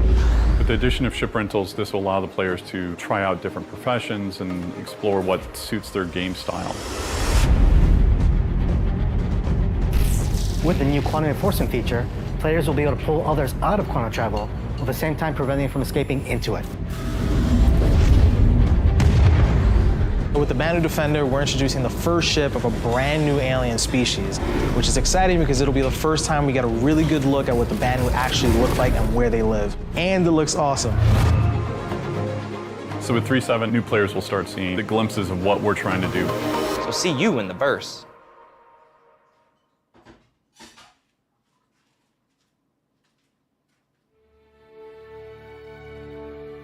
What am I most excited about 3.6? Frickin' lost systems, bro. It's just going to make the game, I think, feel a lot more like it's tying all the pieces together. We now have jurisdictions. We've got new locations in there where you take a stolen ship to be chopped up. It's not the Wild West anymore, and you're able to have repercussions for your consequences for your actions, whatever that was. How about Law and Order? Is that a ship? Law I love Law and Order. It's a really good show. I want to tell you about something because it's really cool. Black market. Oh, black market stuff. Through the time investment and just collecting boxes of stolen stuff from other players. Things like drugs now suddenly make a lot of sense where we can crank up the profitability of them. My favorite ship in 3.6 is the Archimedes, because that name is awesome. It's kind of that arc back to Battlestar, launching the fighters, that sort of idea. Important feature coming to the game is the hover mode, and I really look forward to that. Really showcases what atmospheric flight can be. And it has this effect of making the low-speed atmospheric flight super believable and interesting. We're making a few additions to the comms behavior in the game and group behavior. This is awesome. It brings back all kinds of real classic sci-fi kind of tropes and interactions. So this is something I'm excited about. I think the coolest addition to 3.6 has got to be the ship kiosk. I think it's cool that you can earn almost in a ship. The rework of the Vanguard is cool because the concept image is actually being brought back to life. Have you seen the new space station exteriors? Yes, they're cool. The grandness of their scale and that variety of exteriors that they've got going. Improve the diversity and shape of our space stations throughout the game.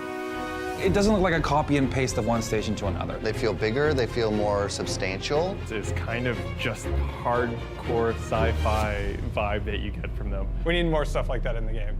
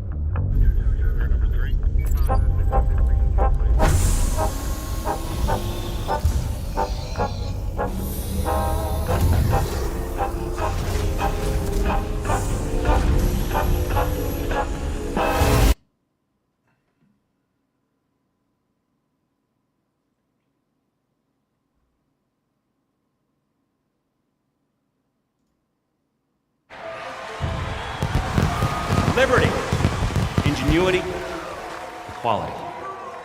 These ideals connect each and every one of us across this vast empire of stars.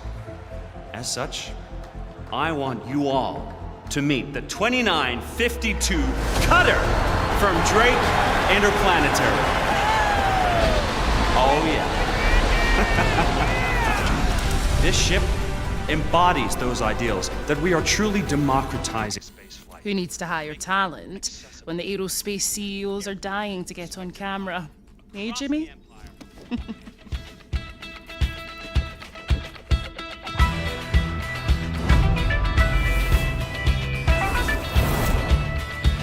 It's all about the hard-working people of the UEE. That's why we're excited to sponsor the Intergalactic Aerospace Expo 2952. See you in STEM.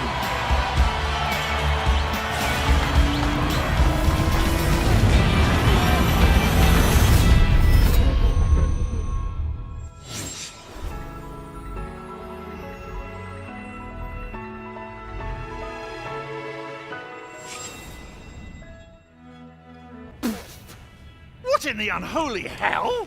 They think I'm dead? Unbelievable! Bob! I cannot believe that they moved on without me. After everything I did for them. Would a call have killed them? Oh, hey, Jax, do you want to come back, host the show? I'm sorry, Jax can't take your call because he's dead. Bob! Bob, now, I need to take the Corsair. Good one. Now, I came out here to get inspired, and I've just been hanging around, tending to my garden, and pillaging and plundering with you lot. Are you talking to me? You don't understand, Bob. My bosses have killed me off screen. I've got to get back to Stanton. Is this ship flight ready? Whoa! Whoa, Jax! But you can't have my ship. Oh, come on, Bob, you owe me. You stole my Odyssey right when I got to Pyro. But you stole it back. And crashed it. And crashed it. Well, fair point. Did the boys already chop that new Drake cutter? No, I told you I'm keeping that one. I kind of like it. Handle's nice. Bob! Please? No. But it's just sitting there. You know what, Jax? Fine. If it'll keep you out of trouble for a while, you can borrow the cutter. Thank you, Bob. I said borrow. Thanks, Bob. Jax! Bye. Don't fly angry! Right. Are we on? Okay, right. Jax McCleary here. Obviously, I'm not dead. Just thought you should know. Looks like we're going back to Stanton. Here we go! Okay. Throttle's over here. Interesting. That does make a little bit more sense. Okay. Here we go.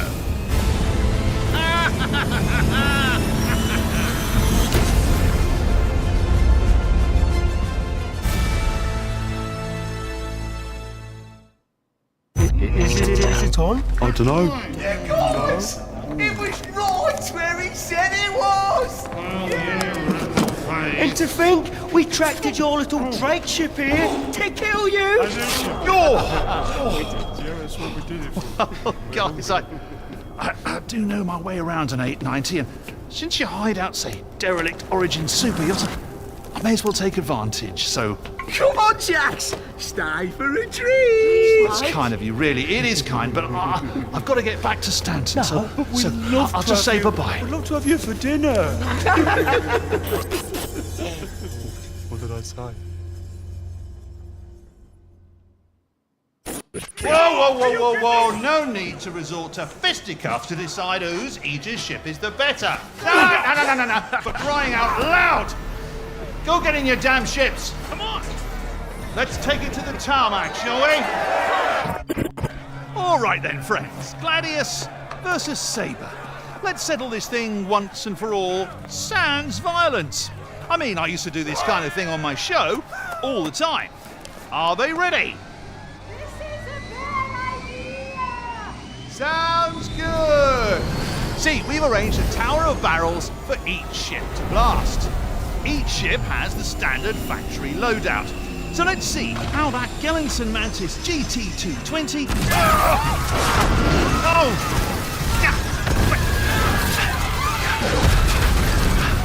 I think maybe we should get out of here. Never flip the cutter. Oh, there it is.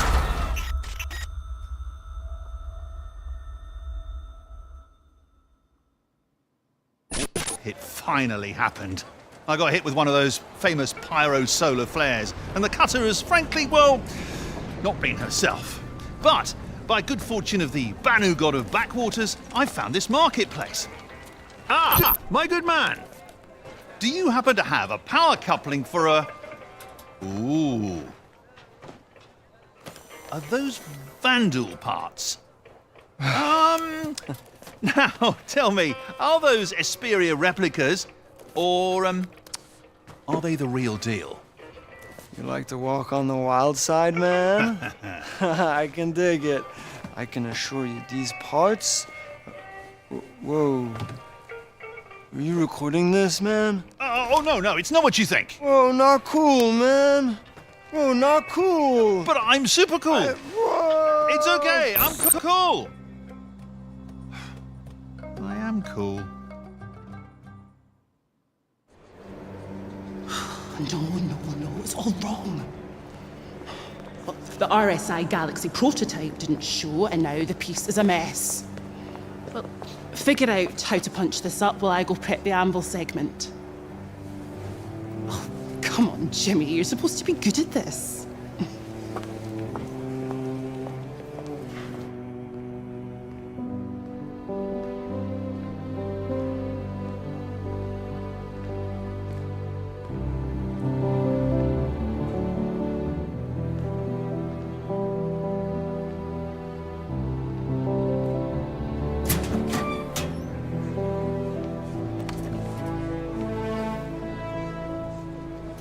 Pick yourself up, mate. No time to feel sorry for you. Hello? Oh my god! Oh my god, this one is crazy! He's poking him with this... Still alive! Oh, there's one of those new Anvil C8R ambulance snubs I've heard about. Oh, hey, Jimmy. Hey. Oh, you've been watching these videos, right? Oh, this one's crazy. Oh, seriously? Oh, it's great stuff. Jax has been beaming it from Pyro. What? Well, we'll have you back out there, patched up and saving lives as soon as we possibly can. If I can work out how to use this built-in medbed. Jimmy? Where did he go? Now, a local homesteader has kindly agreed to provide me with the parts I need for the cutter on the condition that I figure out what's wrong with his mole. Now, in my experience, these Argo beasts rarely break down, so it's anybody's guess what the issue is. Okay, let's see what we can see. Pretty good. Okay. All right. Okay.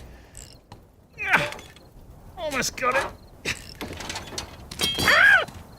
Oh!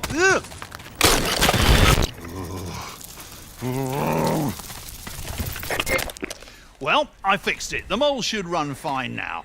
I do have some bad news, though. You got crabs. Come on.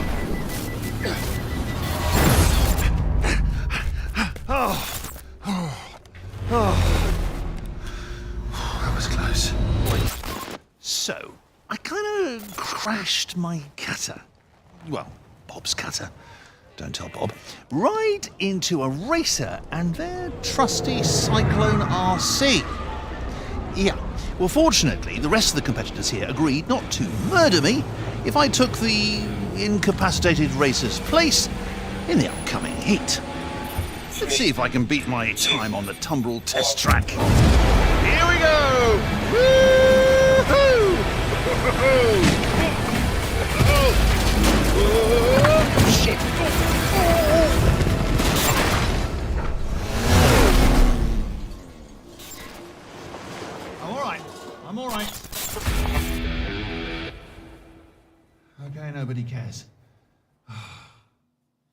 So, with my cutter out of commission, I've stowed away in the extra-large hold of this MISC Freelancer Max. I should be through the Stanton jump point, and I've landed at a nearby rest stop. Ready? Freedom! No! No, no, no, no, no, no. No. No, I mean, this cannot be happening to me. Hey, you, where are you, man? Ruin Station. You mean I'm still in Pyro? This rate, I'll miss next year's IAE. So, folks, Ruin Station is about as big as it is creepy. Maybe we can find a ship to stow away on, and... Whoa. What is this? A new ship for RSI. Whoa. Oh, shit. You want how much for this thing? It's a damn prototype. Yeah, exactly. Ain't nobody else got one. But you throw a brand new coat of paint on this, and you'll be good. And the reg, my friend, squeaky clean. What the hell is that? Is some kind of ambush or something? Oh, this is no ambush, right? That will be a rodent or something. Rodent? This place You think I'm stupid? No, you're smart. Very smart. This is a smart deal. Tell your man to stand down, or I'm gonna blow your goddamn head off! Hi there. Just looking for the bar. I think that's Jax McCleary. How you doing? Boys, we've been hacked! Kill him!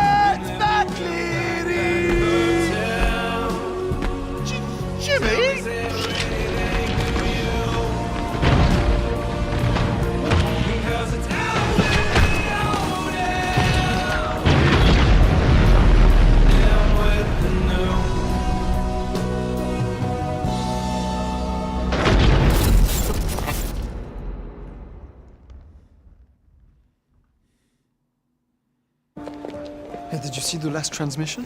Has anyone seen Jimmy? Where's Jimmy? It was wild. I thought Jax was done for. Is that McCleary?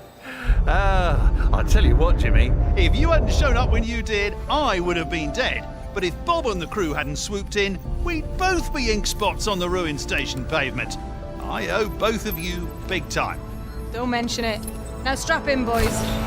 It's a long way to the jump point. We need to get a crew out there. Like an Apollo rescue team? Or... No, a camera crew. Ah, yeah, you're right. This is just the format change we need. Plenty of time, Jim, for you and I to riff on ideas for next season, huh? And we could hit a couple of my favourite pyro haunts on the way back. I could show you around, introduce you to some of the locals. Yeah, I still can't believe you managed to find me by tracking my transmissions. Whoa, crap! Not again!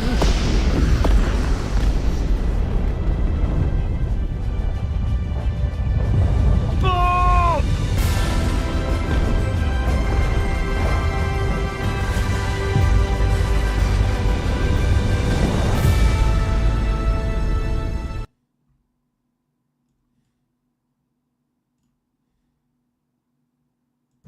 You know, gamers, maybe not the most polite people sometimes. So we want to have an org where diversity and inclusion is forefront in their mission statement, and no one does it better than Soul Citizen. These guys are phenomenal. We got my man Griff here. Griff, how is it going?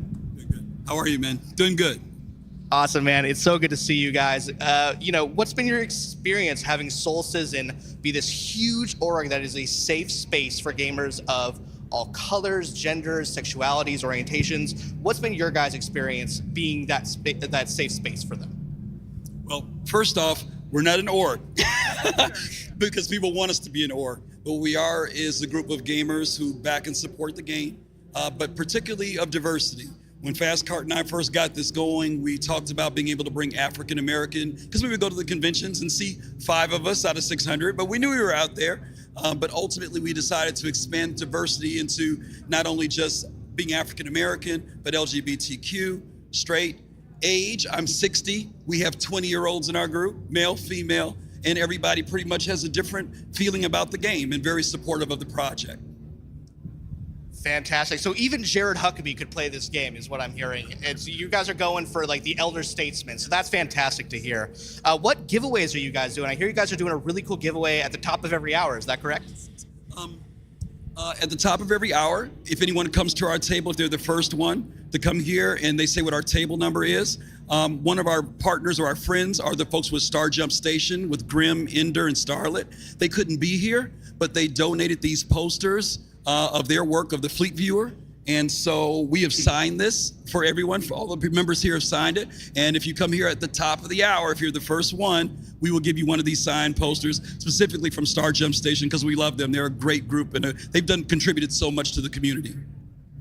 That is awesome. Thank you guys so much. Soul Citizen, come check them out. Again, a safe space for gamers of any race, creed, nationality. You guys will find a home here. Thank you guys so much. We're going to move on now to Quantum. These guys are all about the medical gameplay loop. These guys are, oh my goodness. I almost needed them for a second. That was disastrous. How's it going, guys? You guys are the forefront org designed to help with medical gameplay wherever gamers may be in need. You guys actually have a really interesting Discord tool for anyone, even if they're not in your server, if they're not in your group, to get your services. Tell us about that. Yeah, so the Abe bot that we designed is to be in other people's Discords. One quick, easy command will actually send the ping to our Discord as well as all of our partners through the Alliance Initiative Beacon System Bot, or ABES for short. And say that one more time, just so everyone's clear. What is the name of that bot? The Alliance Initiative Beacon System. The APES bot. I love that, where you can go ape for the APES bot. So what can we expect to see from Quantum in the future? What do you guys have next on the horizon as your guys' org is expanding ever greatly?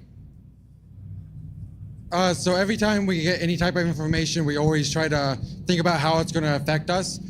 Yesterday, we saw the fires on the ships and everything, and we already started talking about a fire rescue unit. Firefighters in space is the coolest thing I think I can think of. Thank you guys, Quantum. You guys rock. Everyone here has been phenomenal so far, and we are going to end our last community booth segment for the day with Imperium. Now, when I say these guys have an amazing set piece that has wowed everyone at CIG, I mean it. Let's take a look at this amazing Bengal carrier. Like, guys, this is phenomenal. Let's see if we can get a good shot of that. Make sure we get a great shot of how detailed that Bengal carrier is. It is sleek, it is sexy. God, I just want it for myself. So, man, that is just so cool. So with me are some Imperium guys. What's up, guys? So, you know, let's say a young, charismatic host named Schman, for example, wanted to steal that Bengal carrier. Where exactly is it going? Well, if you live in LA, it's actually going to be staying right in here. It's going to be down to the Santa Monica office, so it's going to be present inside their studio. If you go check it out after CitizenCon, it's going to be there in perpetuity. Yes, suck it, Austin. LA wins, finally. So what has your guys' CitizenCon experience been so far? How have you guys been repping Imperium here on the show floor? Well, I mean, obviously, very well is the answer. So it's been fantastic, man, having everyone here. This is about half of the people we've had present. So it's been a fantastic showing from our organization. It's been a labor of love putting this together, being present, answering questions. It's been great to see everybody coming around, showing support.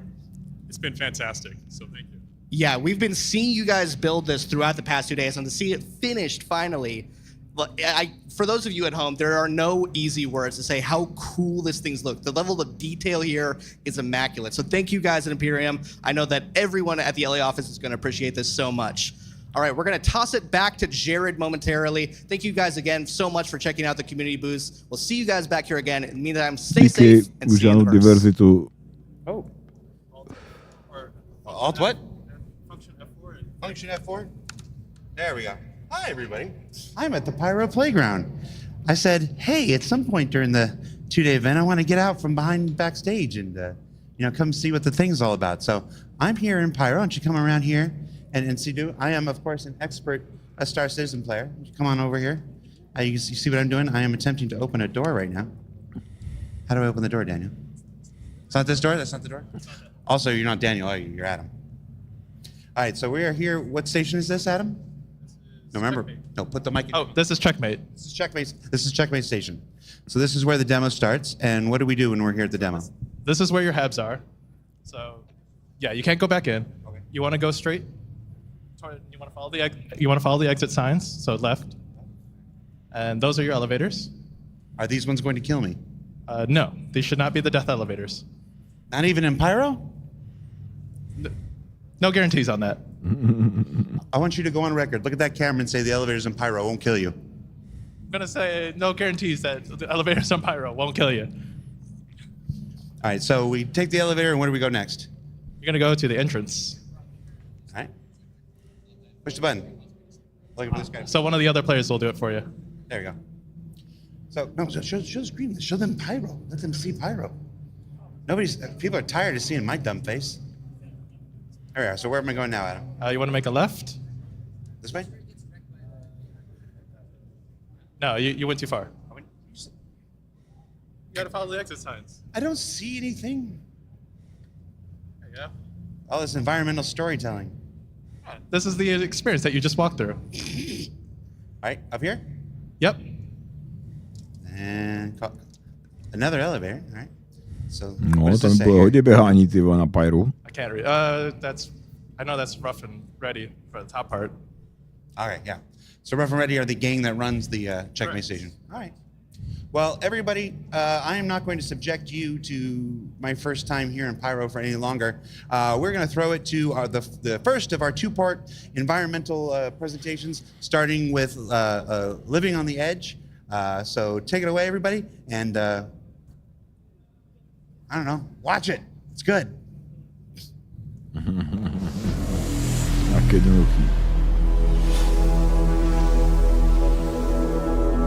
Living on the Edge. Žít na hraně. Tak to uvidíme. Pirátský Stay Life. Hi everyone. My name is Khan Chukut. I'm the lead level designer for the PU. I will give you an introduction to our locations when it comes to the design, a high-level overview of the design of our locations. I'm going to describe you the processes of our workflow and the goals that we aim to achieve. So, to break down our process a bit, this is very high level, but it starts out with the pre-production phase and ideation phase. Here everything starts out in the mind. We bring it down to paper, sketch, write, formulate a plan based on our overall design goals. And then it moves on to the blocking stage. You might have heard of this, like the white box and gray box phase. This essentially contains all of the gameplay that you would see in the final product. Gameplay. Basically, the way it's meant to be played. And we test this out with a lot of iteration and, yeah, a lot of testing. And it's basically, the white box is not in a stage where it's presentable, but that comes now. So on the right, as you see, the food court that Adam is going to be showing you later. Yeah, this is the final product, VFX, lighting, and everybody had their pass on this. And level design or other designers still maintains the space and makes sure that the systems that get created are being retroactively implemented. All right, so one key aspect of game development in general is the balance of narrative, visuals, and gameplay. So all these interplay, they interconnect, and it's the foundation that runs through all game environments.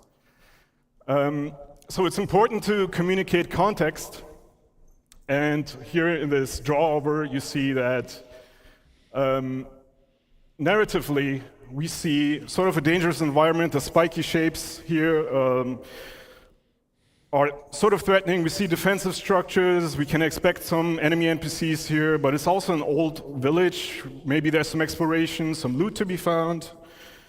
And then what's also important is communicating goals. So goals can be the pathways that you take, the gateways that bring you from one step to another, and so on.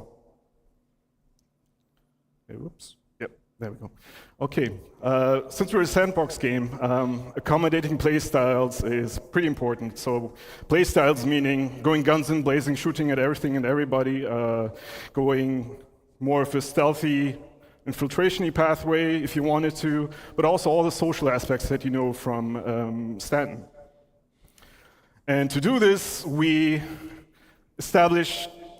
So one of the core design philosophies is granting the player the freedom of choice to do what they want to do at any point throughout their experience. And we do this by establishing or defining multiple pathways or archetypes that we call primary, secondary, and tertiary pathing. So the first one is pretty straightforward. In a social setting, you have the goal right in front of you, and it's a single goal, such as here in the Habs. In a combat setting, this is very exposed, so it's dangerous to traverse this route. Where it gets more complex is when you have, such as with this outpost here, when you have multiple goals that can be equally important to the player at any given point. This is where we need to have a bit more design put into it with, for example, the landmarks that serve as orientation points. So to help you orientate yourself wherever you are in this location. And leading you to these locations by utilizing shape language and composition. The second path is, these are secondary pathways, so these are alternative routes. And these are options that are offered to you as you traverse the area on the primary path, for example. And so you may know this as a tourist when you go to a new city and you look around the corner and you see an alleyway that sort of looks nice and it evokes your curiosity and you want to investigate. In a combat setting, these are covered approaches or opportunities for you to flank the enemy to get to your goal, which could be this building on that sketch. Versus more open spaces when you have Tady jste do bytí pevnosti, což můžete vzít rovně těma červenýma čárama nebo oklikama a být krytý těma žlutýma čárama. The third path is tertiary pathing. So these are more hidden infiltration routes, especially discoverable throughout the rundown stations that Anna will be presenting later on. And these are mostly discoverable to the attentive eye. You can explore these, find loot, or different routes to traverse through the station. Environment interactivity. You might have seen this in a previous presentation. It's very important to ground the player to their environment, offering them ways of interaction, being able to change the state of rooms, to toy with the AI, or just simply being able to unblock your Nově teda můžeme otočit kohoutkem. Where it gets a bit more complex is when you talk about resource network systems, such as in day one when Torsten mentioned that we're planning to implement this as well in locations. And this will allow the player to engage with their environment in different ways. They will be able to power up or down entities such as turrets, gates, and doors, and also alter life support systems. And also this ties into security systems. So being able to power up or down certain sections of a security system. And security systems in turn will be dependent on security tokens that you will be able to grab from other NPCs in your environment to then gain access to other terminals, to security terminals or other areas. Reputation is a big topic for us, especially with Pyro. So reputation, what does it mean? It means that it's basically your standing, your relationship with factions, and factions are the UEE in Stanton, or outlaw gangs, especially now in Pyro. And this will define your play style within this environment. So it will define how you experience the location that you're in a more social context or in a more combative context. So we talk about reputation gates as well, especially in the later presentations. So in the case of the food court, in the rundown station, we have multiple floors. So the first floor is the gang floor, and that might require you to have a better relationship with the owner of this location, which then will Budeš mít přístup do pater podle toho, vole, jaký máš level unique mission poslušnosti ke that klanu. you can go to and accept a mission that are offering you missions themed after the faction or the owner of this location, but also give you access to unique gear, collectibles, ship weapons and items. Gang jmenující se Mega Sale. So to close this all off and move on to the other presentations, the glue behind all of our locations is the content. It is the reason why you go to these locations in the first place, and our main goal right now is to not have that divide between social and gameplay as much as we do in Stanton, but mix it up a little and make that dependent on the reputation that you have with the factions or the owners of these locations. And yeah, we're looking into more content. As you've seen listed there, there's a bunch of new stuff coming as well. With the later presentations, for example, with the logistics hubs in the second portion, we're also looking into rates. But yeah, that's it for me. I will pass it over to Eddie now. Hope you've enjoyed this. Take care. Bye.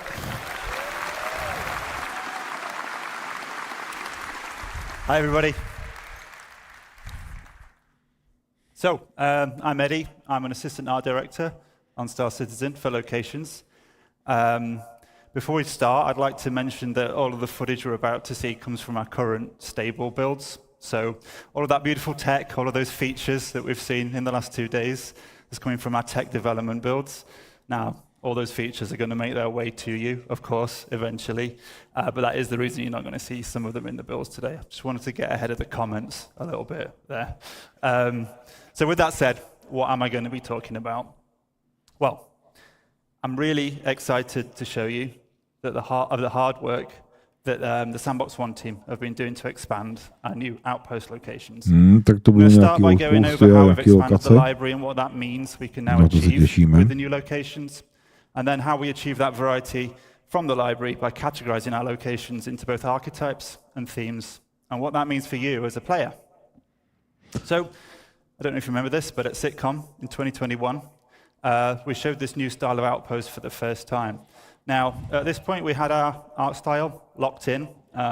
We'd worked on our library of content to the point where we could make smaller locations like this one, but with a limited amount of variety between each one. And this is what that library of modules looked like at that point. We'd established our main building modules, as well as some of our larger buildings, and a number of smaller secondary and dressing and standalone modules. But each outpost couldn't be too large without there being some obvious repetition between the modules used. So let's have a look at that library today. Aha. So, no teď už je z čeho vybírat. in order to achieve that Se nebude greater tolik visual opakovat. and design delta between each outpost and have them not feel like exact clones of one another, we've massively expanded our module library in terms of breadth and depth. And what I mean that, we go broad by making more modules with different purposes. Age of And we go Empires deep by nebo creating Age of multiple Mythology thematic overlays for each of those nebo modules as well. Command Concrete. I'll go into what that means a little bit in a minute. But the challenge of a sandbox location like this, as you can see, it's Nevím, not jestli about tam toho building měli a tolik single taky, jo. unique location. Měli to That can be vlastně to quite samý, straightforward, to be ale fair. It's časově se about to giving our artists upgradeovalo and podle designers the building blocks that timeliny, if když for us se to build multiple zlepšily locations that all technologie, feel tak se somewhat všechny different, budovy even if they do upgradeují, že share jo. that same basic DNA. To bylo So docela it's about zajímavé, creating ten both the Age of Empires nebo Age of ingredients Mythology. at the same time as the recipes, and Myslím, že making to sure bylo all v of tom those Command flavors Concrete work in taky harmony stejný. with one another for both visuals and gameplay. So every individual part has to take into consideration all of those design philosophies. So every single module has to take into consideration those design philosophies that Khan mentioned. But we also have to make sure that they work with those same principles when an artist or a designer combines them into any one of a number of different layouts. So the more ingredients we have to work with, the more recipes we can create, But with that complexity comes the challenge of keeping everything harmonious. So we like to think we've done a pretty good job with that. But that's me. Using this expanded library, we've been able to increase the individual location size because there's less of that obvious repetition between buildings within any single location. And we can't really call some of these large locations outposts anymore. They become something more like settlements and imply a larger and more established community. Now, as a player, it will mean a lot more to explore and do at any single individual location with a localized and personal feeling mission types that might see you moving around a single settlement to complete objectives or doing short hop missions between clusters of settlements on a single planet. So you might head up to a ridge to repair some wind turbines. You could counter an outlaw attack from a neighboring outpost, or on the opposite side, you might be stealing or destroying vehicles for the criminal gang that you're working for. But in the art department, we always say, show, don't tell. So let's stop looking at slides and let's have a look at some of the locations in game. Tak se podíváme na nějaké ty lokace.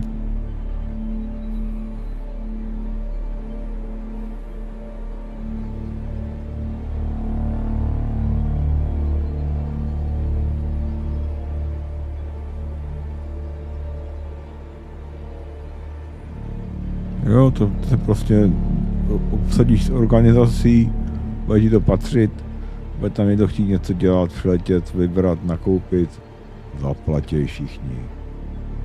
To bude hustý. To bude dobrý písečný.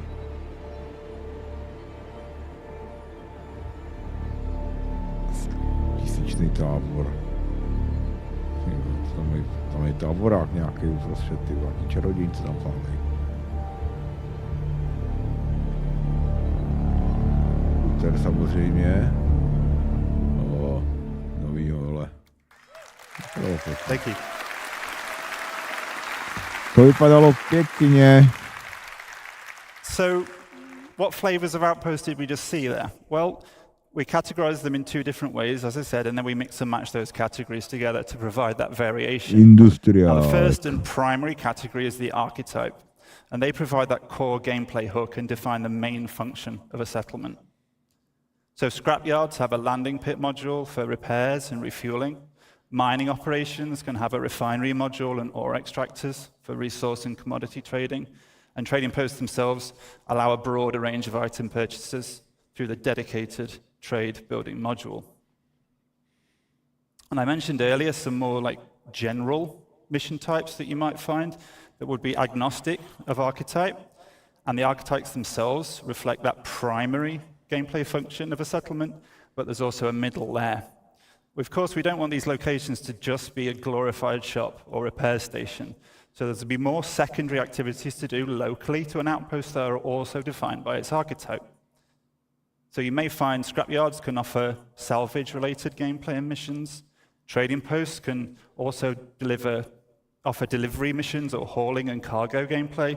And farms can offer crops and fauna as resources for gathering or trading. So with archetypes as our primary category, in addition, we mix in a secondary category, and these are the thematic overlays. Now, at the moment, we have two main themes. Internally, we call these independent and outlaw. So themes offer additional variation on top of the archetypes to inform the look and feel of a location, not just visually, but which people you'll interact with there, how they'll respond to you based on your rep, what types of missions you'll have available to take on. So themes don't change the fundamental architecture of a space or the archetype of a location, but they do drastically alter the mood and feel, as well as altering the gameplay experience significantly. And again, let's take a look at the first of our themes, our independent theme.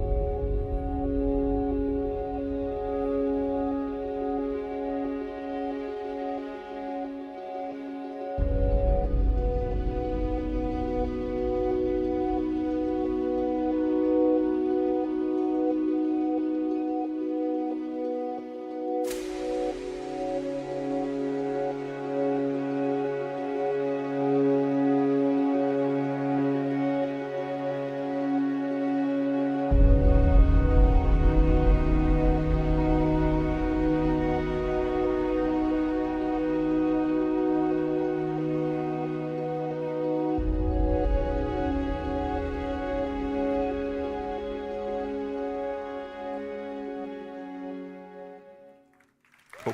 Thank you.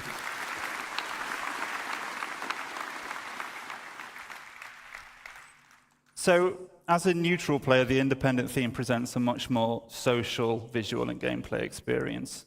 The primary visual read across both themes, so across both Outlaw and Independent, comes from those common architectural forms, and they're generally all more rounded and soft in shape, and the building manufacture techniques are more robust and primitive, with single-story dwellings built from stucco and bare metal. But for this theme specifically, we use soft textiles, warm lighting and color palettes, foliage, decoration that layer on top of those utilitarian structures to give that sense of home. And I use the word home for our independent theme quite a lot because we really want to get that feeling that this is home for the people that live there despite those harsh realities of frontier life. And in contrast to that, we have a theme that lies in a direct opposition to the independence, which we call the Outlaw theme. So let's take a look at that now as well.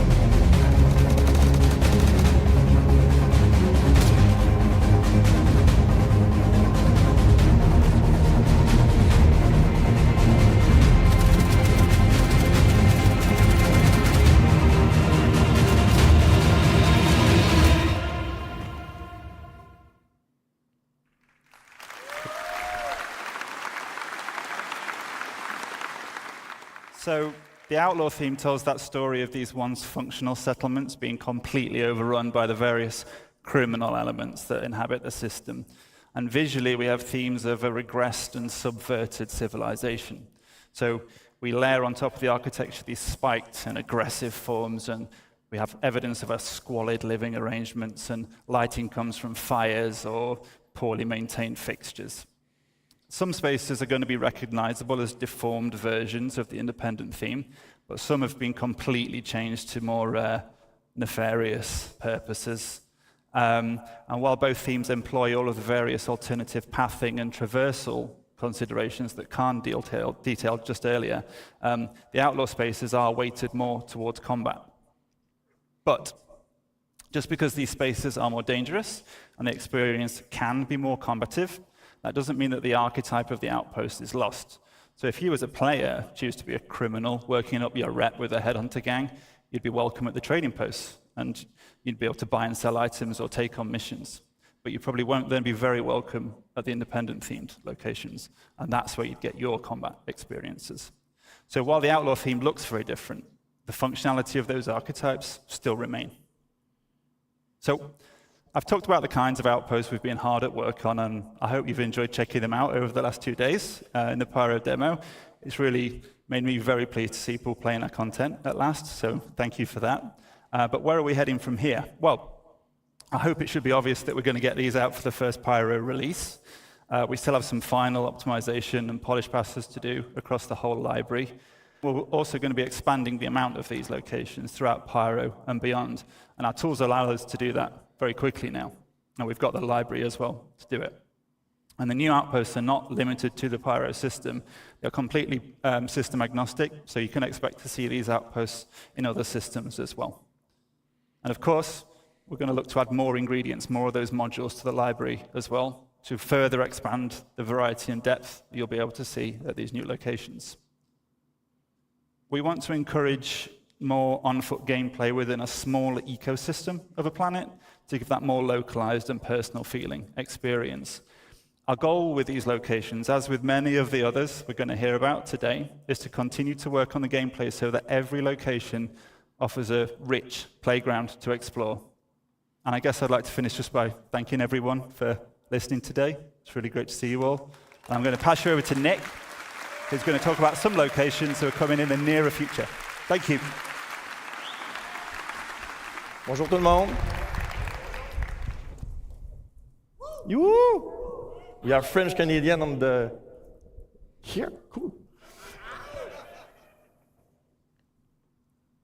All right, guys. My name is Nicolas Pinchot. I'm from Montreal. I'm assistant art director, and I'm here today to show you the next new derelict settlement we did. But just before that, I just want to say thank you to everyone who worked on that mandate. You guys made an awesome work. I'm super happy and proud to be here today to show you that, all of you guys and to the world. So let's cut to the chase and let me present you the new derelict settlement.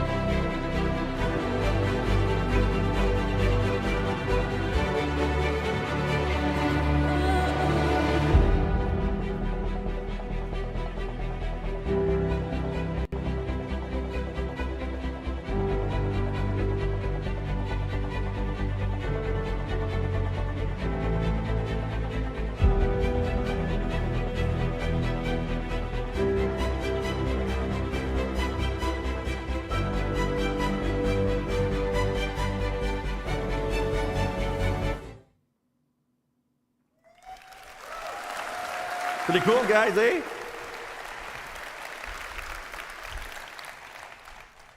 Oh, by the way, we made more than 4. It's not just 4. We made more than that. So we split those settlements into categories, social and hostile. In the social one, we will have drop-off mission, shops, food, loots, and drinks. And hostile one, obviously, will be more focused combat. Let me show you what it looks like.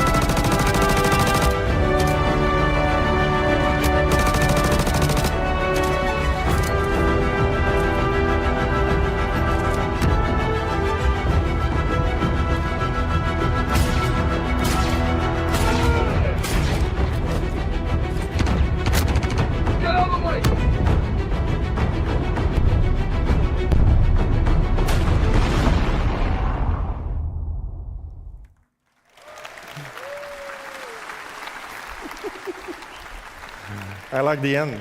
The end's awesome. All right, in summary, guys, we're going to have a lot of new location on planets, links with nice mission and good gameplay. And the most important, all those locations will be in Q4 this year, available in the game.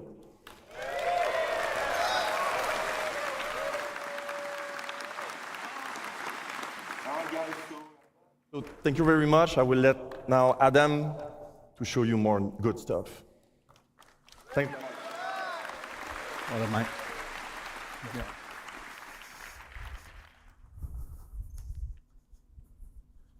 Hi, everyone.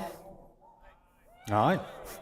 So, welcome to Rooftop Stations. I'm Adam Sanders, lead environment artist for EUL1.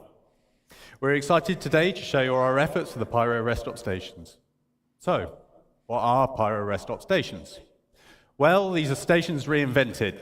These have new themes, archetypes, and gameplay to support new and interesting experiences.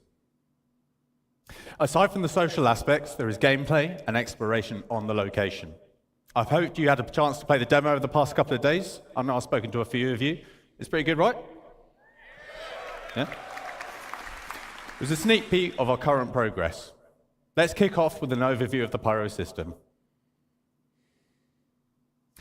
For the Pyro system release, we plan on 6 planets and 26 stations, including jump point stations that connect for Stanton and future systems such as Magnus. Rest stop stations are either in rundown or abandoned states. Citizens of Pyro, the Rough and Ready Outlaws, and Xenothreat may control these. Our focus today will on the Rough and Ready owned, Pyrotech Amalgamated, Fuel and Resource Station, Planet 2, Lagrange Point 4, otherwise known as Checkmate Station.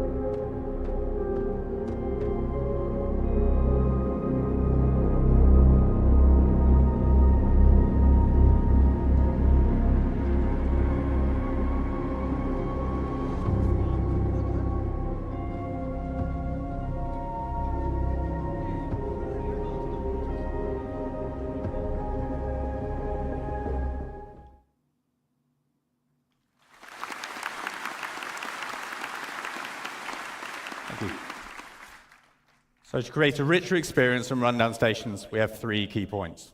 So increased reputation gives you access to new areas, unique gear, and mission givers. It also relates to basic functions such as the hub clinics, which need at least a neutral standing with their owners. Combat can take place anywhere, including social areas. Numerous options for environment traversal and enhanced environmental interactions. We aim to include new substation areas such as the workers area, lower deck, and maintenance areas. These areas will offer unique content, more environment interactivity, and interconnection between areas. Our journey begins when the player arrives in the entry deck view room. The entry deck serves as the first barrier between the outside world and the interior of the station. Some inhabitants are prevented from going inside and are stuck here with no means of getting out. Slums are formed beneath the bridge, smuggling routes established. Some shopkeepers will sell you water and food on your way into and out of the station. Let's have a look.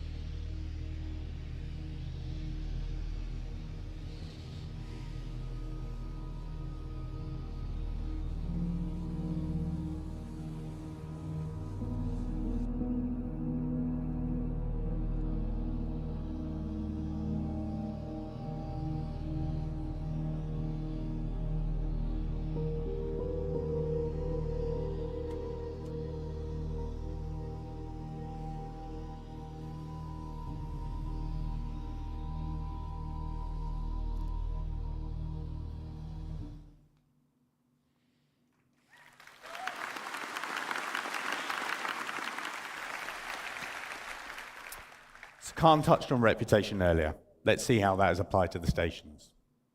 So how does the reputation gate in the entry deck affect gameplay? What happens if we have good reputation? So if you had good reputation, you could go straight through. This is no fuss, and it's the quickest way to maneuver through the station. However, you've got to put the time and the effort in to get to this point. What happens if you neutral reputation? So you might be waved through, maybe you have to pay a bribe, and you don't want to pay, so you can have to find an alternate pathing. Or you can have to build up your reputation. If you have bad reputation, and for all you naughty ones out there, I know some of you exist, this applies to you. In short, you're going to have a tough time, but you have options. So stealth via other pathways might be one of those options. You build your reputation up from scratch, or you could probably fight. Let's focus on those alternate pathways. The modules in the station are broken up into several traversal areas. As with the other location archetypes, we define these spaces as secondary or tertiary routes, as opposed to the more official primary paths. Most modules are interconnected with vents and maintenance shafts. These reward the players with infiltration and exploration paths, as well as potential loot. So what alternative routes exist to access the station? We'll offer the opportunity to access the station through multiple EVA points on the exterior. It gives you the choice on how to tackle missions and reputation issues. These alternative entries allow the player to circumvent the ATC loop completely. Useful for when your reputation with the owners would normally prevent you from going through more official ways. These serve as spaces that provide content aligned or against the owners of the station. The maintenance hatch access points are a new common sub-location to the stations. The stations are planned to house maintenance areas that increase the interconnection between all the different sub-areas of the station. They act as alternative pathways the player can take to traverse from the entrance area to the Galleria, for example. Now let's have a look at our main social space. The market. A central location for the controlling faction, it houses all their nefarious activities. You can participate in their endeavors if you have the right rep. Let's have a look at some of those key features.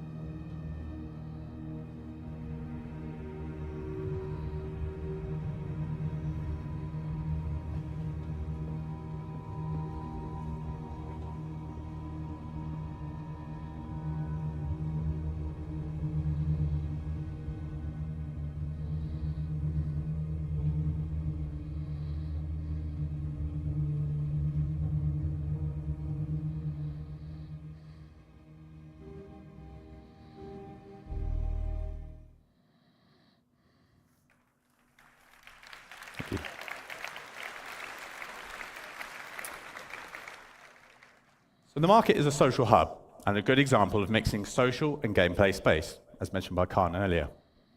Another reputation gate can be found in the market. The ground floor is open to the common public. The upper floor is reserved to rough and ready outlaws and their associates. If you have increased reputation, you can access this area which gives you access to premium items, top-tier mission givers, and access to new areas.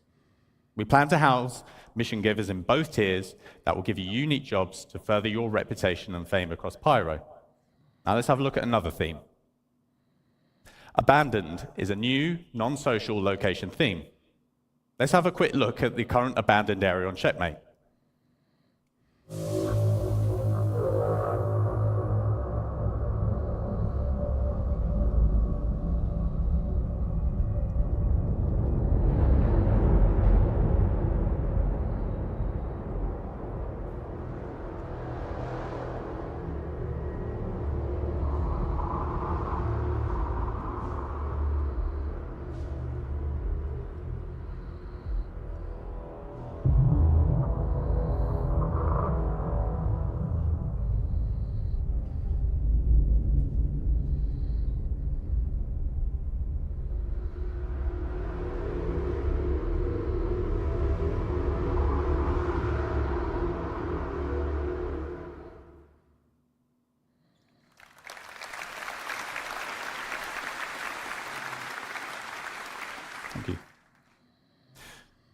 So we have entire abandoned stations as separate locations. On top of that, there are abandoned areas within the rundown stations, much like the ones you probably see in the demo. There will be around 15 of these around the Pyro system. These are accessible through airlocks and breaches or other means. We aim to enhance all the space locations with a lot more gameplay content. Loot runs, exploration, creatures, missions of various types with PvE and PvP content, just to name a few. We're also laying a focus on environment interactivity with potential retrofitting of occupied stations. With the future addition of security systems and the resource network system, we will have the means to further improve the experience within these spaces and offer new challenges. With power, life support, and gravity playing a key role to give the player a unique experience, especially in abandoned stations. So, what do Pyro rest stop stations bring to the game? So lots more variety in space stations, with more gameplay opportunities within a station location. Opportunities for exploration, hidden areas, multiple options for access or traversal. These are faction-owned, and reputation will affect the location and gameplay. These feature lots of new mission opportunities within social space and multiplayer opportunities for combat on location. So I hope you have enjoyed this sample of what stations will offer and had a chance to have a go on the demo the past couple of days. That concludes the Living on Edge presentation. Thank you for your time.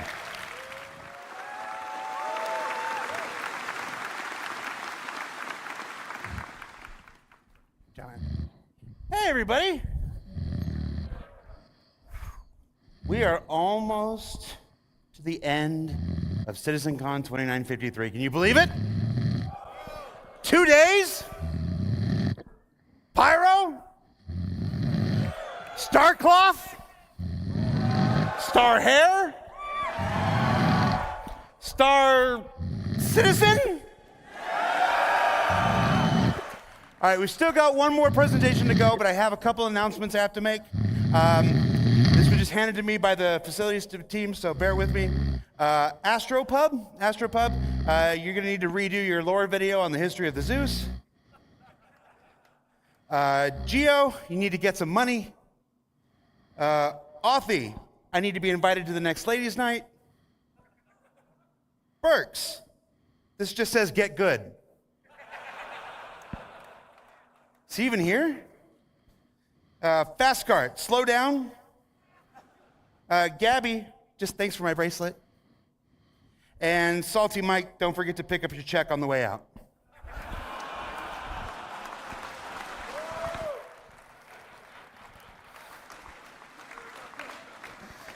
You know, that joke is so old, we would never, ever pay him. All right. So the only real announcement I have is that Hall B is closing at 4 o'clock. So that's approximately 15 minutes. So if you wanted to get merch or anything else, you wanted to peek at one last community booth, you've only got about 15 minutes left to do that before we close Hall B. In Hall B, the last 2 days, we've had our good friends at Atmo Esports. We're running their Fight and Flight competition. So I would like to invite 2 of the members of Atmo Esports, their founders, their creators, the big cheeses at the top, Crucian and Corsair. Come on up, man.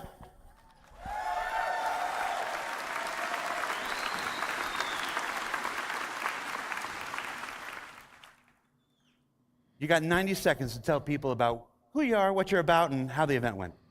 I'm Corsair, and this is Crucian, and we're from Atmo Esports. And we've just run Fight or Flight, the first live tournament experience here at CitizenCon 2953. We'd love to thank the staff and competitors. Who are the competitors? What are you doing? Yeah. Is that what that big group is? Yeah, these guys. Competitors. Yeah, just get them up. Yeah, come on up, guys. Come on up.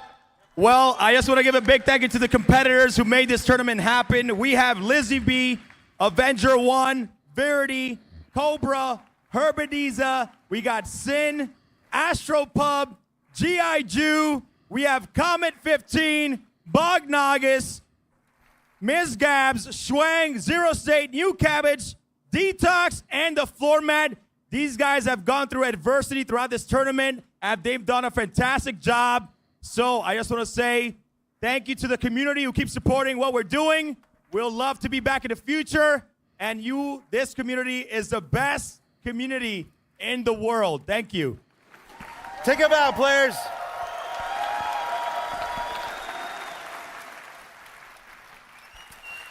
And of course, if you were here watching this, you can check out the stream, the whole event, up on their Twitch channel, I presume. Yep. I should have checked beforehand. Thank you very much, everybody. Watch your step on the way down.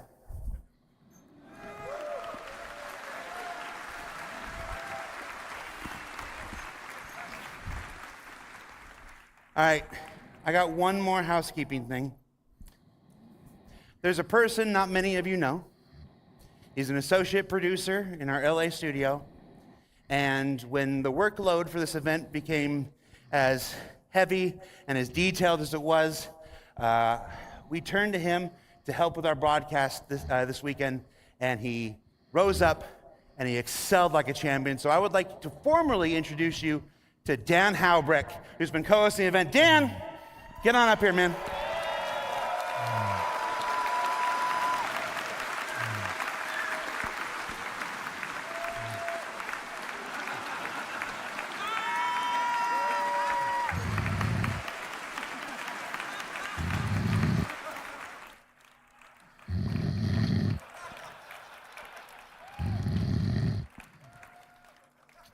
Keep walking.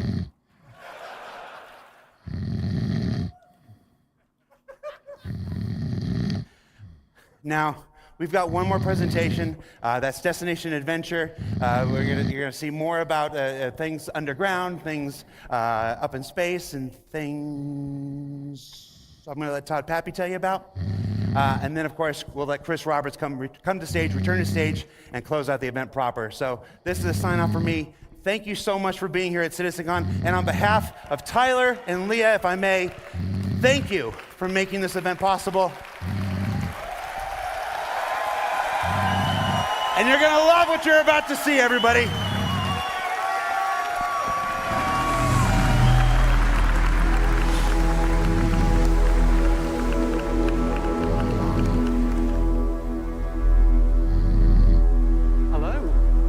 Hello and welcome to Destination Adventure. My name is John Griffiths. I'm the lead environment artist for EU Sandbox 2, and I'm the product owner for the distribution centers. Before we delve into, I'll put my slide on for a start.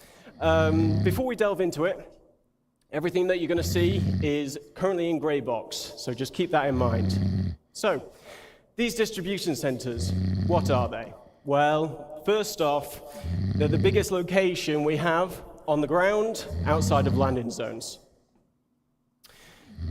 The reason why they're so big is intentional.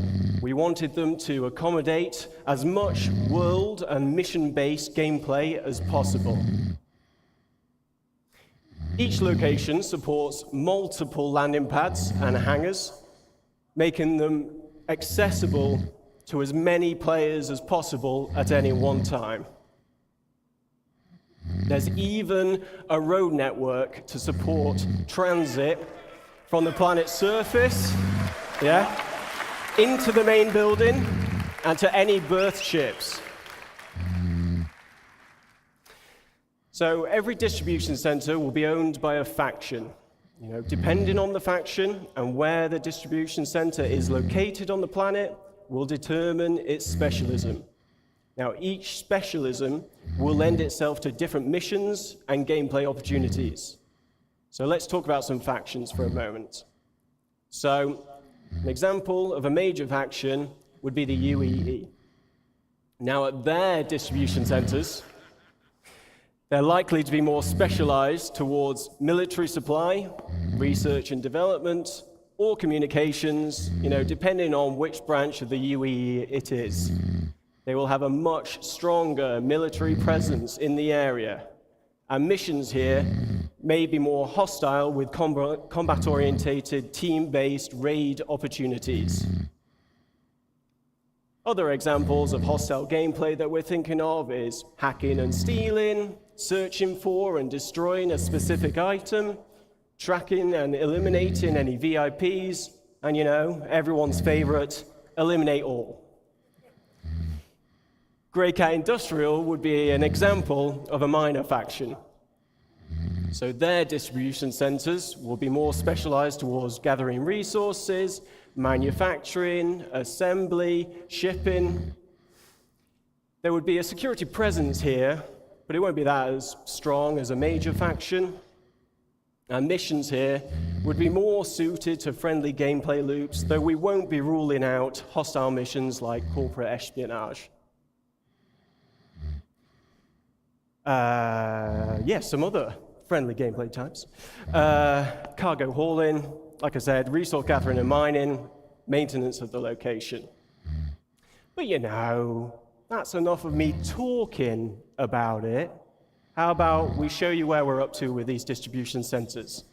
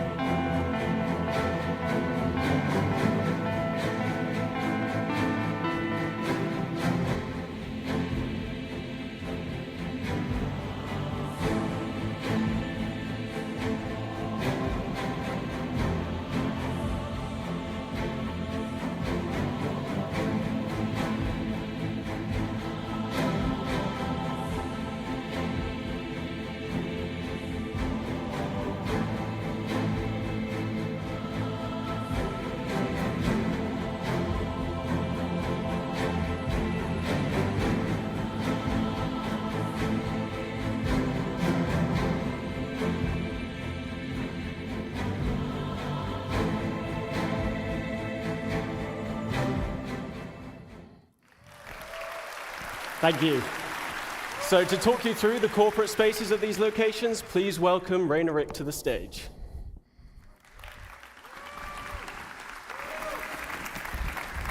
Hello, hello. So my name is Rainer Rick. I'm a lead environment artist at the Montreal studio, and we've been working with John's team on the distribution centers. So John just showed how massive these locations are. He also presented the industrial sections on the ground level, and I'm here to present the administrative area of these facilities that the Montreal team has been working on. So they're located above ground, just below the tower highlighted in the picture. Inside, you'll be able to explore the corporate office space and interact with the administrative personnel. Accessible via the lifts in the hangars, and also the industrial sections we saw earlier. In addition, we've added also landing pads in front of the lobby, specifically designed for smaller ships, and ideal for short stays like pickup or delivery missions. And we can't ignore the fantastic views we have from these platforms. A reminder of the vastness of these facilities. Now, let's step inside the lobby. You'll find the atrium, which is a central point of the administrative area, providing access to various locations of the corporate space. Within this space, you'll find the reception desk, and as a newcomer, you'll be expected to report here first. So here you can hand over your deliveries or pick up packages and earn reputation points with that faction. So also expect to see corporate ownership reflected through branding, color schemes, and product placement throughout the corporate hub. And with the use of overlays, we'll be able to swap these out depending on the ownership.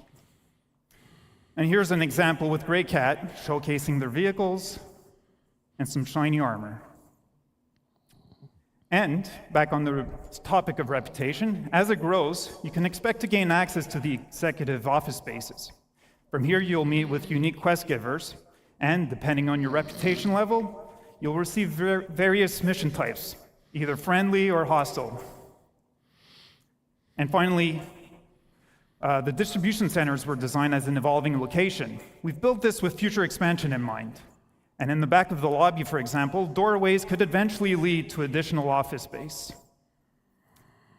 So, enough talk. Just before I show our progress so far, I want to give a big thank you to the Montreal team for their work on the administration area. Thank you. And as John mentioned, we're still in gray box space, so just keep that in mind. But let's take a look.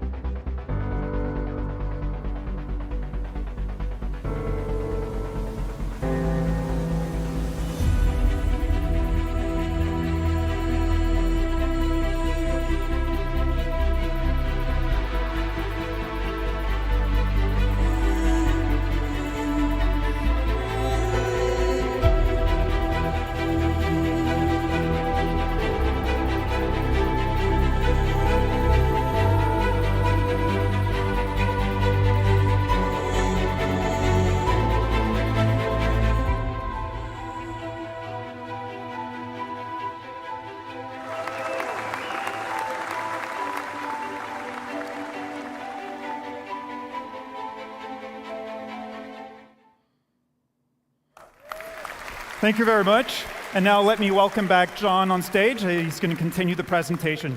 Thanks a lot, guys.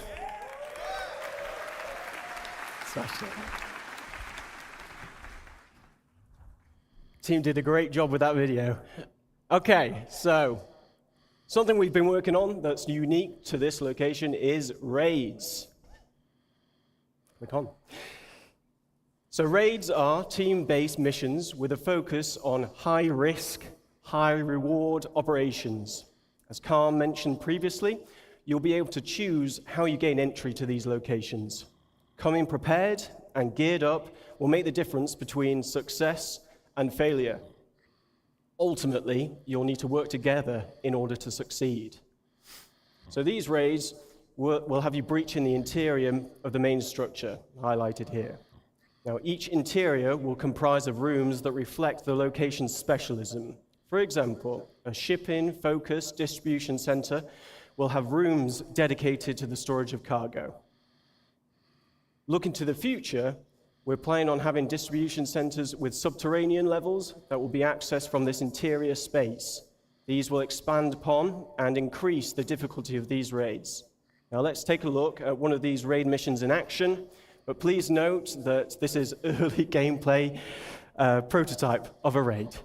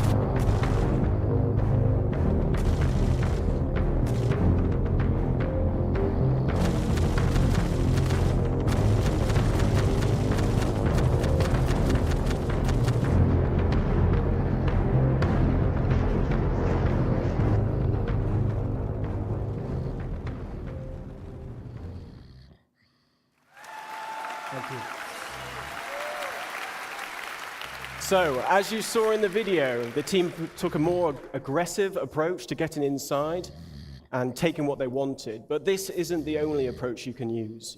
Multiple points of egress allow you to be stealthier, and it may make it easier for you to avoid obstacles in your path. Now, reputation will also tie into these raids. Missions will have varying objectives depending on the player's reputation level, and dynamic events may also be triggered during the raid, so players will need to adapt to an evolving situation. This could range from dealing with additional security personnel to other players arriving to defend the location against you. Something else we've been prototyping is how we can utilize the multi-tool to create gameplay puzzles. Physically interacting with the environment around you changes the puzzles for everybody. With multiple add-ons for the tool available, you may have to get creative when finding a solution to the problem in front of you. In this next video, we show you how using the tractor beam attachment can open up new paths to your objective, but it's up to you to decide what path you can create with what is available. Let's watch the video.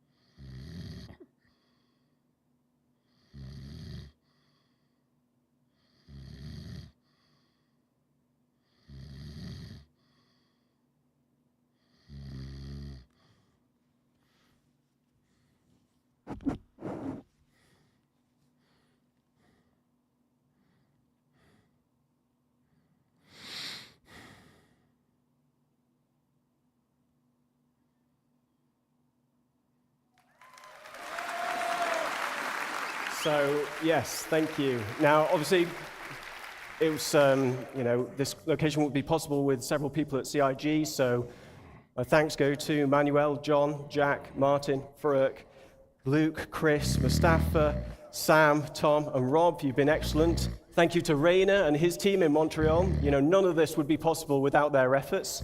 And yeah, thanks to everybody here and online watching. Really appreciate your support. On to the next one.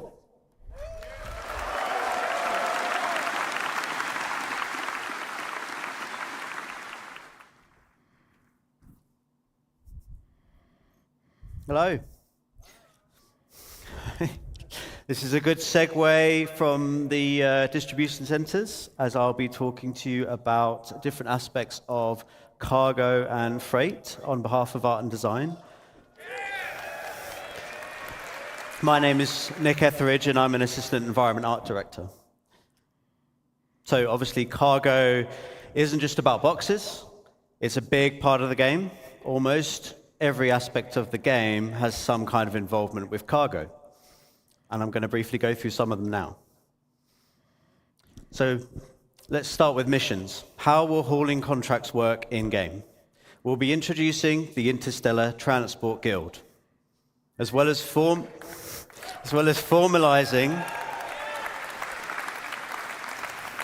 some of the main hauling and cargo companies that you'll be working with.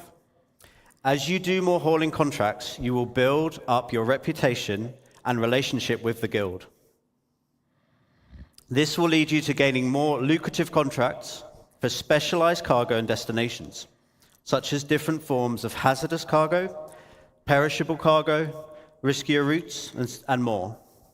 So what do I mean by hazardous and perishable? Well, as you know, there's lots of commodities in the game, and different commodities have different properties. As you know, with events like Xenothreat, we have some special cargo types with different attributes, such as time-sensitive cargo or quantum-sensitive cargo. But those were a small selection for the event, and they were the two-handed carryable types anyway. We'll be expanding those types, plus lots more types, to the wider game and to these hauling contracts. So how does this affect gameplay? It will affect the choices you make when you are handling, storing, and traveling with the cargo. For example, with size and weight. Is it carryable? Do you need a tractor beam? What type of tractor beam do you need? Is it a handheld one or a ship tractor beam? Some containers can only be moved with ship tractor beams, for example. With health, has the container got good integrity? Is it holding fragile goods? Do you need to handle it with care? You can't just throw all containers about. For temperature control, do you need to ensure the container is powered so it can keep the contents cool? Or do you need to get to your destination quickly, otherwise the contents may perish? For security, can the container be locked or hacked? Can the contents be scanned, or is the container tracked? Will there be pirates or law after you when you're holding this container? Hazard containment. Is it radioactive? You might need the right protection against it, as you may have seen in Jens's presentation earlier. Can it explode? You might not want to put these containers on a more exposed section of your ship. And many of these attributes are going to be visually distinctive. So conversely, if you want to steal, for example, some cargo on a hull C, which does have very exposed cargo containers, you might want to avoid shooting blindly and accidentally blowing up your potential profits. So look out for those types of containers. Back to mission progression. We'll be introducing perks and rewards as part of fulfilling contracts and raising reputation with these companies. For rewards, we'll have branded ship and tool skins, branded clothing. There will be collectibles to decorate your hab, hangar, or ship, or you can put them anywhere you want. And there'll be more exclusive rewards that we'll be revealing later. Thank you. For perks, you'll get access to more items in shops and discounts on specific items. And all of these rewards and perks you need to earn in the game. You cannot just buy them.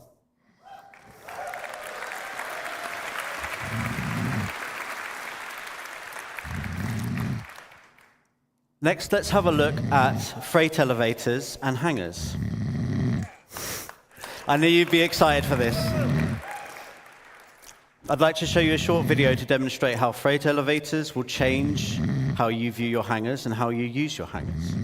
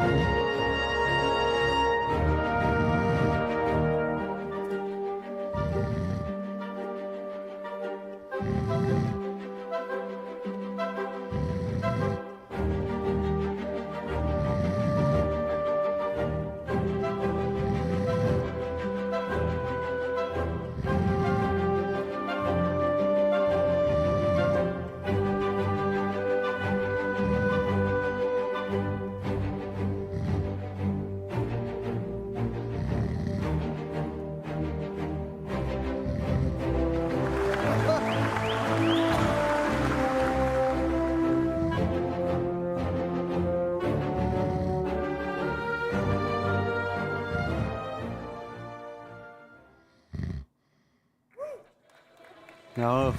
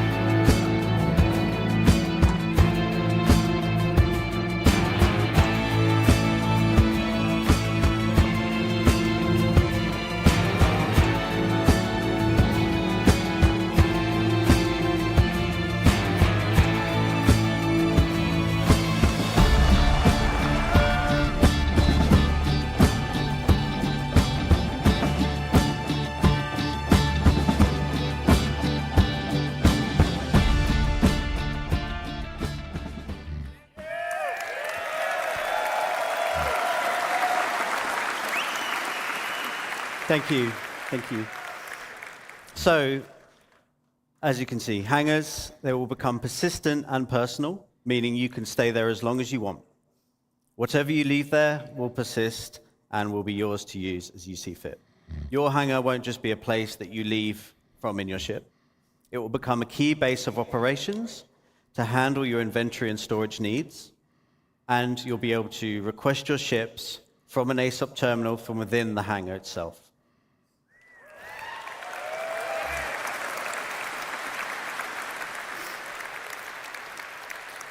Location inventories won't be magic and instant anymore. This means that the freight elevators will be one of the main ways you interact with your local inventory. Items stored at the location can be requested via the elevator kiosks and will be brought up in a physicalized state to do with as you want. This would be done through a dedicated interface screen to manage large volumes of items. It won't be using the personal inventory system. The change is obviously a really big quality of life improvement to retrieving ground vehicles. No longer do you have to travel thousands or millions of kilometers to specific places in the verse to get your vehicle. You will get them straight from your hangar.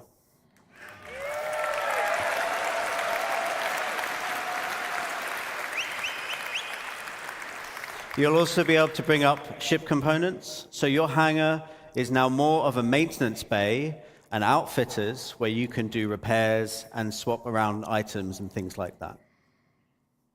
So in short, persistent player hangars in combination with freight elevators will dramatically change what you can do in your hangar. It will be a home to do as you want, which has always been the dream. That concludes my presentation. Thank you very much for listening.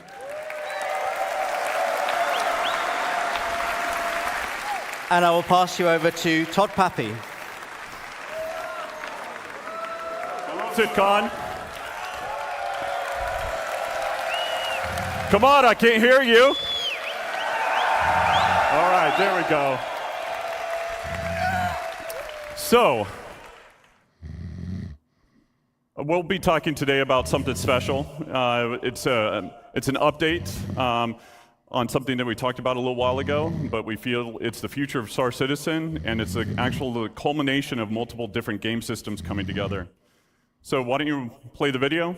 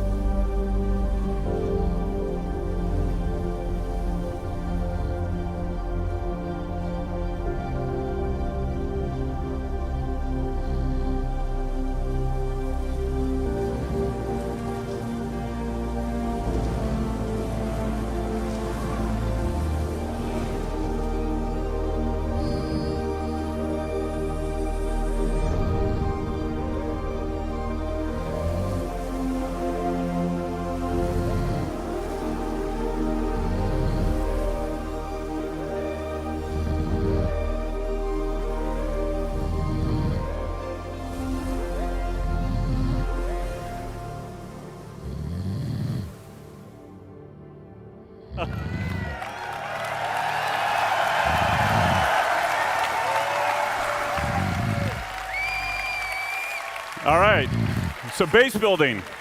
All right, it breaks down into two really large gameplay sections, planning ahead and prepping, and then you've got the on-site where you're actually gonna build. So with that, you need to figure out what your goal is. Is it to have a home with a nice view and relax? Is it to have a trading post where you want to create and sell items? Is it to gather resources available and move on to the next area? Or is it to be off-grid and be completely self-sufficient? So with that, with your prep and everything like that, we've got blueprints. So the recipes. Everything in the game is fabricated from a blueprint. Players acquire blueprints via reputation rewards, missions, or rare NPCs. With any blueprint, you can actually do research on it and then create different variations. With materials, ranging from the common to ultra rare, you might find them at the local shop or have to travel around the universe to collect them. Unrefined, refined, simple materials, or even complex components will all go into the fabrication. With this, then you got location, location, location. First area is high security, so you must purchase the land. The base is actually invulnerable because the planetary shield tech. A security will show up to protect it as well. You pay for the privilege, you're taxed. So at this point, you won't have the best resources available. You won't have access to the best resources available on the planet. If you don't pay your taxes, the shields will go away after a period of time, and the base will become derelict and will collapse. But this is low risk, low reward. Then you've got low security. So again, you must purchase the land. It's owned by an independent corp, gang, or faction. Again, you don't have access to all the best resources on the planet. The base is vulnerable. AI NPCs will show up and protect the base if it's attacked. The protection will escalate over time. Player can also build defenses to help mitigate this as well. And then it's medium reward, medium risk. Then you've got lawless.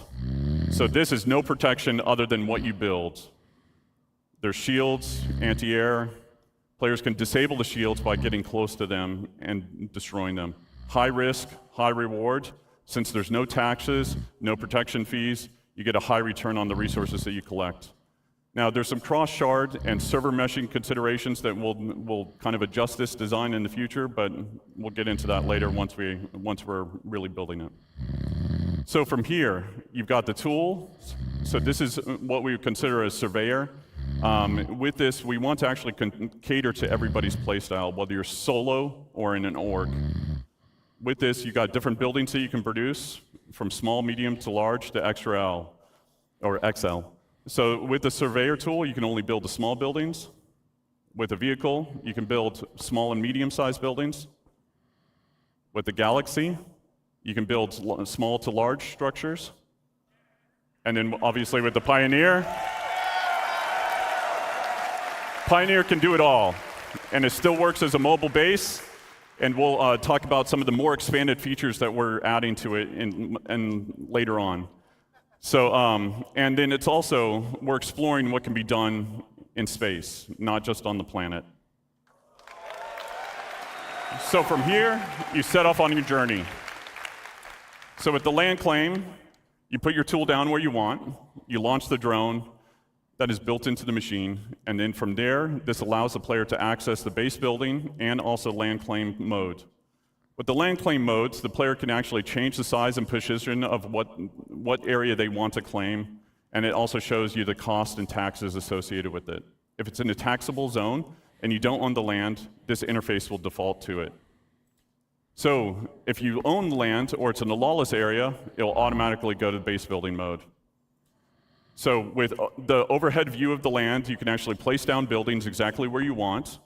You can see the resources beneath the surface, and then you can also place multiple buildings before you actually build. So you can see how it will all kind of come together. You'll see the resources that are needed for it.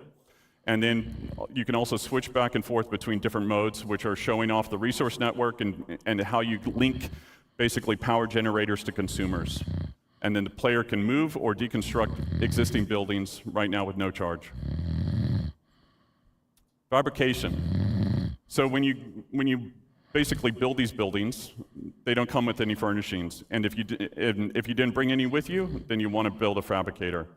So depending on what you want to build, there's different sizes of them that support buildings from decorations, armor, weapons, components, and even ships.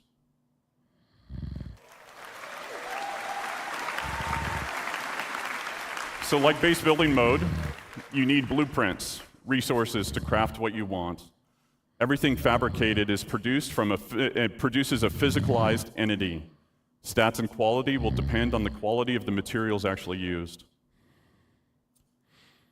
Once you've done that and you've built your decorations, now you can actually fill the room the way that you want to fill it. So furnishings can be purchased at different locations, or they can actually be fabricated. You can do that via first person or in a dedicated mode in the Surveyor's tool.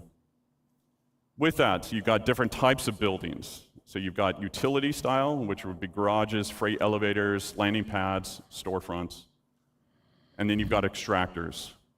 So with extractors, we want to make sure that nothing in regards to resource gathering is fully automated. A level of player engagement is always needed. So as Nick talked about before, there are different types of commodities, radioactive, perishable, etc.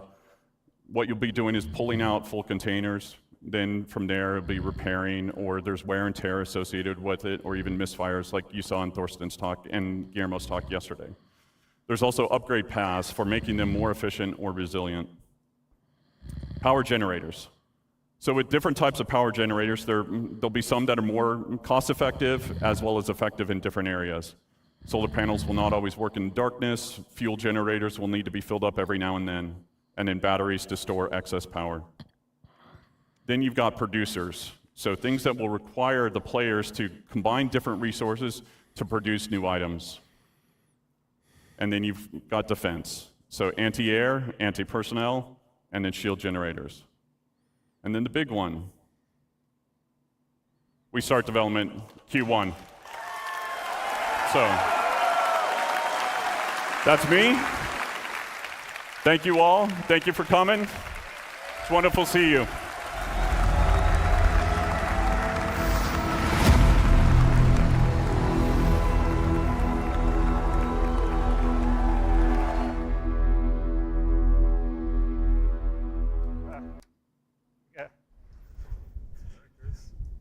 Hello? Hey, everybody.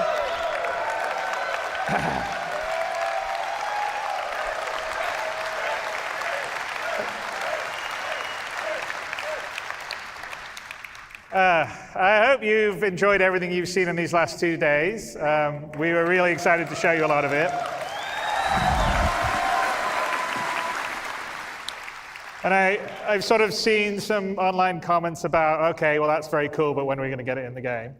But one of the real reasons why we wanted to show you this CitizenCon is because we've hit an inflection point on a lot of the features, as in they're either finished or they're in polishing stage, which is why we're showing them. So everything that we've been showing you here at CitizenCon is our intention, not making 100% promise, just so everyone remembers that, to get them into Star Citizen through next year. So it's not going to be gated on having to be after Squadron 42. So we are...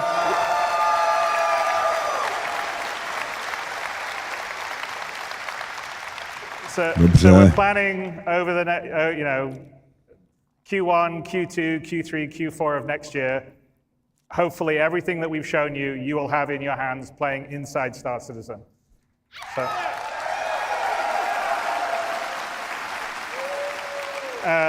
and it's very gratifying for the team and myself to finally be able to show you a lot of this. One of the advantages of being able to go and iterate on these features in Squadron was that we were able to do it without having to release every 3 months and make sure the old system worked while the new system was working, so we could actually really polish the features, which I hope you could see when we showed you the updated UI stuff, the updated FPS stuff, the updated flight stuff, the character stuff, which is something we're very proud of, because this is, after all, an MMO. You want to have as much freedom to create the character you want to create.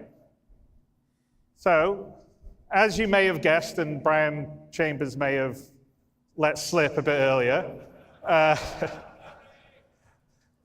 we are feature complete on Squadron 42.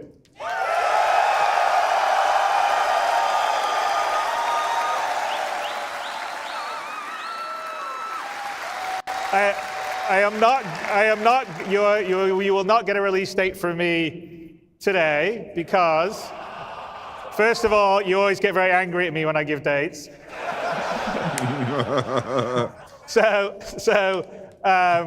It will be when I know that we're fully about ready to print the Gold Masters, but it won't be just yet. But we prepared, the Squadron 42 team prepared a small video for you. I may be lying, it's a bit bigger than small. To give you a glimpse of everything we've been working on and what the gameplay looks and feels like. So let's roll that. No, konečně to.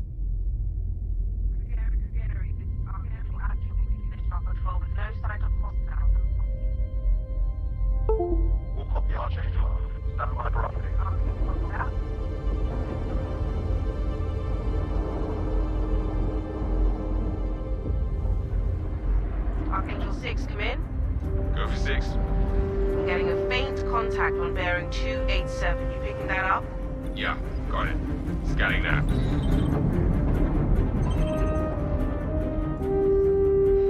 We're clear. Commercial vessel out of Vega 3. Provided that the civilian traffic is restricted under lockdown. Copy that.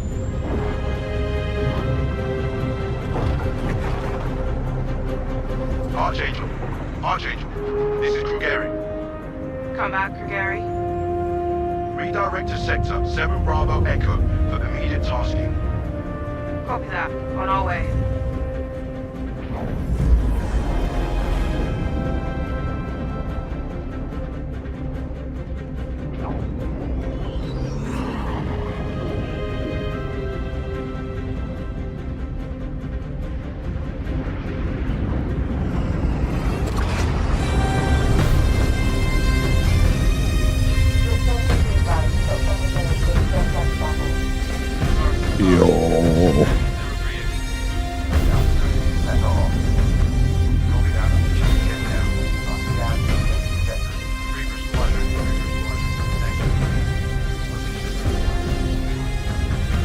Vidím tam krakena ležícího taky.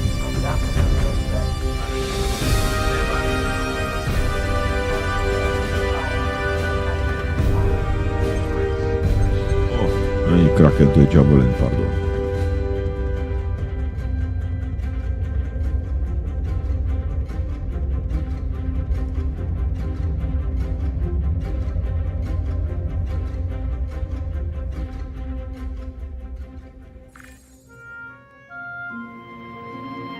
I know I just wrote you, but a couple of hours ago, proximity sensors on the other side of the jump got twigged.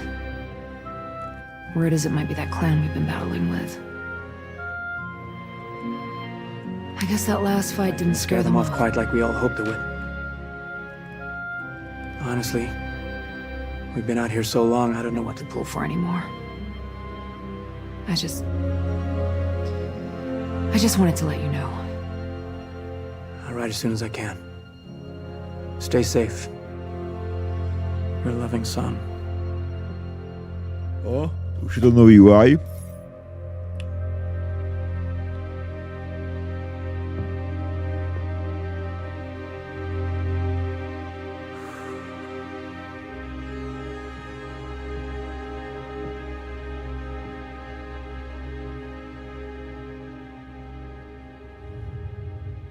Never gets old, does it? Sir. Eddies.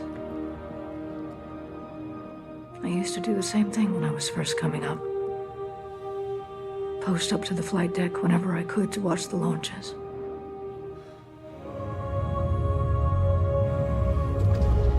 Have you seen the F-8s up close? No, sir.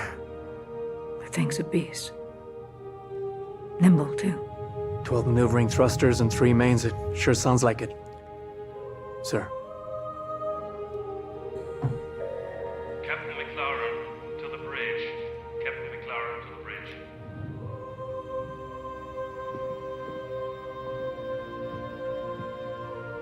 I saw you apply to the Flight Academy again. Yes, sir. Keep your head up. Took me a couple times before I got in. Thank you, sir.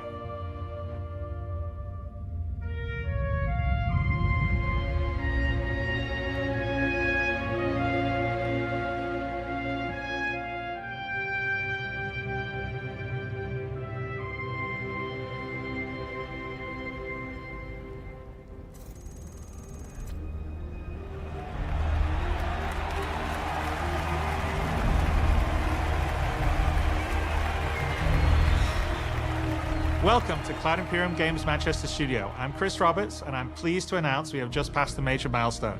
Squadron 42 is now feature complete and has entered its polish phase. To celebrate this milestone, we've gathered some of our core leadership together to share what this means. Yeah.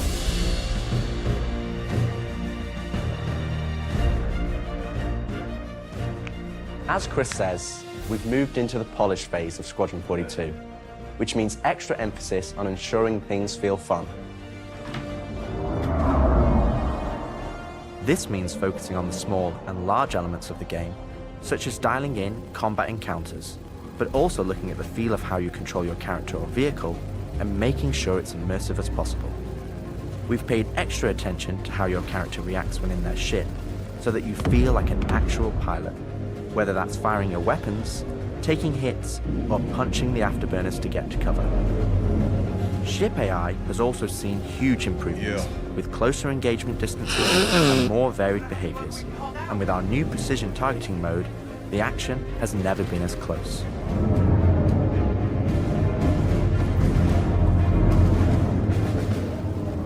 With the aim now on polish, we've organized the project into self-sufficient strike teams, so we can focus on individual areas to deliver the best experience.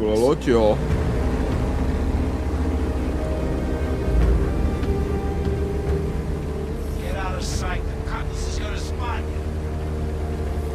This allows us to bring all disciplines together with a unified vision of enhancing the gameplay by seamlessly blending it with polished visuals, final cinematic performances, and our ever-improving technology.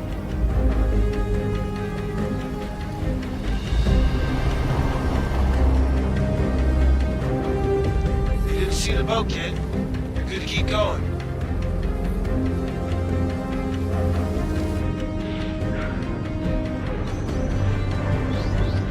We're also dialing in gameplay features, such as the ship flight model for both atmosphere and space, which covers master modes, control surfaces, and our gold standard HUD and MFDs. Our interaction system for both the world and your character have also seen additional improvements, allowing us to hone and craft environmental puzzles unique to each location, while allowing us to tell the story of the world around you.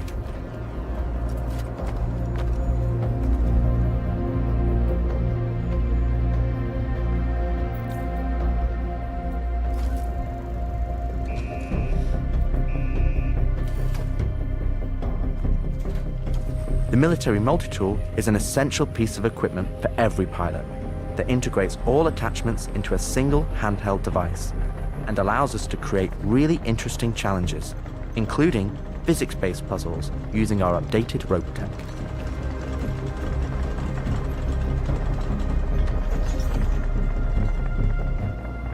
Unidentified vessels, this is the UEE Navy. Power down your ships and stand by for processing. Off the coil's ass. Our scanning, targeting, and marker system has also seen an overhaul, allowing us to highlight only the essential information that you need, such as key objectives, mission targets, and high-level scan information, while keeping your overall view as clean as possible. Damn skank!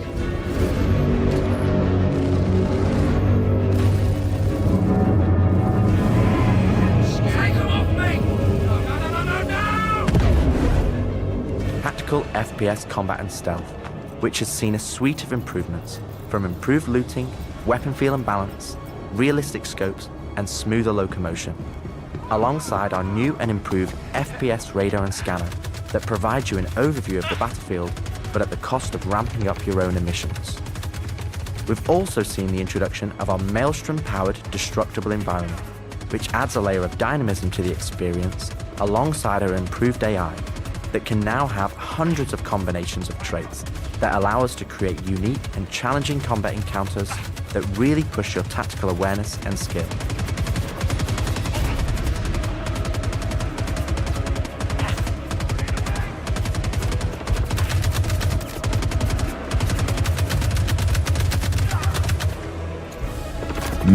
To vypadá hodně akčně, moc dobrý.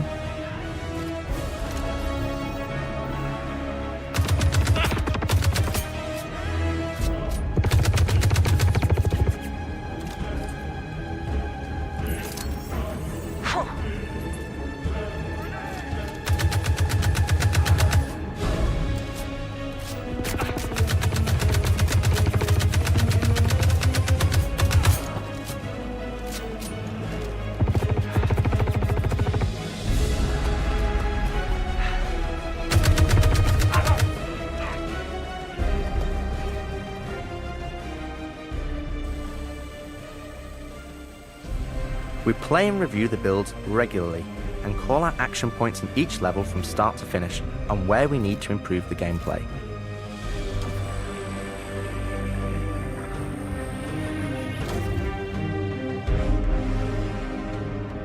This is an incredibly rewarding stage of development for me and the team, as the ultimate vision of the game is realized, allowing us to craft an experience that we can be really proud of.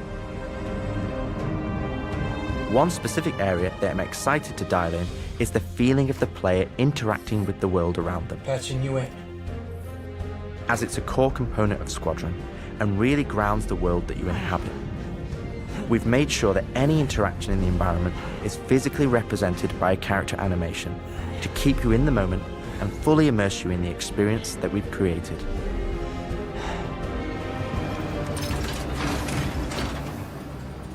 Ultimately, this is the final phase of gameplay iteration before we fully transition into optimization and stability on the road to release.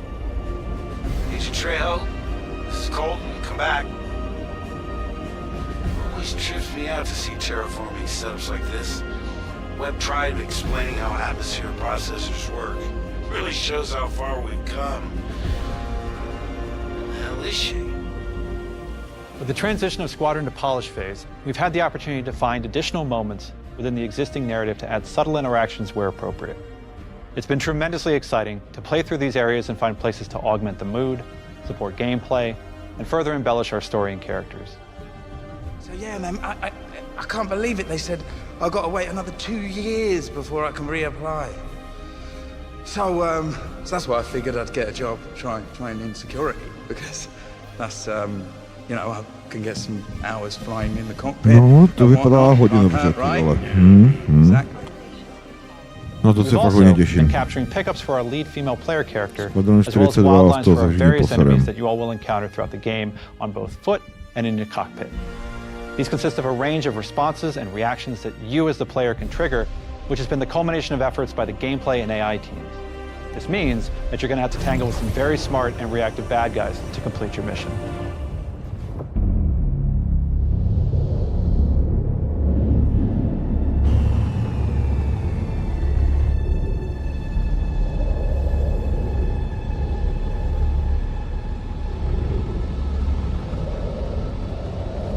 At the heart of this immersive adventure, you'll find cutting-edge cinematic storytelling, thoughtfully crafted to fully immerse you into your story. We fight today. So in 40 years from now, when you're surrounded by everything and everyone you hold dear, and they ask, what did you do in the Battle of Vega? You can look them in the eye and say, I held the line. Men and women of the Second Fleet, I am proud to stand with you today. Good luck. Push about. Nice speech. Any word from the recon team? Not yet. Let's get into position.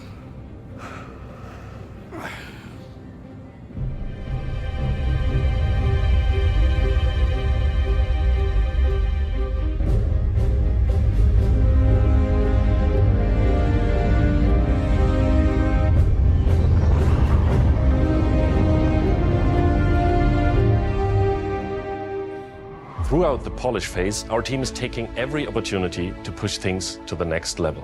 Tell me you're expecting company. This is not good. The Cine team is focused on Všichni finalizing vypadají na edit naštěně, on all of our big oproti action, as well as všem all videím, co smaller zatím character vylezlo. sequences. I could have pulled O this Squadron off at the 42. Galactopedia. Yeah, probably, but I think their solar mass calculations are wrong, though. Well, this is ridiculous. How so?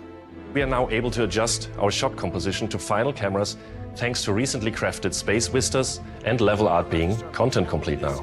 It'd be nice to know how much of a shitstorm we're flying into. More like a hellstorm, Blue. One you ain't gonna fly out of. Shut up. Now, I hadn't seen another ship that wasn't trying to kill me in days, let alone a hauler, let alone a Jean. So you can imagine my surprise. Detailed lighting passes can be done on hero sequences so we can show our cast and convey their emotions in the best light possible. And we're making sure our cinematics are triggering as fluid as we can craft them so they form a coherent concerto with the rest of the player's narrative experience. Mr. Wexler, this is Lieutenant Commander Colton. Oh, Commander, hey, Julian Wexler. I'm the field manager of this little operation. Welcome aboard the Archon. What brings the Navy to this little corner of the universe? We got you flying with Lieutenant Commander Colton. He's one of our best. As others will share, this is the most rewarding chapter of development, which allows us to truly experience the visceral and oftentimes emotional moments that our narrative provides. How did you handle it after Vega? I'm not sure I handled anything. It helps to remember that stuff like this is supposed to hurt. I've never been good at dealing with problems I can't fix. Well, this is one that you don't have to do alone. That's good to know. For the animation teams, polish phase means refining the social aspects of Squadron 42 that occur between the various missions and getting the behaviors implemented across all of its chapters. Here we're dialing in the hangar to make it as immersive and believable an experience as possible. That'll do it. Done. Okay. All right. Let's do this. I have to switch out some of the interchange from the hangar deck. We're getting a weird airflow. Turning out the amount of stuff.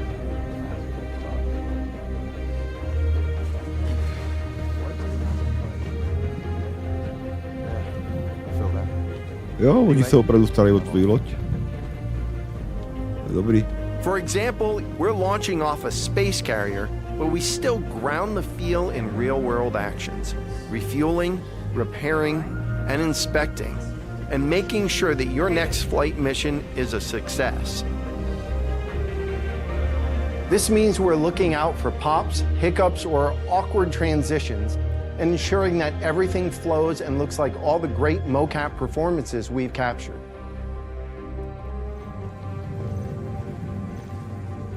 Let's ready some extra ice packs out of storage.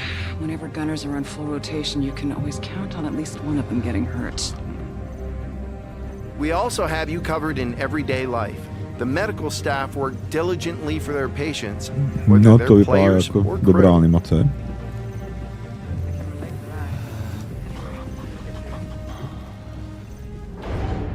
We really want you to feel part of an authentic crew, an important part of the UEE Navy in an enormous universe of people going about their everyday lives.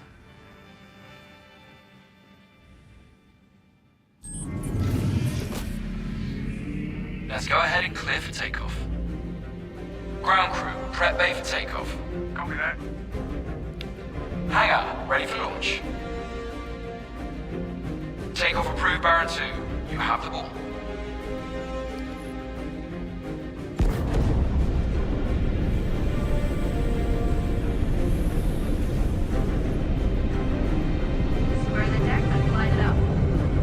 Ready and hold on as you're launched off the deck of the carrier.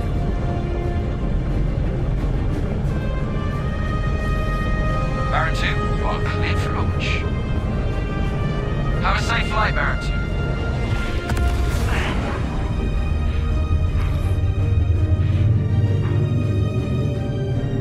We want you to not only decide how you play the game, but to feel as if the people you interact with are in that world with you. I would have never thought a shotgun could be so pretty. Damn, this R97 is sleek as hell. Like a lot of other weapons in Gemini's arsenal, it has a higher rate of fire than most guns of its type.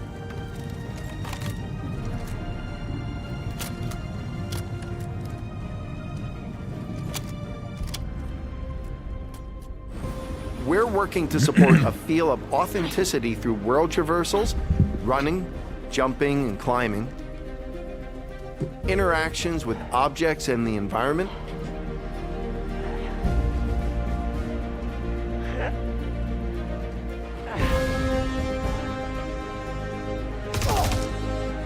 solid weapon gameplay and enemy reactions, as well as combat realities, such as weapon malfunctions.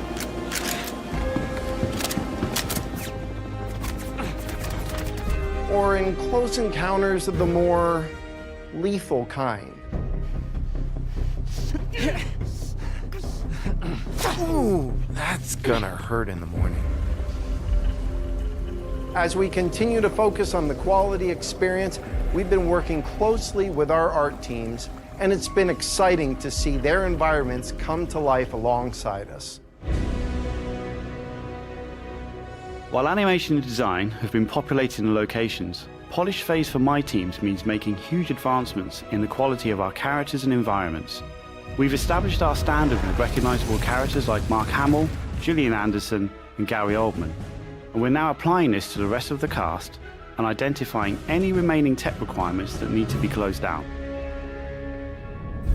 The story of Squadron 42 takes you through a variety of diverse locations of varying scales and styles. We shared glimpses of several environments before, and there's still plenty out there for you to discover. One of the main challenges the art team has had to face during the development of Squadron 42 is ensuring the visuals are complementary to the narrative of the script. The mood and feeling of a space is just as important to us as it is making sure we hit the visual quality that CIG has become known for. Oh, good. We can't hack it from this side. Graves, we got a locked door. Can you give us access? No, I'm afraid that's a negative, Steve. I would have to add you to our system to give you override permissions, and there's a lot involved in that. It won't happen quickly. Okay, we'll figure something out. Everything you see during the campaign has been heavily inspired by the classics of 70s and 80s sci-fi, but with a modern twist. We want everything you see to feel like it has a soul, its own personality, and tells of a history long before you arrived. Mass Effect, Crafting interesting flight spaces and their connecting tissue has been one of the more unique challenges we've needed to overcome for Squadron. Developing our VDB tech blends seamlessly between tighter traversal spaces and into wider space vistas and planets has proved incredibly difficult but rewarding, ensuring that Squadron flows seamlessly from one chapter to the next, without interruption. Creating a diverse array of locations is essential to us. Our environments need to work from a variety of scales. We need to pay close attention to detail, whether we're working in a dirty engineering vent or navigating the debris of a dying star, wondering what may be around that next corner, or even who may live there, how would they have survived, and what state of mind may they be in.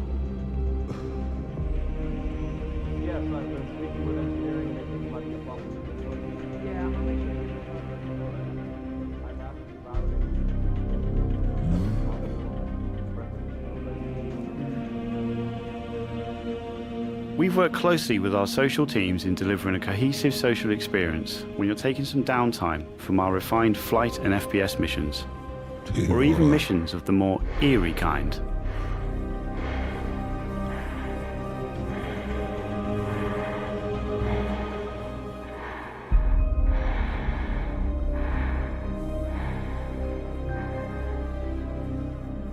We'll be introducing new space stations on a massive scale, all brought together and designed to be as tangible as possible. We've thought about their function, their age, and tried to ensure there's a progression in artistic style with each station as you progress through the game.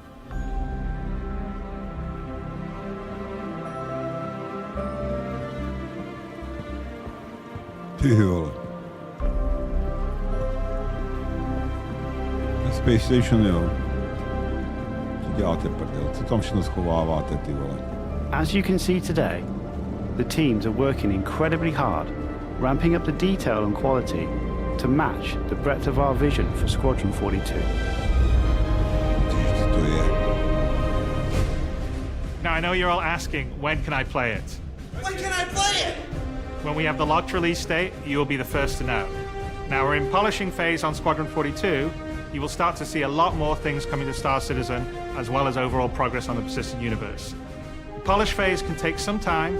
We have come this far, and we want to make sure Squadron 42 delivers on the promise of being this generation's wing commander. Now, even though there's only a few of us in this video, I'd like to extend a big thank you to all our staff around the globe who've been putting their heart and soul into bringing Squadron 42 to life. And I would like to thank everyone in the community for your patience and your support. To paraphrase Admiral Bishop, when people ask, what did you do in the development of Squadron 42? You can look them in the eye and say, I held the line. I'm proud to stand with you. Thank you for making this game with us. Jo.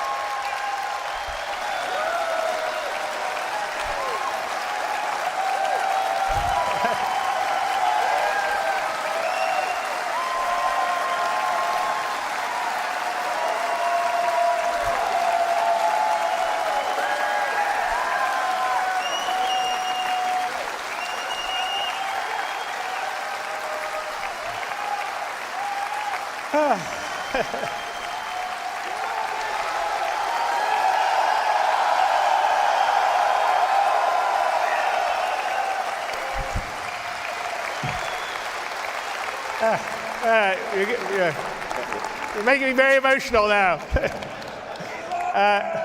Thank you so much. It's been definitely a long time coming. As you can see on that video, that's Squadron 42 gameplay. So we are really dialing it in and polishing it, and we're really proud of what it is. I mean, anyway, I think it's going to be something I'm very, very proud of. So I can't wait for you guys to play it in the... I'm not going to say when, but anyway. And anyway, we kind of spent the time to craft something that's that beautiful with as much attention to detail and love without your guys' support, just like we couldn't be building the universe of Star Citizen without your guys' support. So I am, on my side, incredibly grateful, as is everybody at CIG, for your continued support, because we're building, I mean, a universe of dreams and stories of dreams, and it's a really wonderful thing to be able to do as a creative. So thank you, everyone here, and everyone watching, and everyone that supports Star Citizen and Squadron 42. So thank you guys very, very much.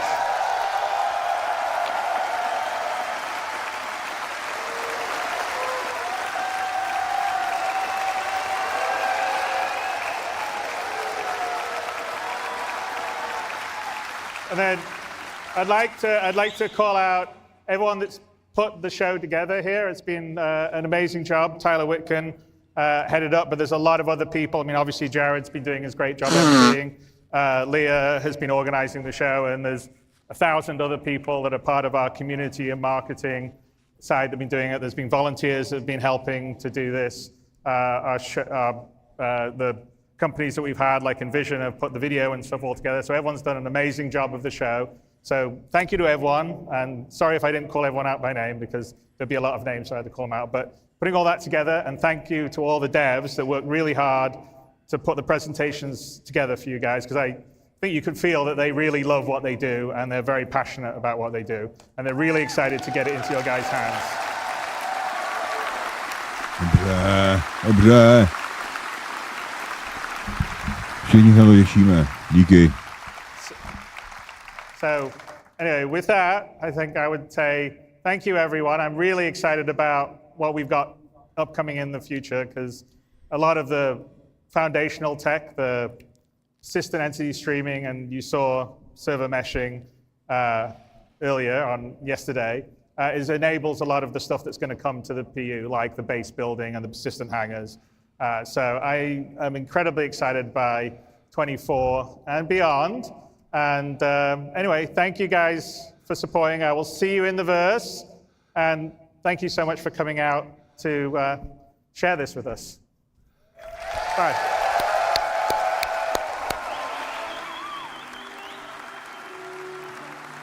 Ty vole, jak jsme to přežili.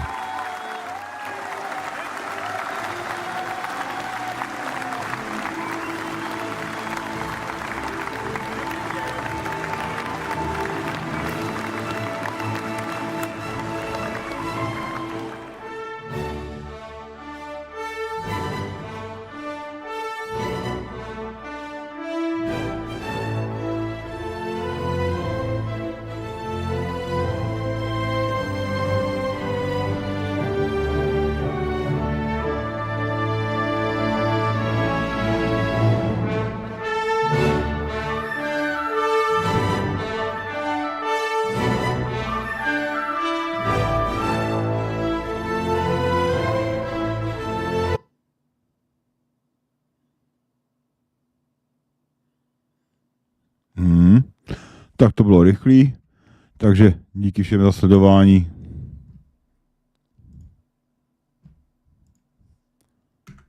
Druhého dne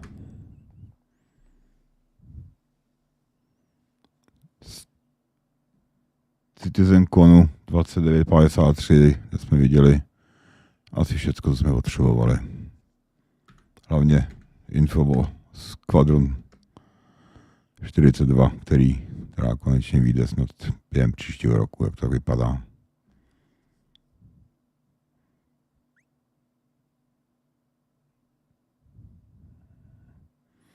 No jo. Takže jo, díky všem za sledování a uvidíme se u příštího streamu. Možná zítra, možná během týdne. Mějte se všichni hezky a zatím. Čau.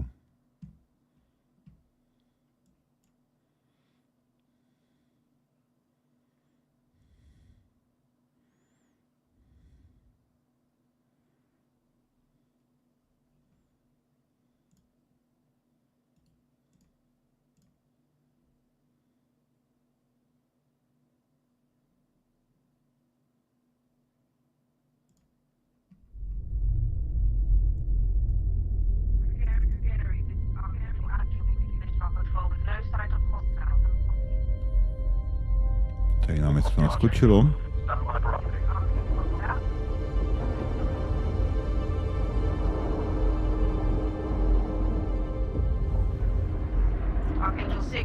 Skladron 42 Hodeline, nový trailer.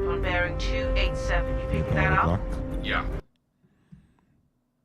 Got it. Scanning now.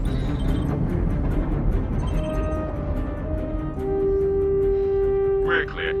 Commercial vessel under Big 3, provided that the civilian traffic is restricted under lockdown. Copy that.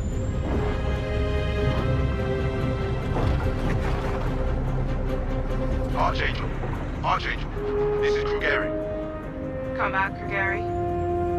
Redirect to sector 7 Bravo Echo for immediate tasking. Copy that. On our way.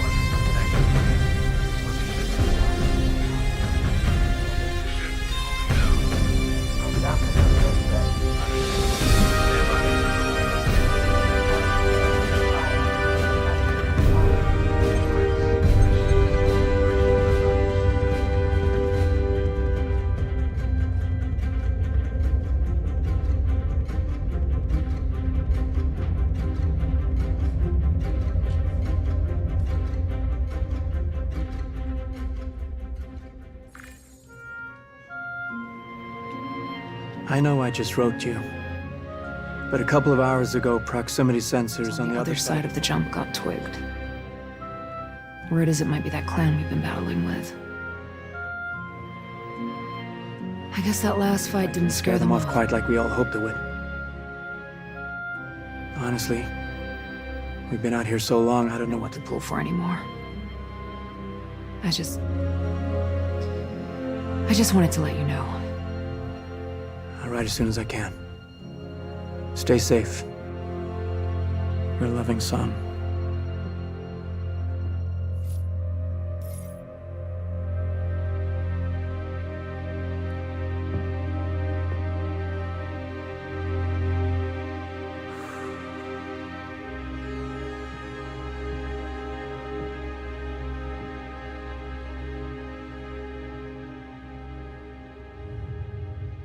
Never gets old, does it? Sir. Eddies. I used to do the same thing when I was first coming up. Post up to the flight deck whenever I could to watch the launches.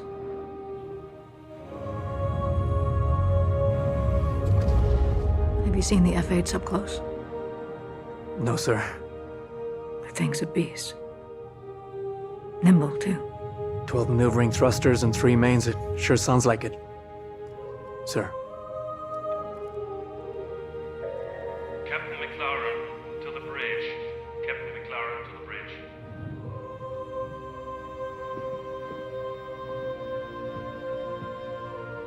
I saw you apply to the Flight Academy again. Yes, sir. Keep your head up. Took me a couple times before I got in. Thank you, sir.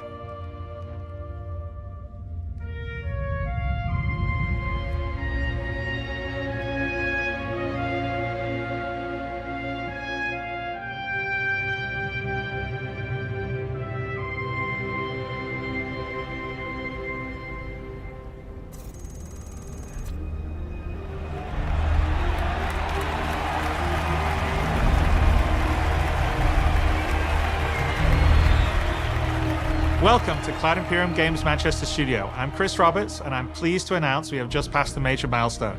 Squadron 42 is now feature complete and has entered its polish phase. To celebrate this milestone, we've gathered some of our core leadership together to share what this means.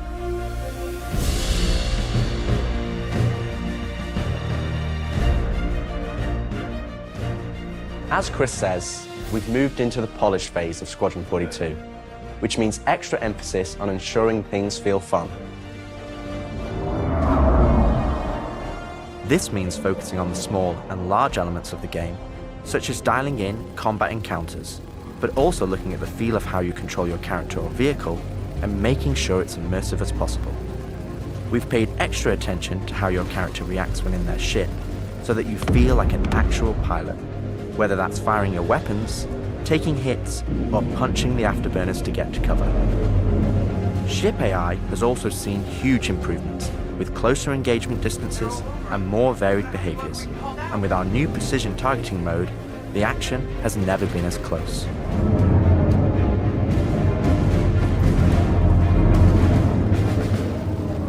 With the aim now on polish, we've organized the project into self-sufficient strike teams, so we can focus on individual areas to deliver the best experience.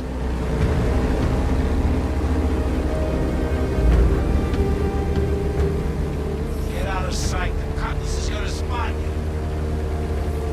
This allows us to bring all disciplines together with a unified vision of enhancing the gameplay by seamlessly blending it with polished visuals, final cinematic performances, and our ever-improving technology.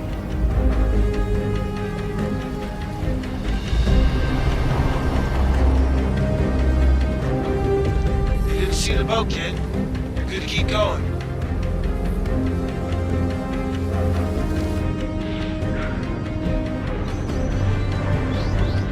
We're also dialing in gameplay features, such as the ship flight model for both atmosphere and space, which covers master modes, control surfaces, and our gold standard HUD and MFDs. Our interaction system for both the world and your character have also seen additional improvements, allowing us to hone and craft environmental puzzles unique to each location, while allowing us to tell the story of the world around you.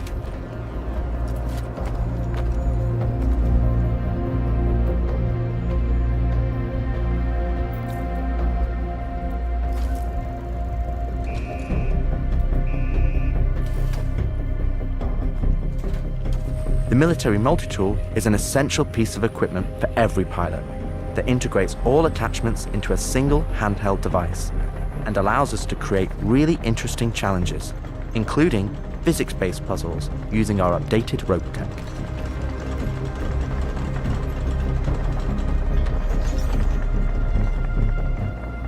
Unidentified vessels, this is the UEE Navy.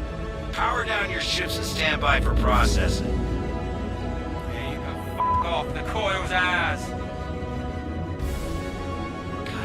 Our scanning, targeting and marker system has also seen an overhaul, allowing us to highlight only the essential information that you need, such as key objectives, mission targets and high-level scan information, while keeping your overall view as clean as possible.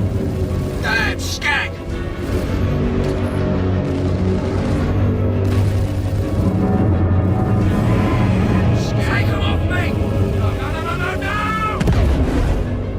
Tactical FPS combat and stealth, which has seen a suite of improvements, from improved looting, weapon feel and balance, realistic scopes, and smoother locomotion, alongside our new and improved FPS radar and scanner that provides you an overview of the battlefield, but at the cost of ramping up your own emissions.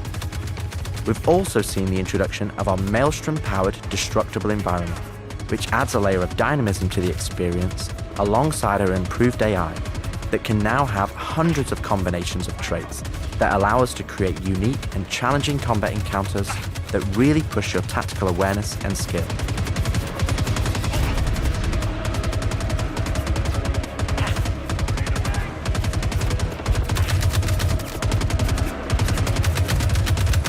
No, to je pretty intense.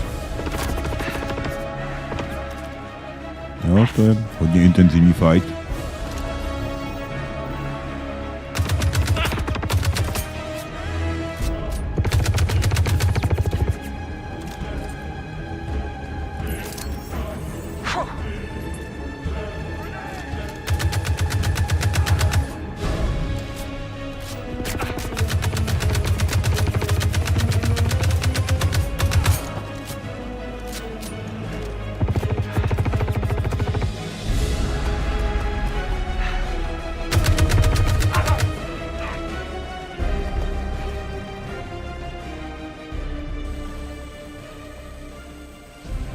We play and review the builds regularly and call out action points in each level from start to finish on where we need to improve the gameplay.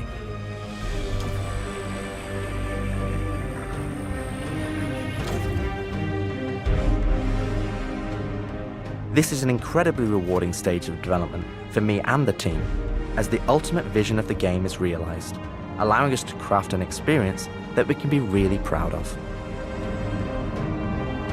One specific area that I'm excited to dial in is the feeling of the player interacting with the world around them. Patching you in. As it's a core component of Squadron and really grounds the world that you inhabit.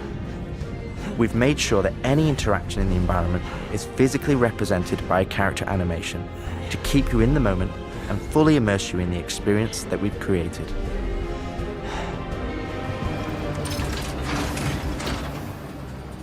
Ultimately, this is the final phase of gameplay iteration before we fully transition into optimization and stability on the road to release. Agent Trejo, this is Colton, come back. Always trips me out to see terraforming setups like this. Webb tried explaining how atmosphere processors work. Really shows how far we've come. Hell is she? With the transition of Squadron to polish phase, we've had the opportunity to find additional moments within the existing narrative to add subtle interactions where appropriate. It's been tremendously exciting to play through these areas and find places to augment the mood, support gameplay, and further embellish our story and characters. So yeah, man, I can't believe it. They said I've got to wait another 2 years before I can reapply. So that's why I figured I'd get a job trying in security, because that's You know, I can get some hours flying in the cockpit and whatnot. Can't hurt, right? Exactly.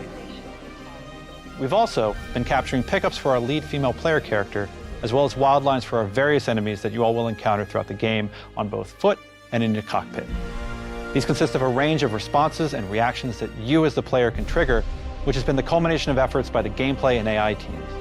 This means that you're going to have to tangle with some very smart and reactive bad guys to complete your mission.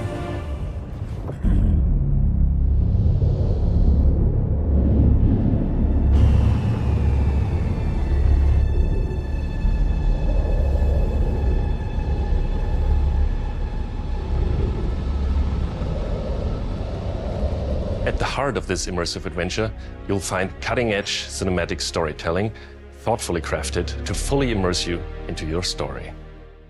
We fight today! So in 40 years from now, when you're surrounded by everything and everyone you hold dear, and they ask, what did you do in the Battle of Vega? You can look them in the eye and say, I held the line. Men and women of the Second Fleet,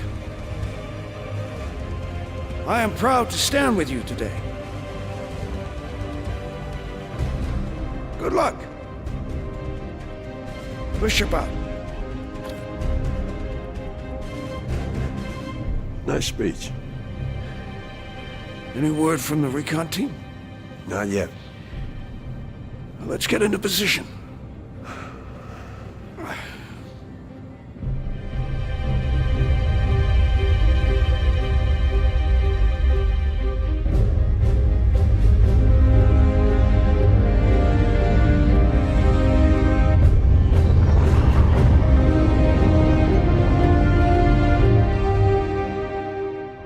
Throughout the polish phase, our team is taking every opportunity to push things to the next level. Tell me you're expecting company? This is not good. The Cine team is focused on finalizing edit lock on all of our big action as well as all smaller character sequences. I could have pulled this off of the Galactopedia. Yeah, probably, but I think their solar mass calculations are wrong, though. Well, this is ridiculous. How so? We are now able to adjust our shot composition to final cameras thanks to recently crafted space vistas and level art being content complete now. It'd be nice to know how much of a shitstorm we're flying into. More like a hellstorm, Blue. One you ain't gonna fly out of. Shut up. Now, I hadn't seen another ship that wasn't trying to kill me in days, let alone a hauler, let alone a Jean. So you can imagine my surprise. Detailed lighting passes can be done on hero sequences so we can show our cast and convey their emotions in the best light possible. And we're making sure our cinematics are triggering as fluid as we can craft them so they form a coherent concerto with the rest of the player's narrative experience. Mr. Wexler, this is Lieutenant Commander Colton. Oh, Commander, hey. Julian Wexler, I'm the field manager of this little operation. Welcome aboard the Archon. What brings the Navy to this little corner of the universe? We got you flying with Lieutenant Commander Colton. He's one of our best. As others will share, this is the most rewarding chapter of development, which allows us to truly experience the visceral and oftentimes emotional moments that our narrative provides. How did you handle it after Vega? I'm not sure I handled anything. It helps to remember that stuff like this is supposed to hurt. I've never been good at dealing with problems I can't fix. Well, this is one that you don't have to do alone. That's good to know. For the animation teams, polish phase means refining the social aspects of Squadron 42 that occur between the various missions and getting the behaviors implemented across all of its chapters. Here we're dialing in the hangar to make it as immersive and believable an experience as possible. That'll do it. Done. Okay. All right. Pardon. Let's do this. I have to switch out some of the interchange if I'm hanging back. We're getting a weird airflow. Turning out the amount of stuff.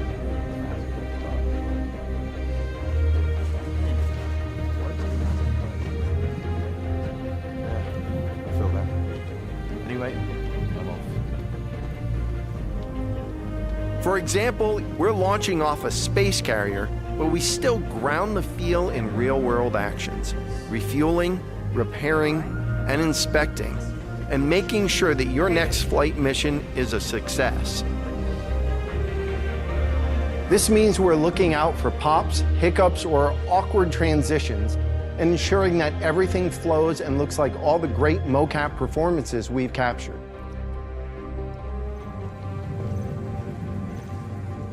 Let's ready some extra ice packs out of storage. Whenever gunners are on full rotation, you can always count on at least one of them getting hurt. We also have you covered in everyday life. The medical staff work diligently for their patients, whether they're players or crew.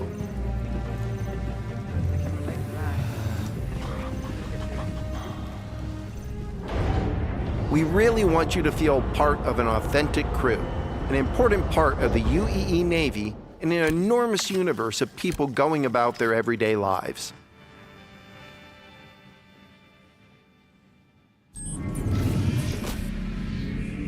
Let's go ahead and clear for takeoff. Ground crew, prep bay for takeoff. Copy that. Hangar, ready for launch.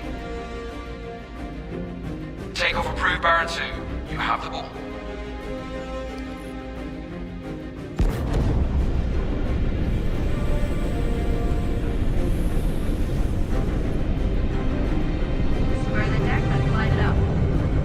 Ready and hold on as you're launched off the deck of the carrier.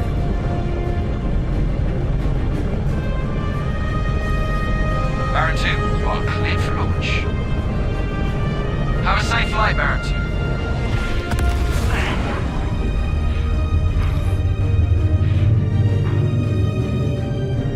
2. We want you to not only decide how you play the game, but to feel as if the people you interact with are in that world with you. I would have never thought a shotgun could be so pretty. Damn, this R97 is sleek as hell. Like a lot of other weapons in Gemini's arsenal, it has a higher rate of fire than most guns of its type.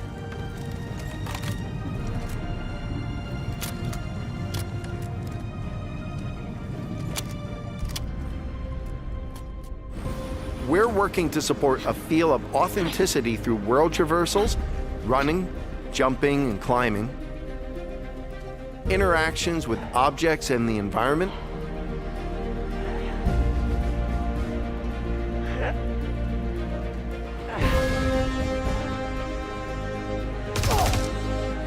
solid weapon gameplay and enemy reactions, as well as combat realities, such as weapon malfunctions.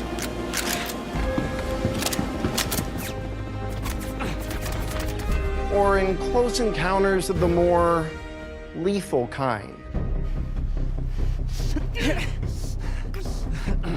Ooh, that's gonna hurt in the morning. As we continue to focus on the quality experience, we've been working closely with our art teams, and it's been exciting to see their environments come to life alongside us.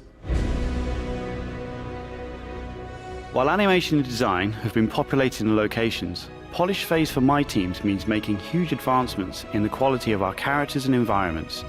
We've established our standard with recognizable characters like Mark Hamill, Gillian Anderson, and Gary Oldman, and we're now applying this to the rest of the cast and identifying any remaining tech requirements that need to be closed out. The story of Squadron 42 takes you through a variety of diverse locations of varying scales and styles. We shared glimpses of several environments before, and there's still plenty out there for you to discover. One of the main challenges the art team has had to face during the development of Squadron 42 is ensuring the visuals are complementary to the narrative of the script. The mood and feeling of a space is just as important to us as it is making sure we hit the visual quality that CIG has become known for. No good, we can't hack it from this side. Graves, we got a locked door. Can you give us access? No, I'm afraid that's a negative, Steve. I would have to add you to our system to give you override permissions, and there's a lot involved in that. It won't happen quickly. Okay, we'll figure something out. Everything you see during the campaign has been heavily inspired by the classics of 70s and 80s sci-fi, but with a modern twist. We want everything you see to feel like it has a soul, its own personality, and tells of a history long before you arrived.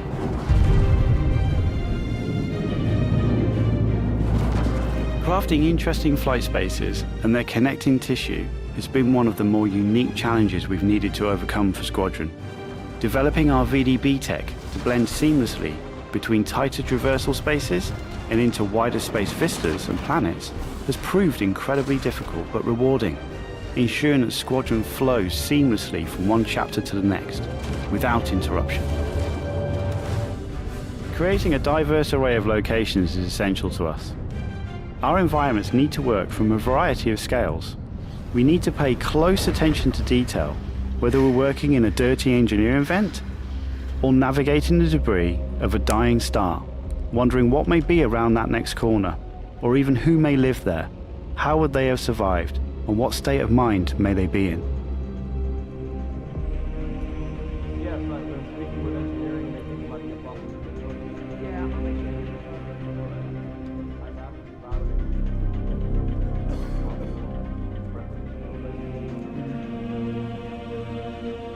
We've worked closely with our social teams in delivering a cohesive social experience when you're taking some downtime from our refined flight and FPS missions, or even missions of the more eerie kind.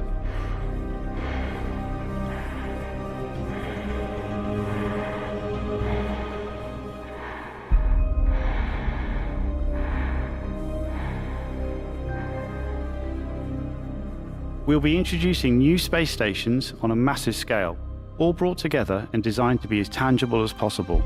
We've thought about their function, their age, and tried to ensure there's a progression in artistic style with each station as you progress through the game.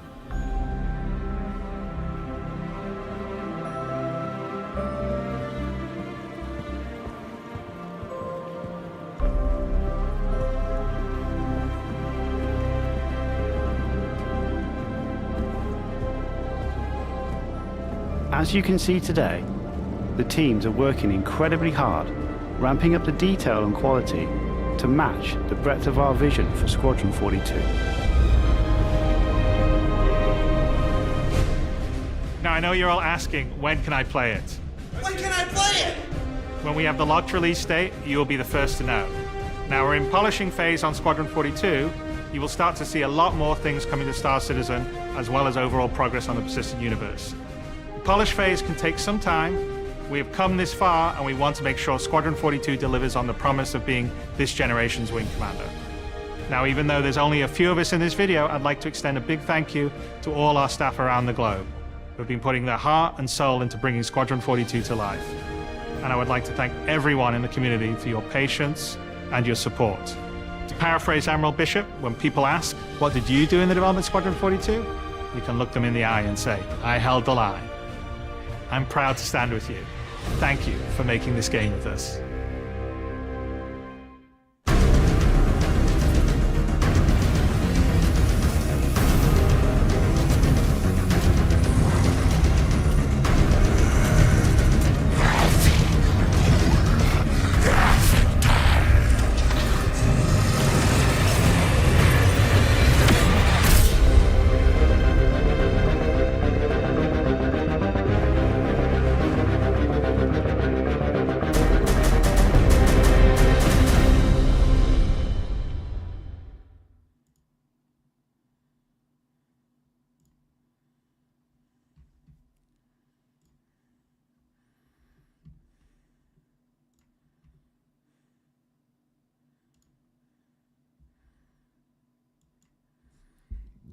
Takže to byl trailer ke Squadron 42, která doufám jde do roka a do dne, jak slibovali se vším kolem Star Citizen.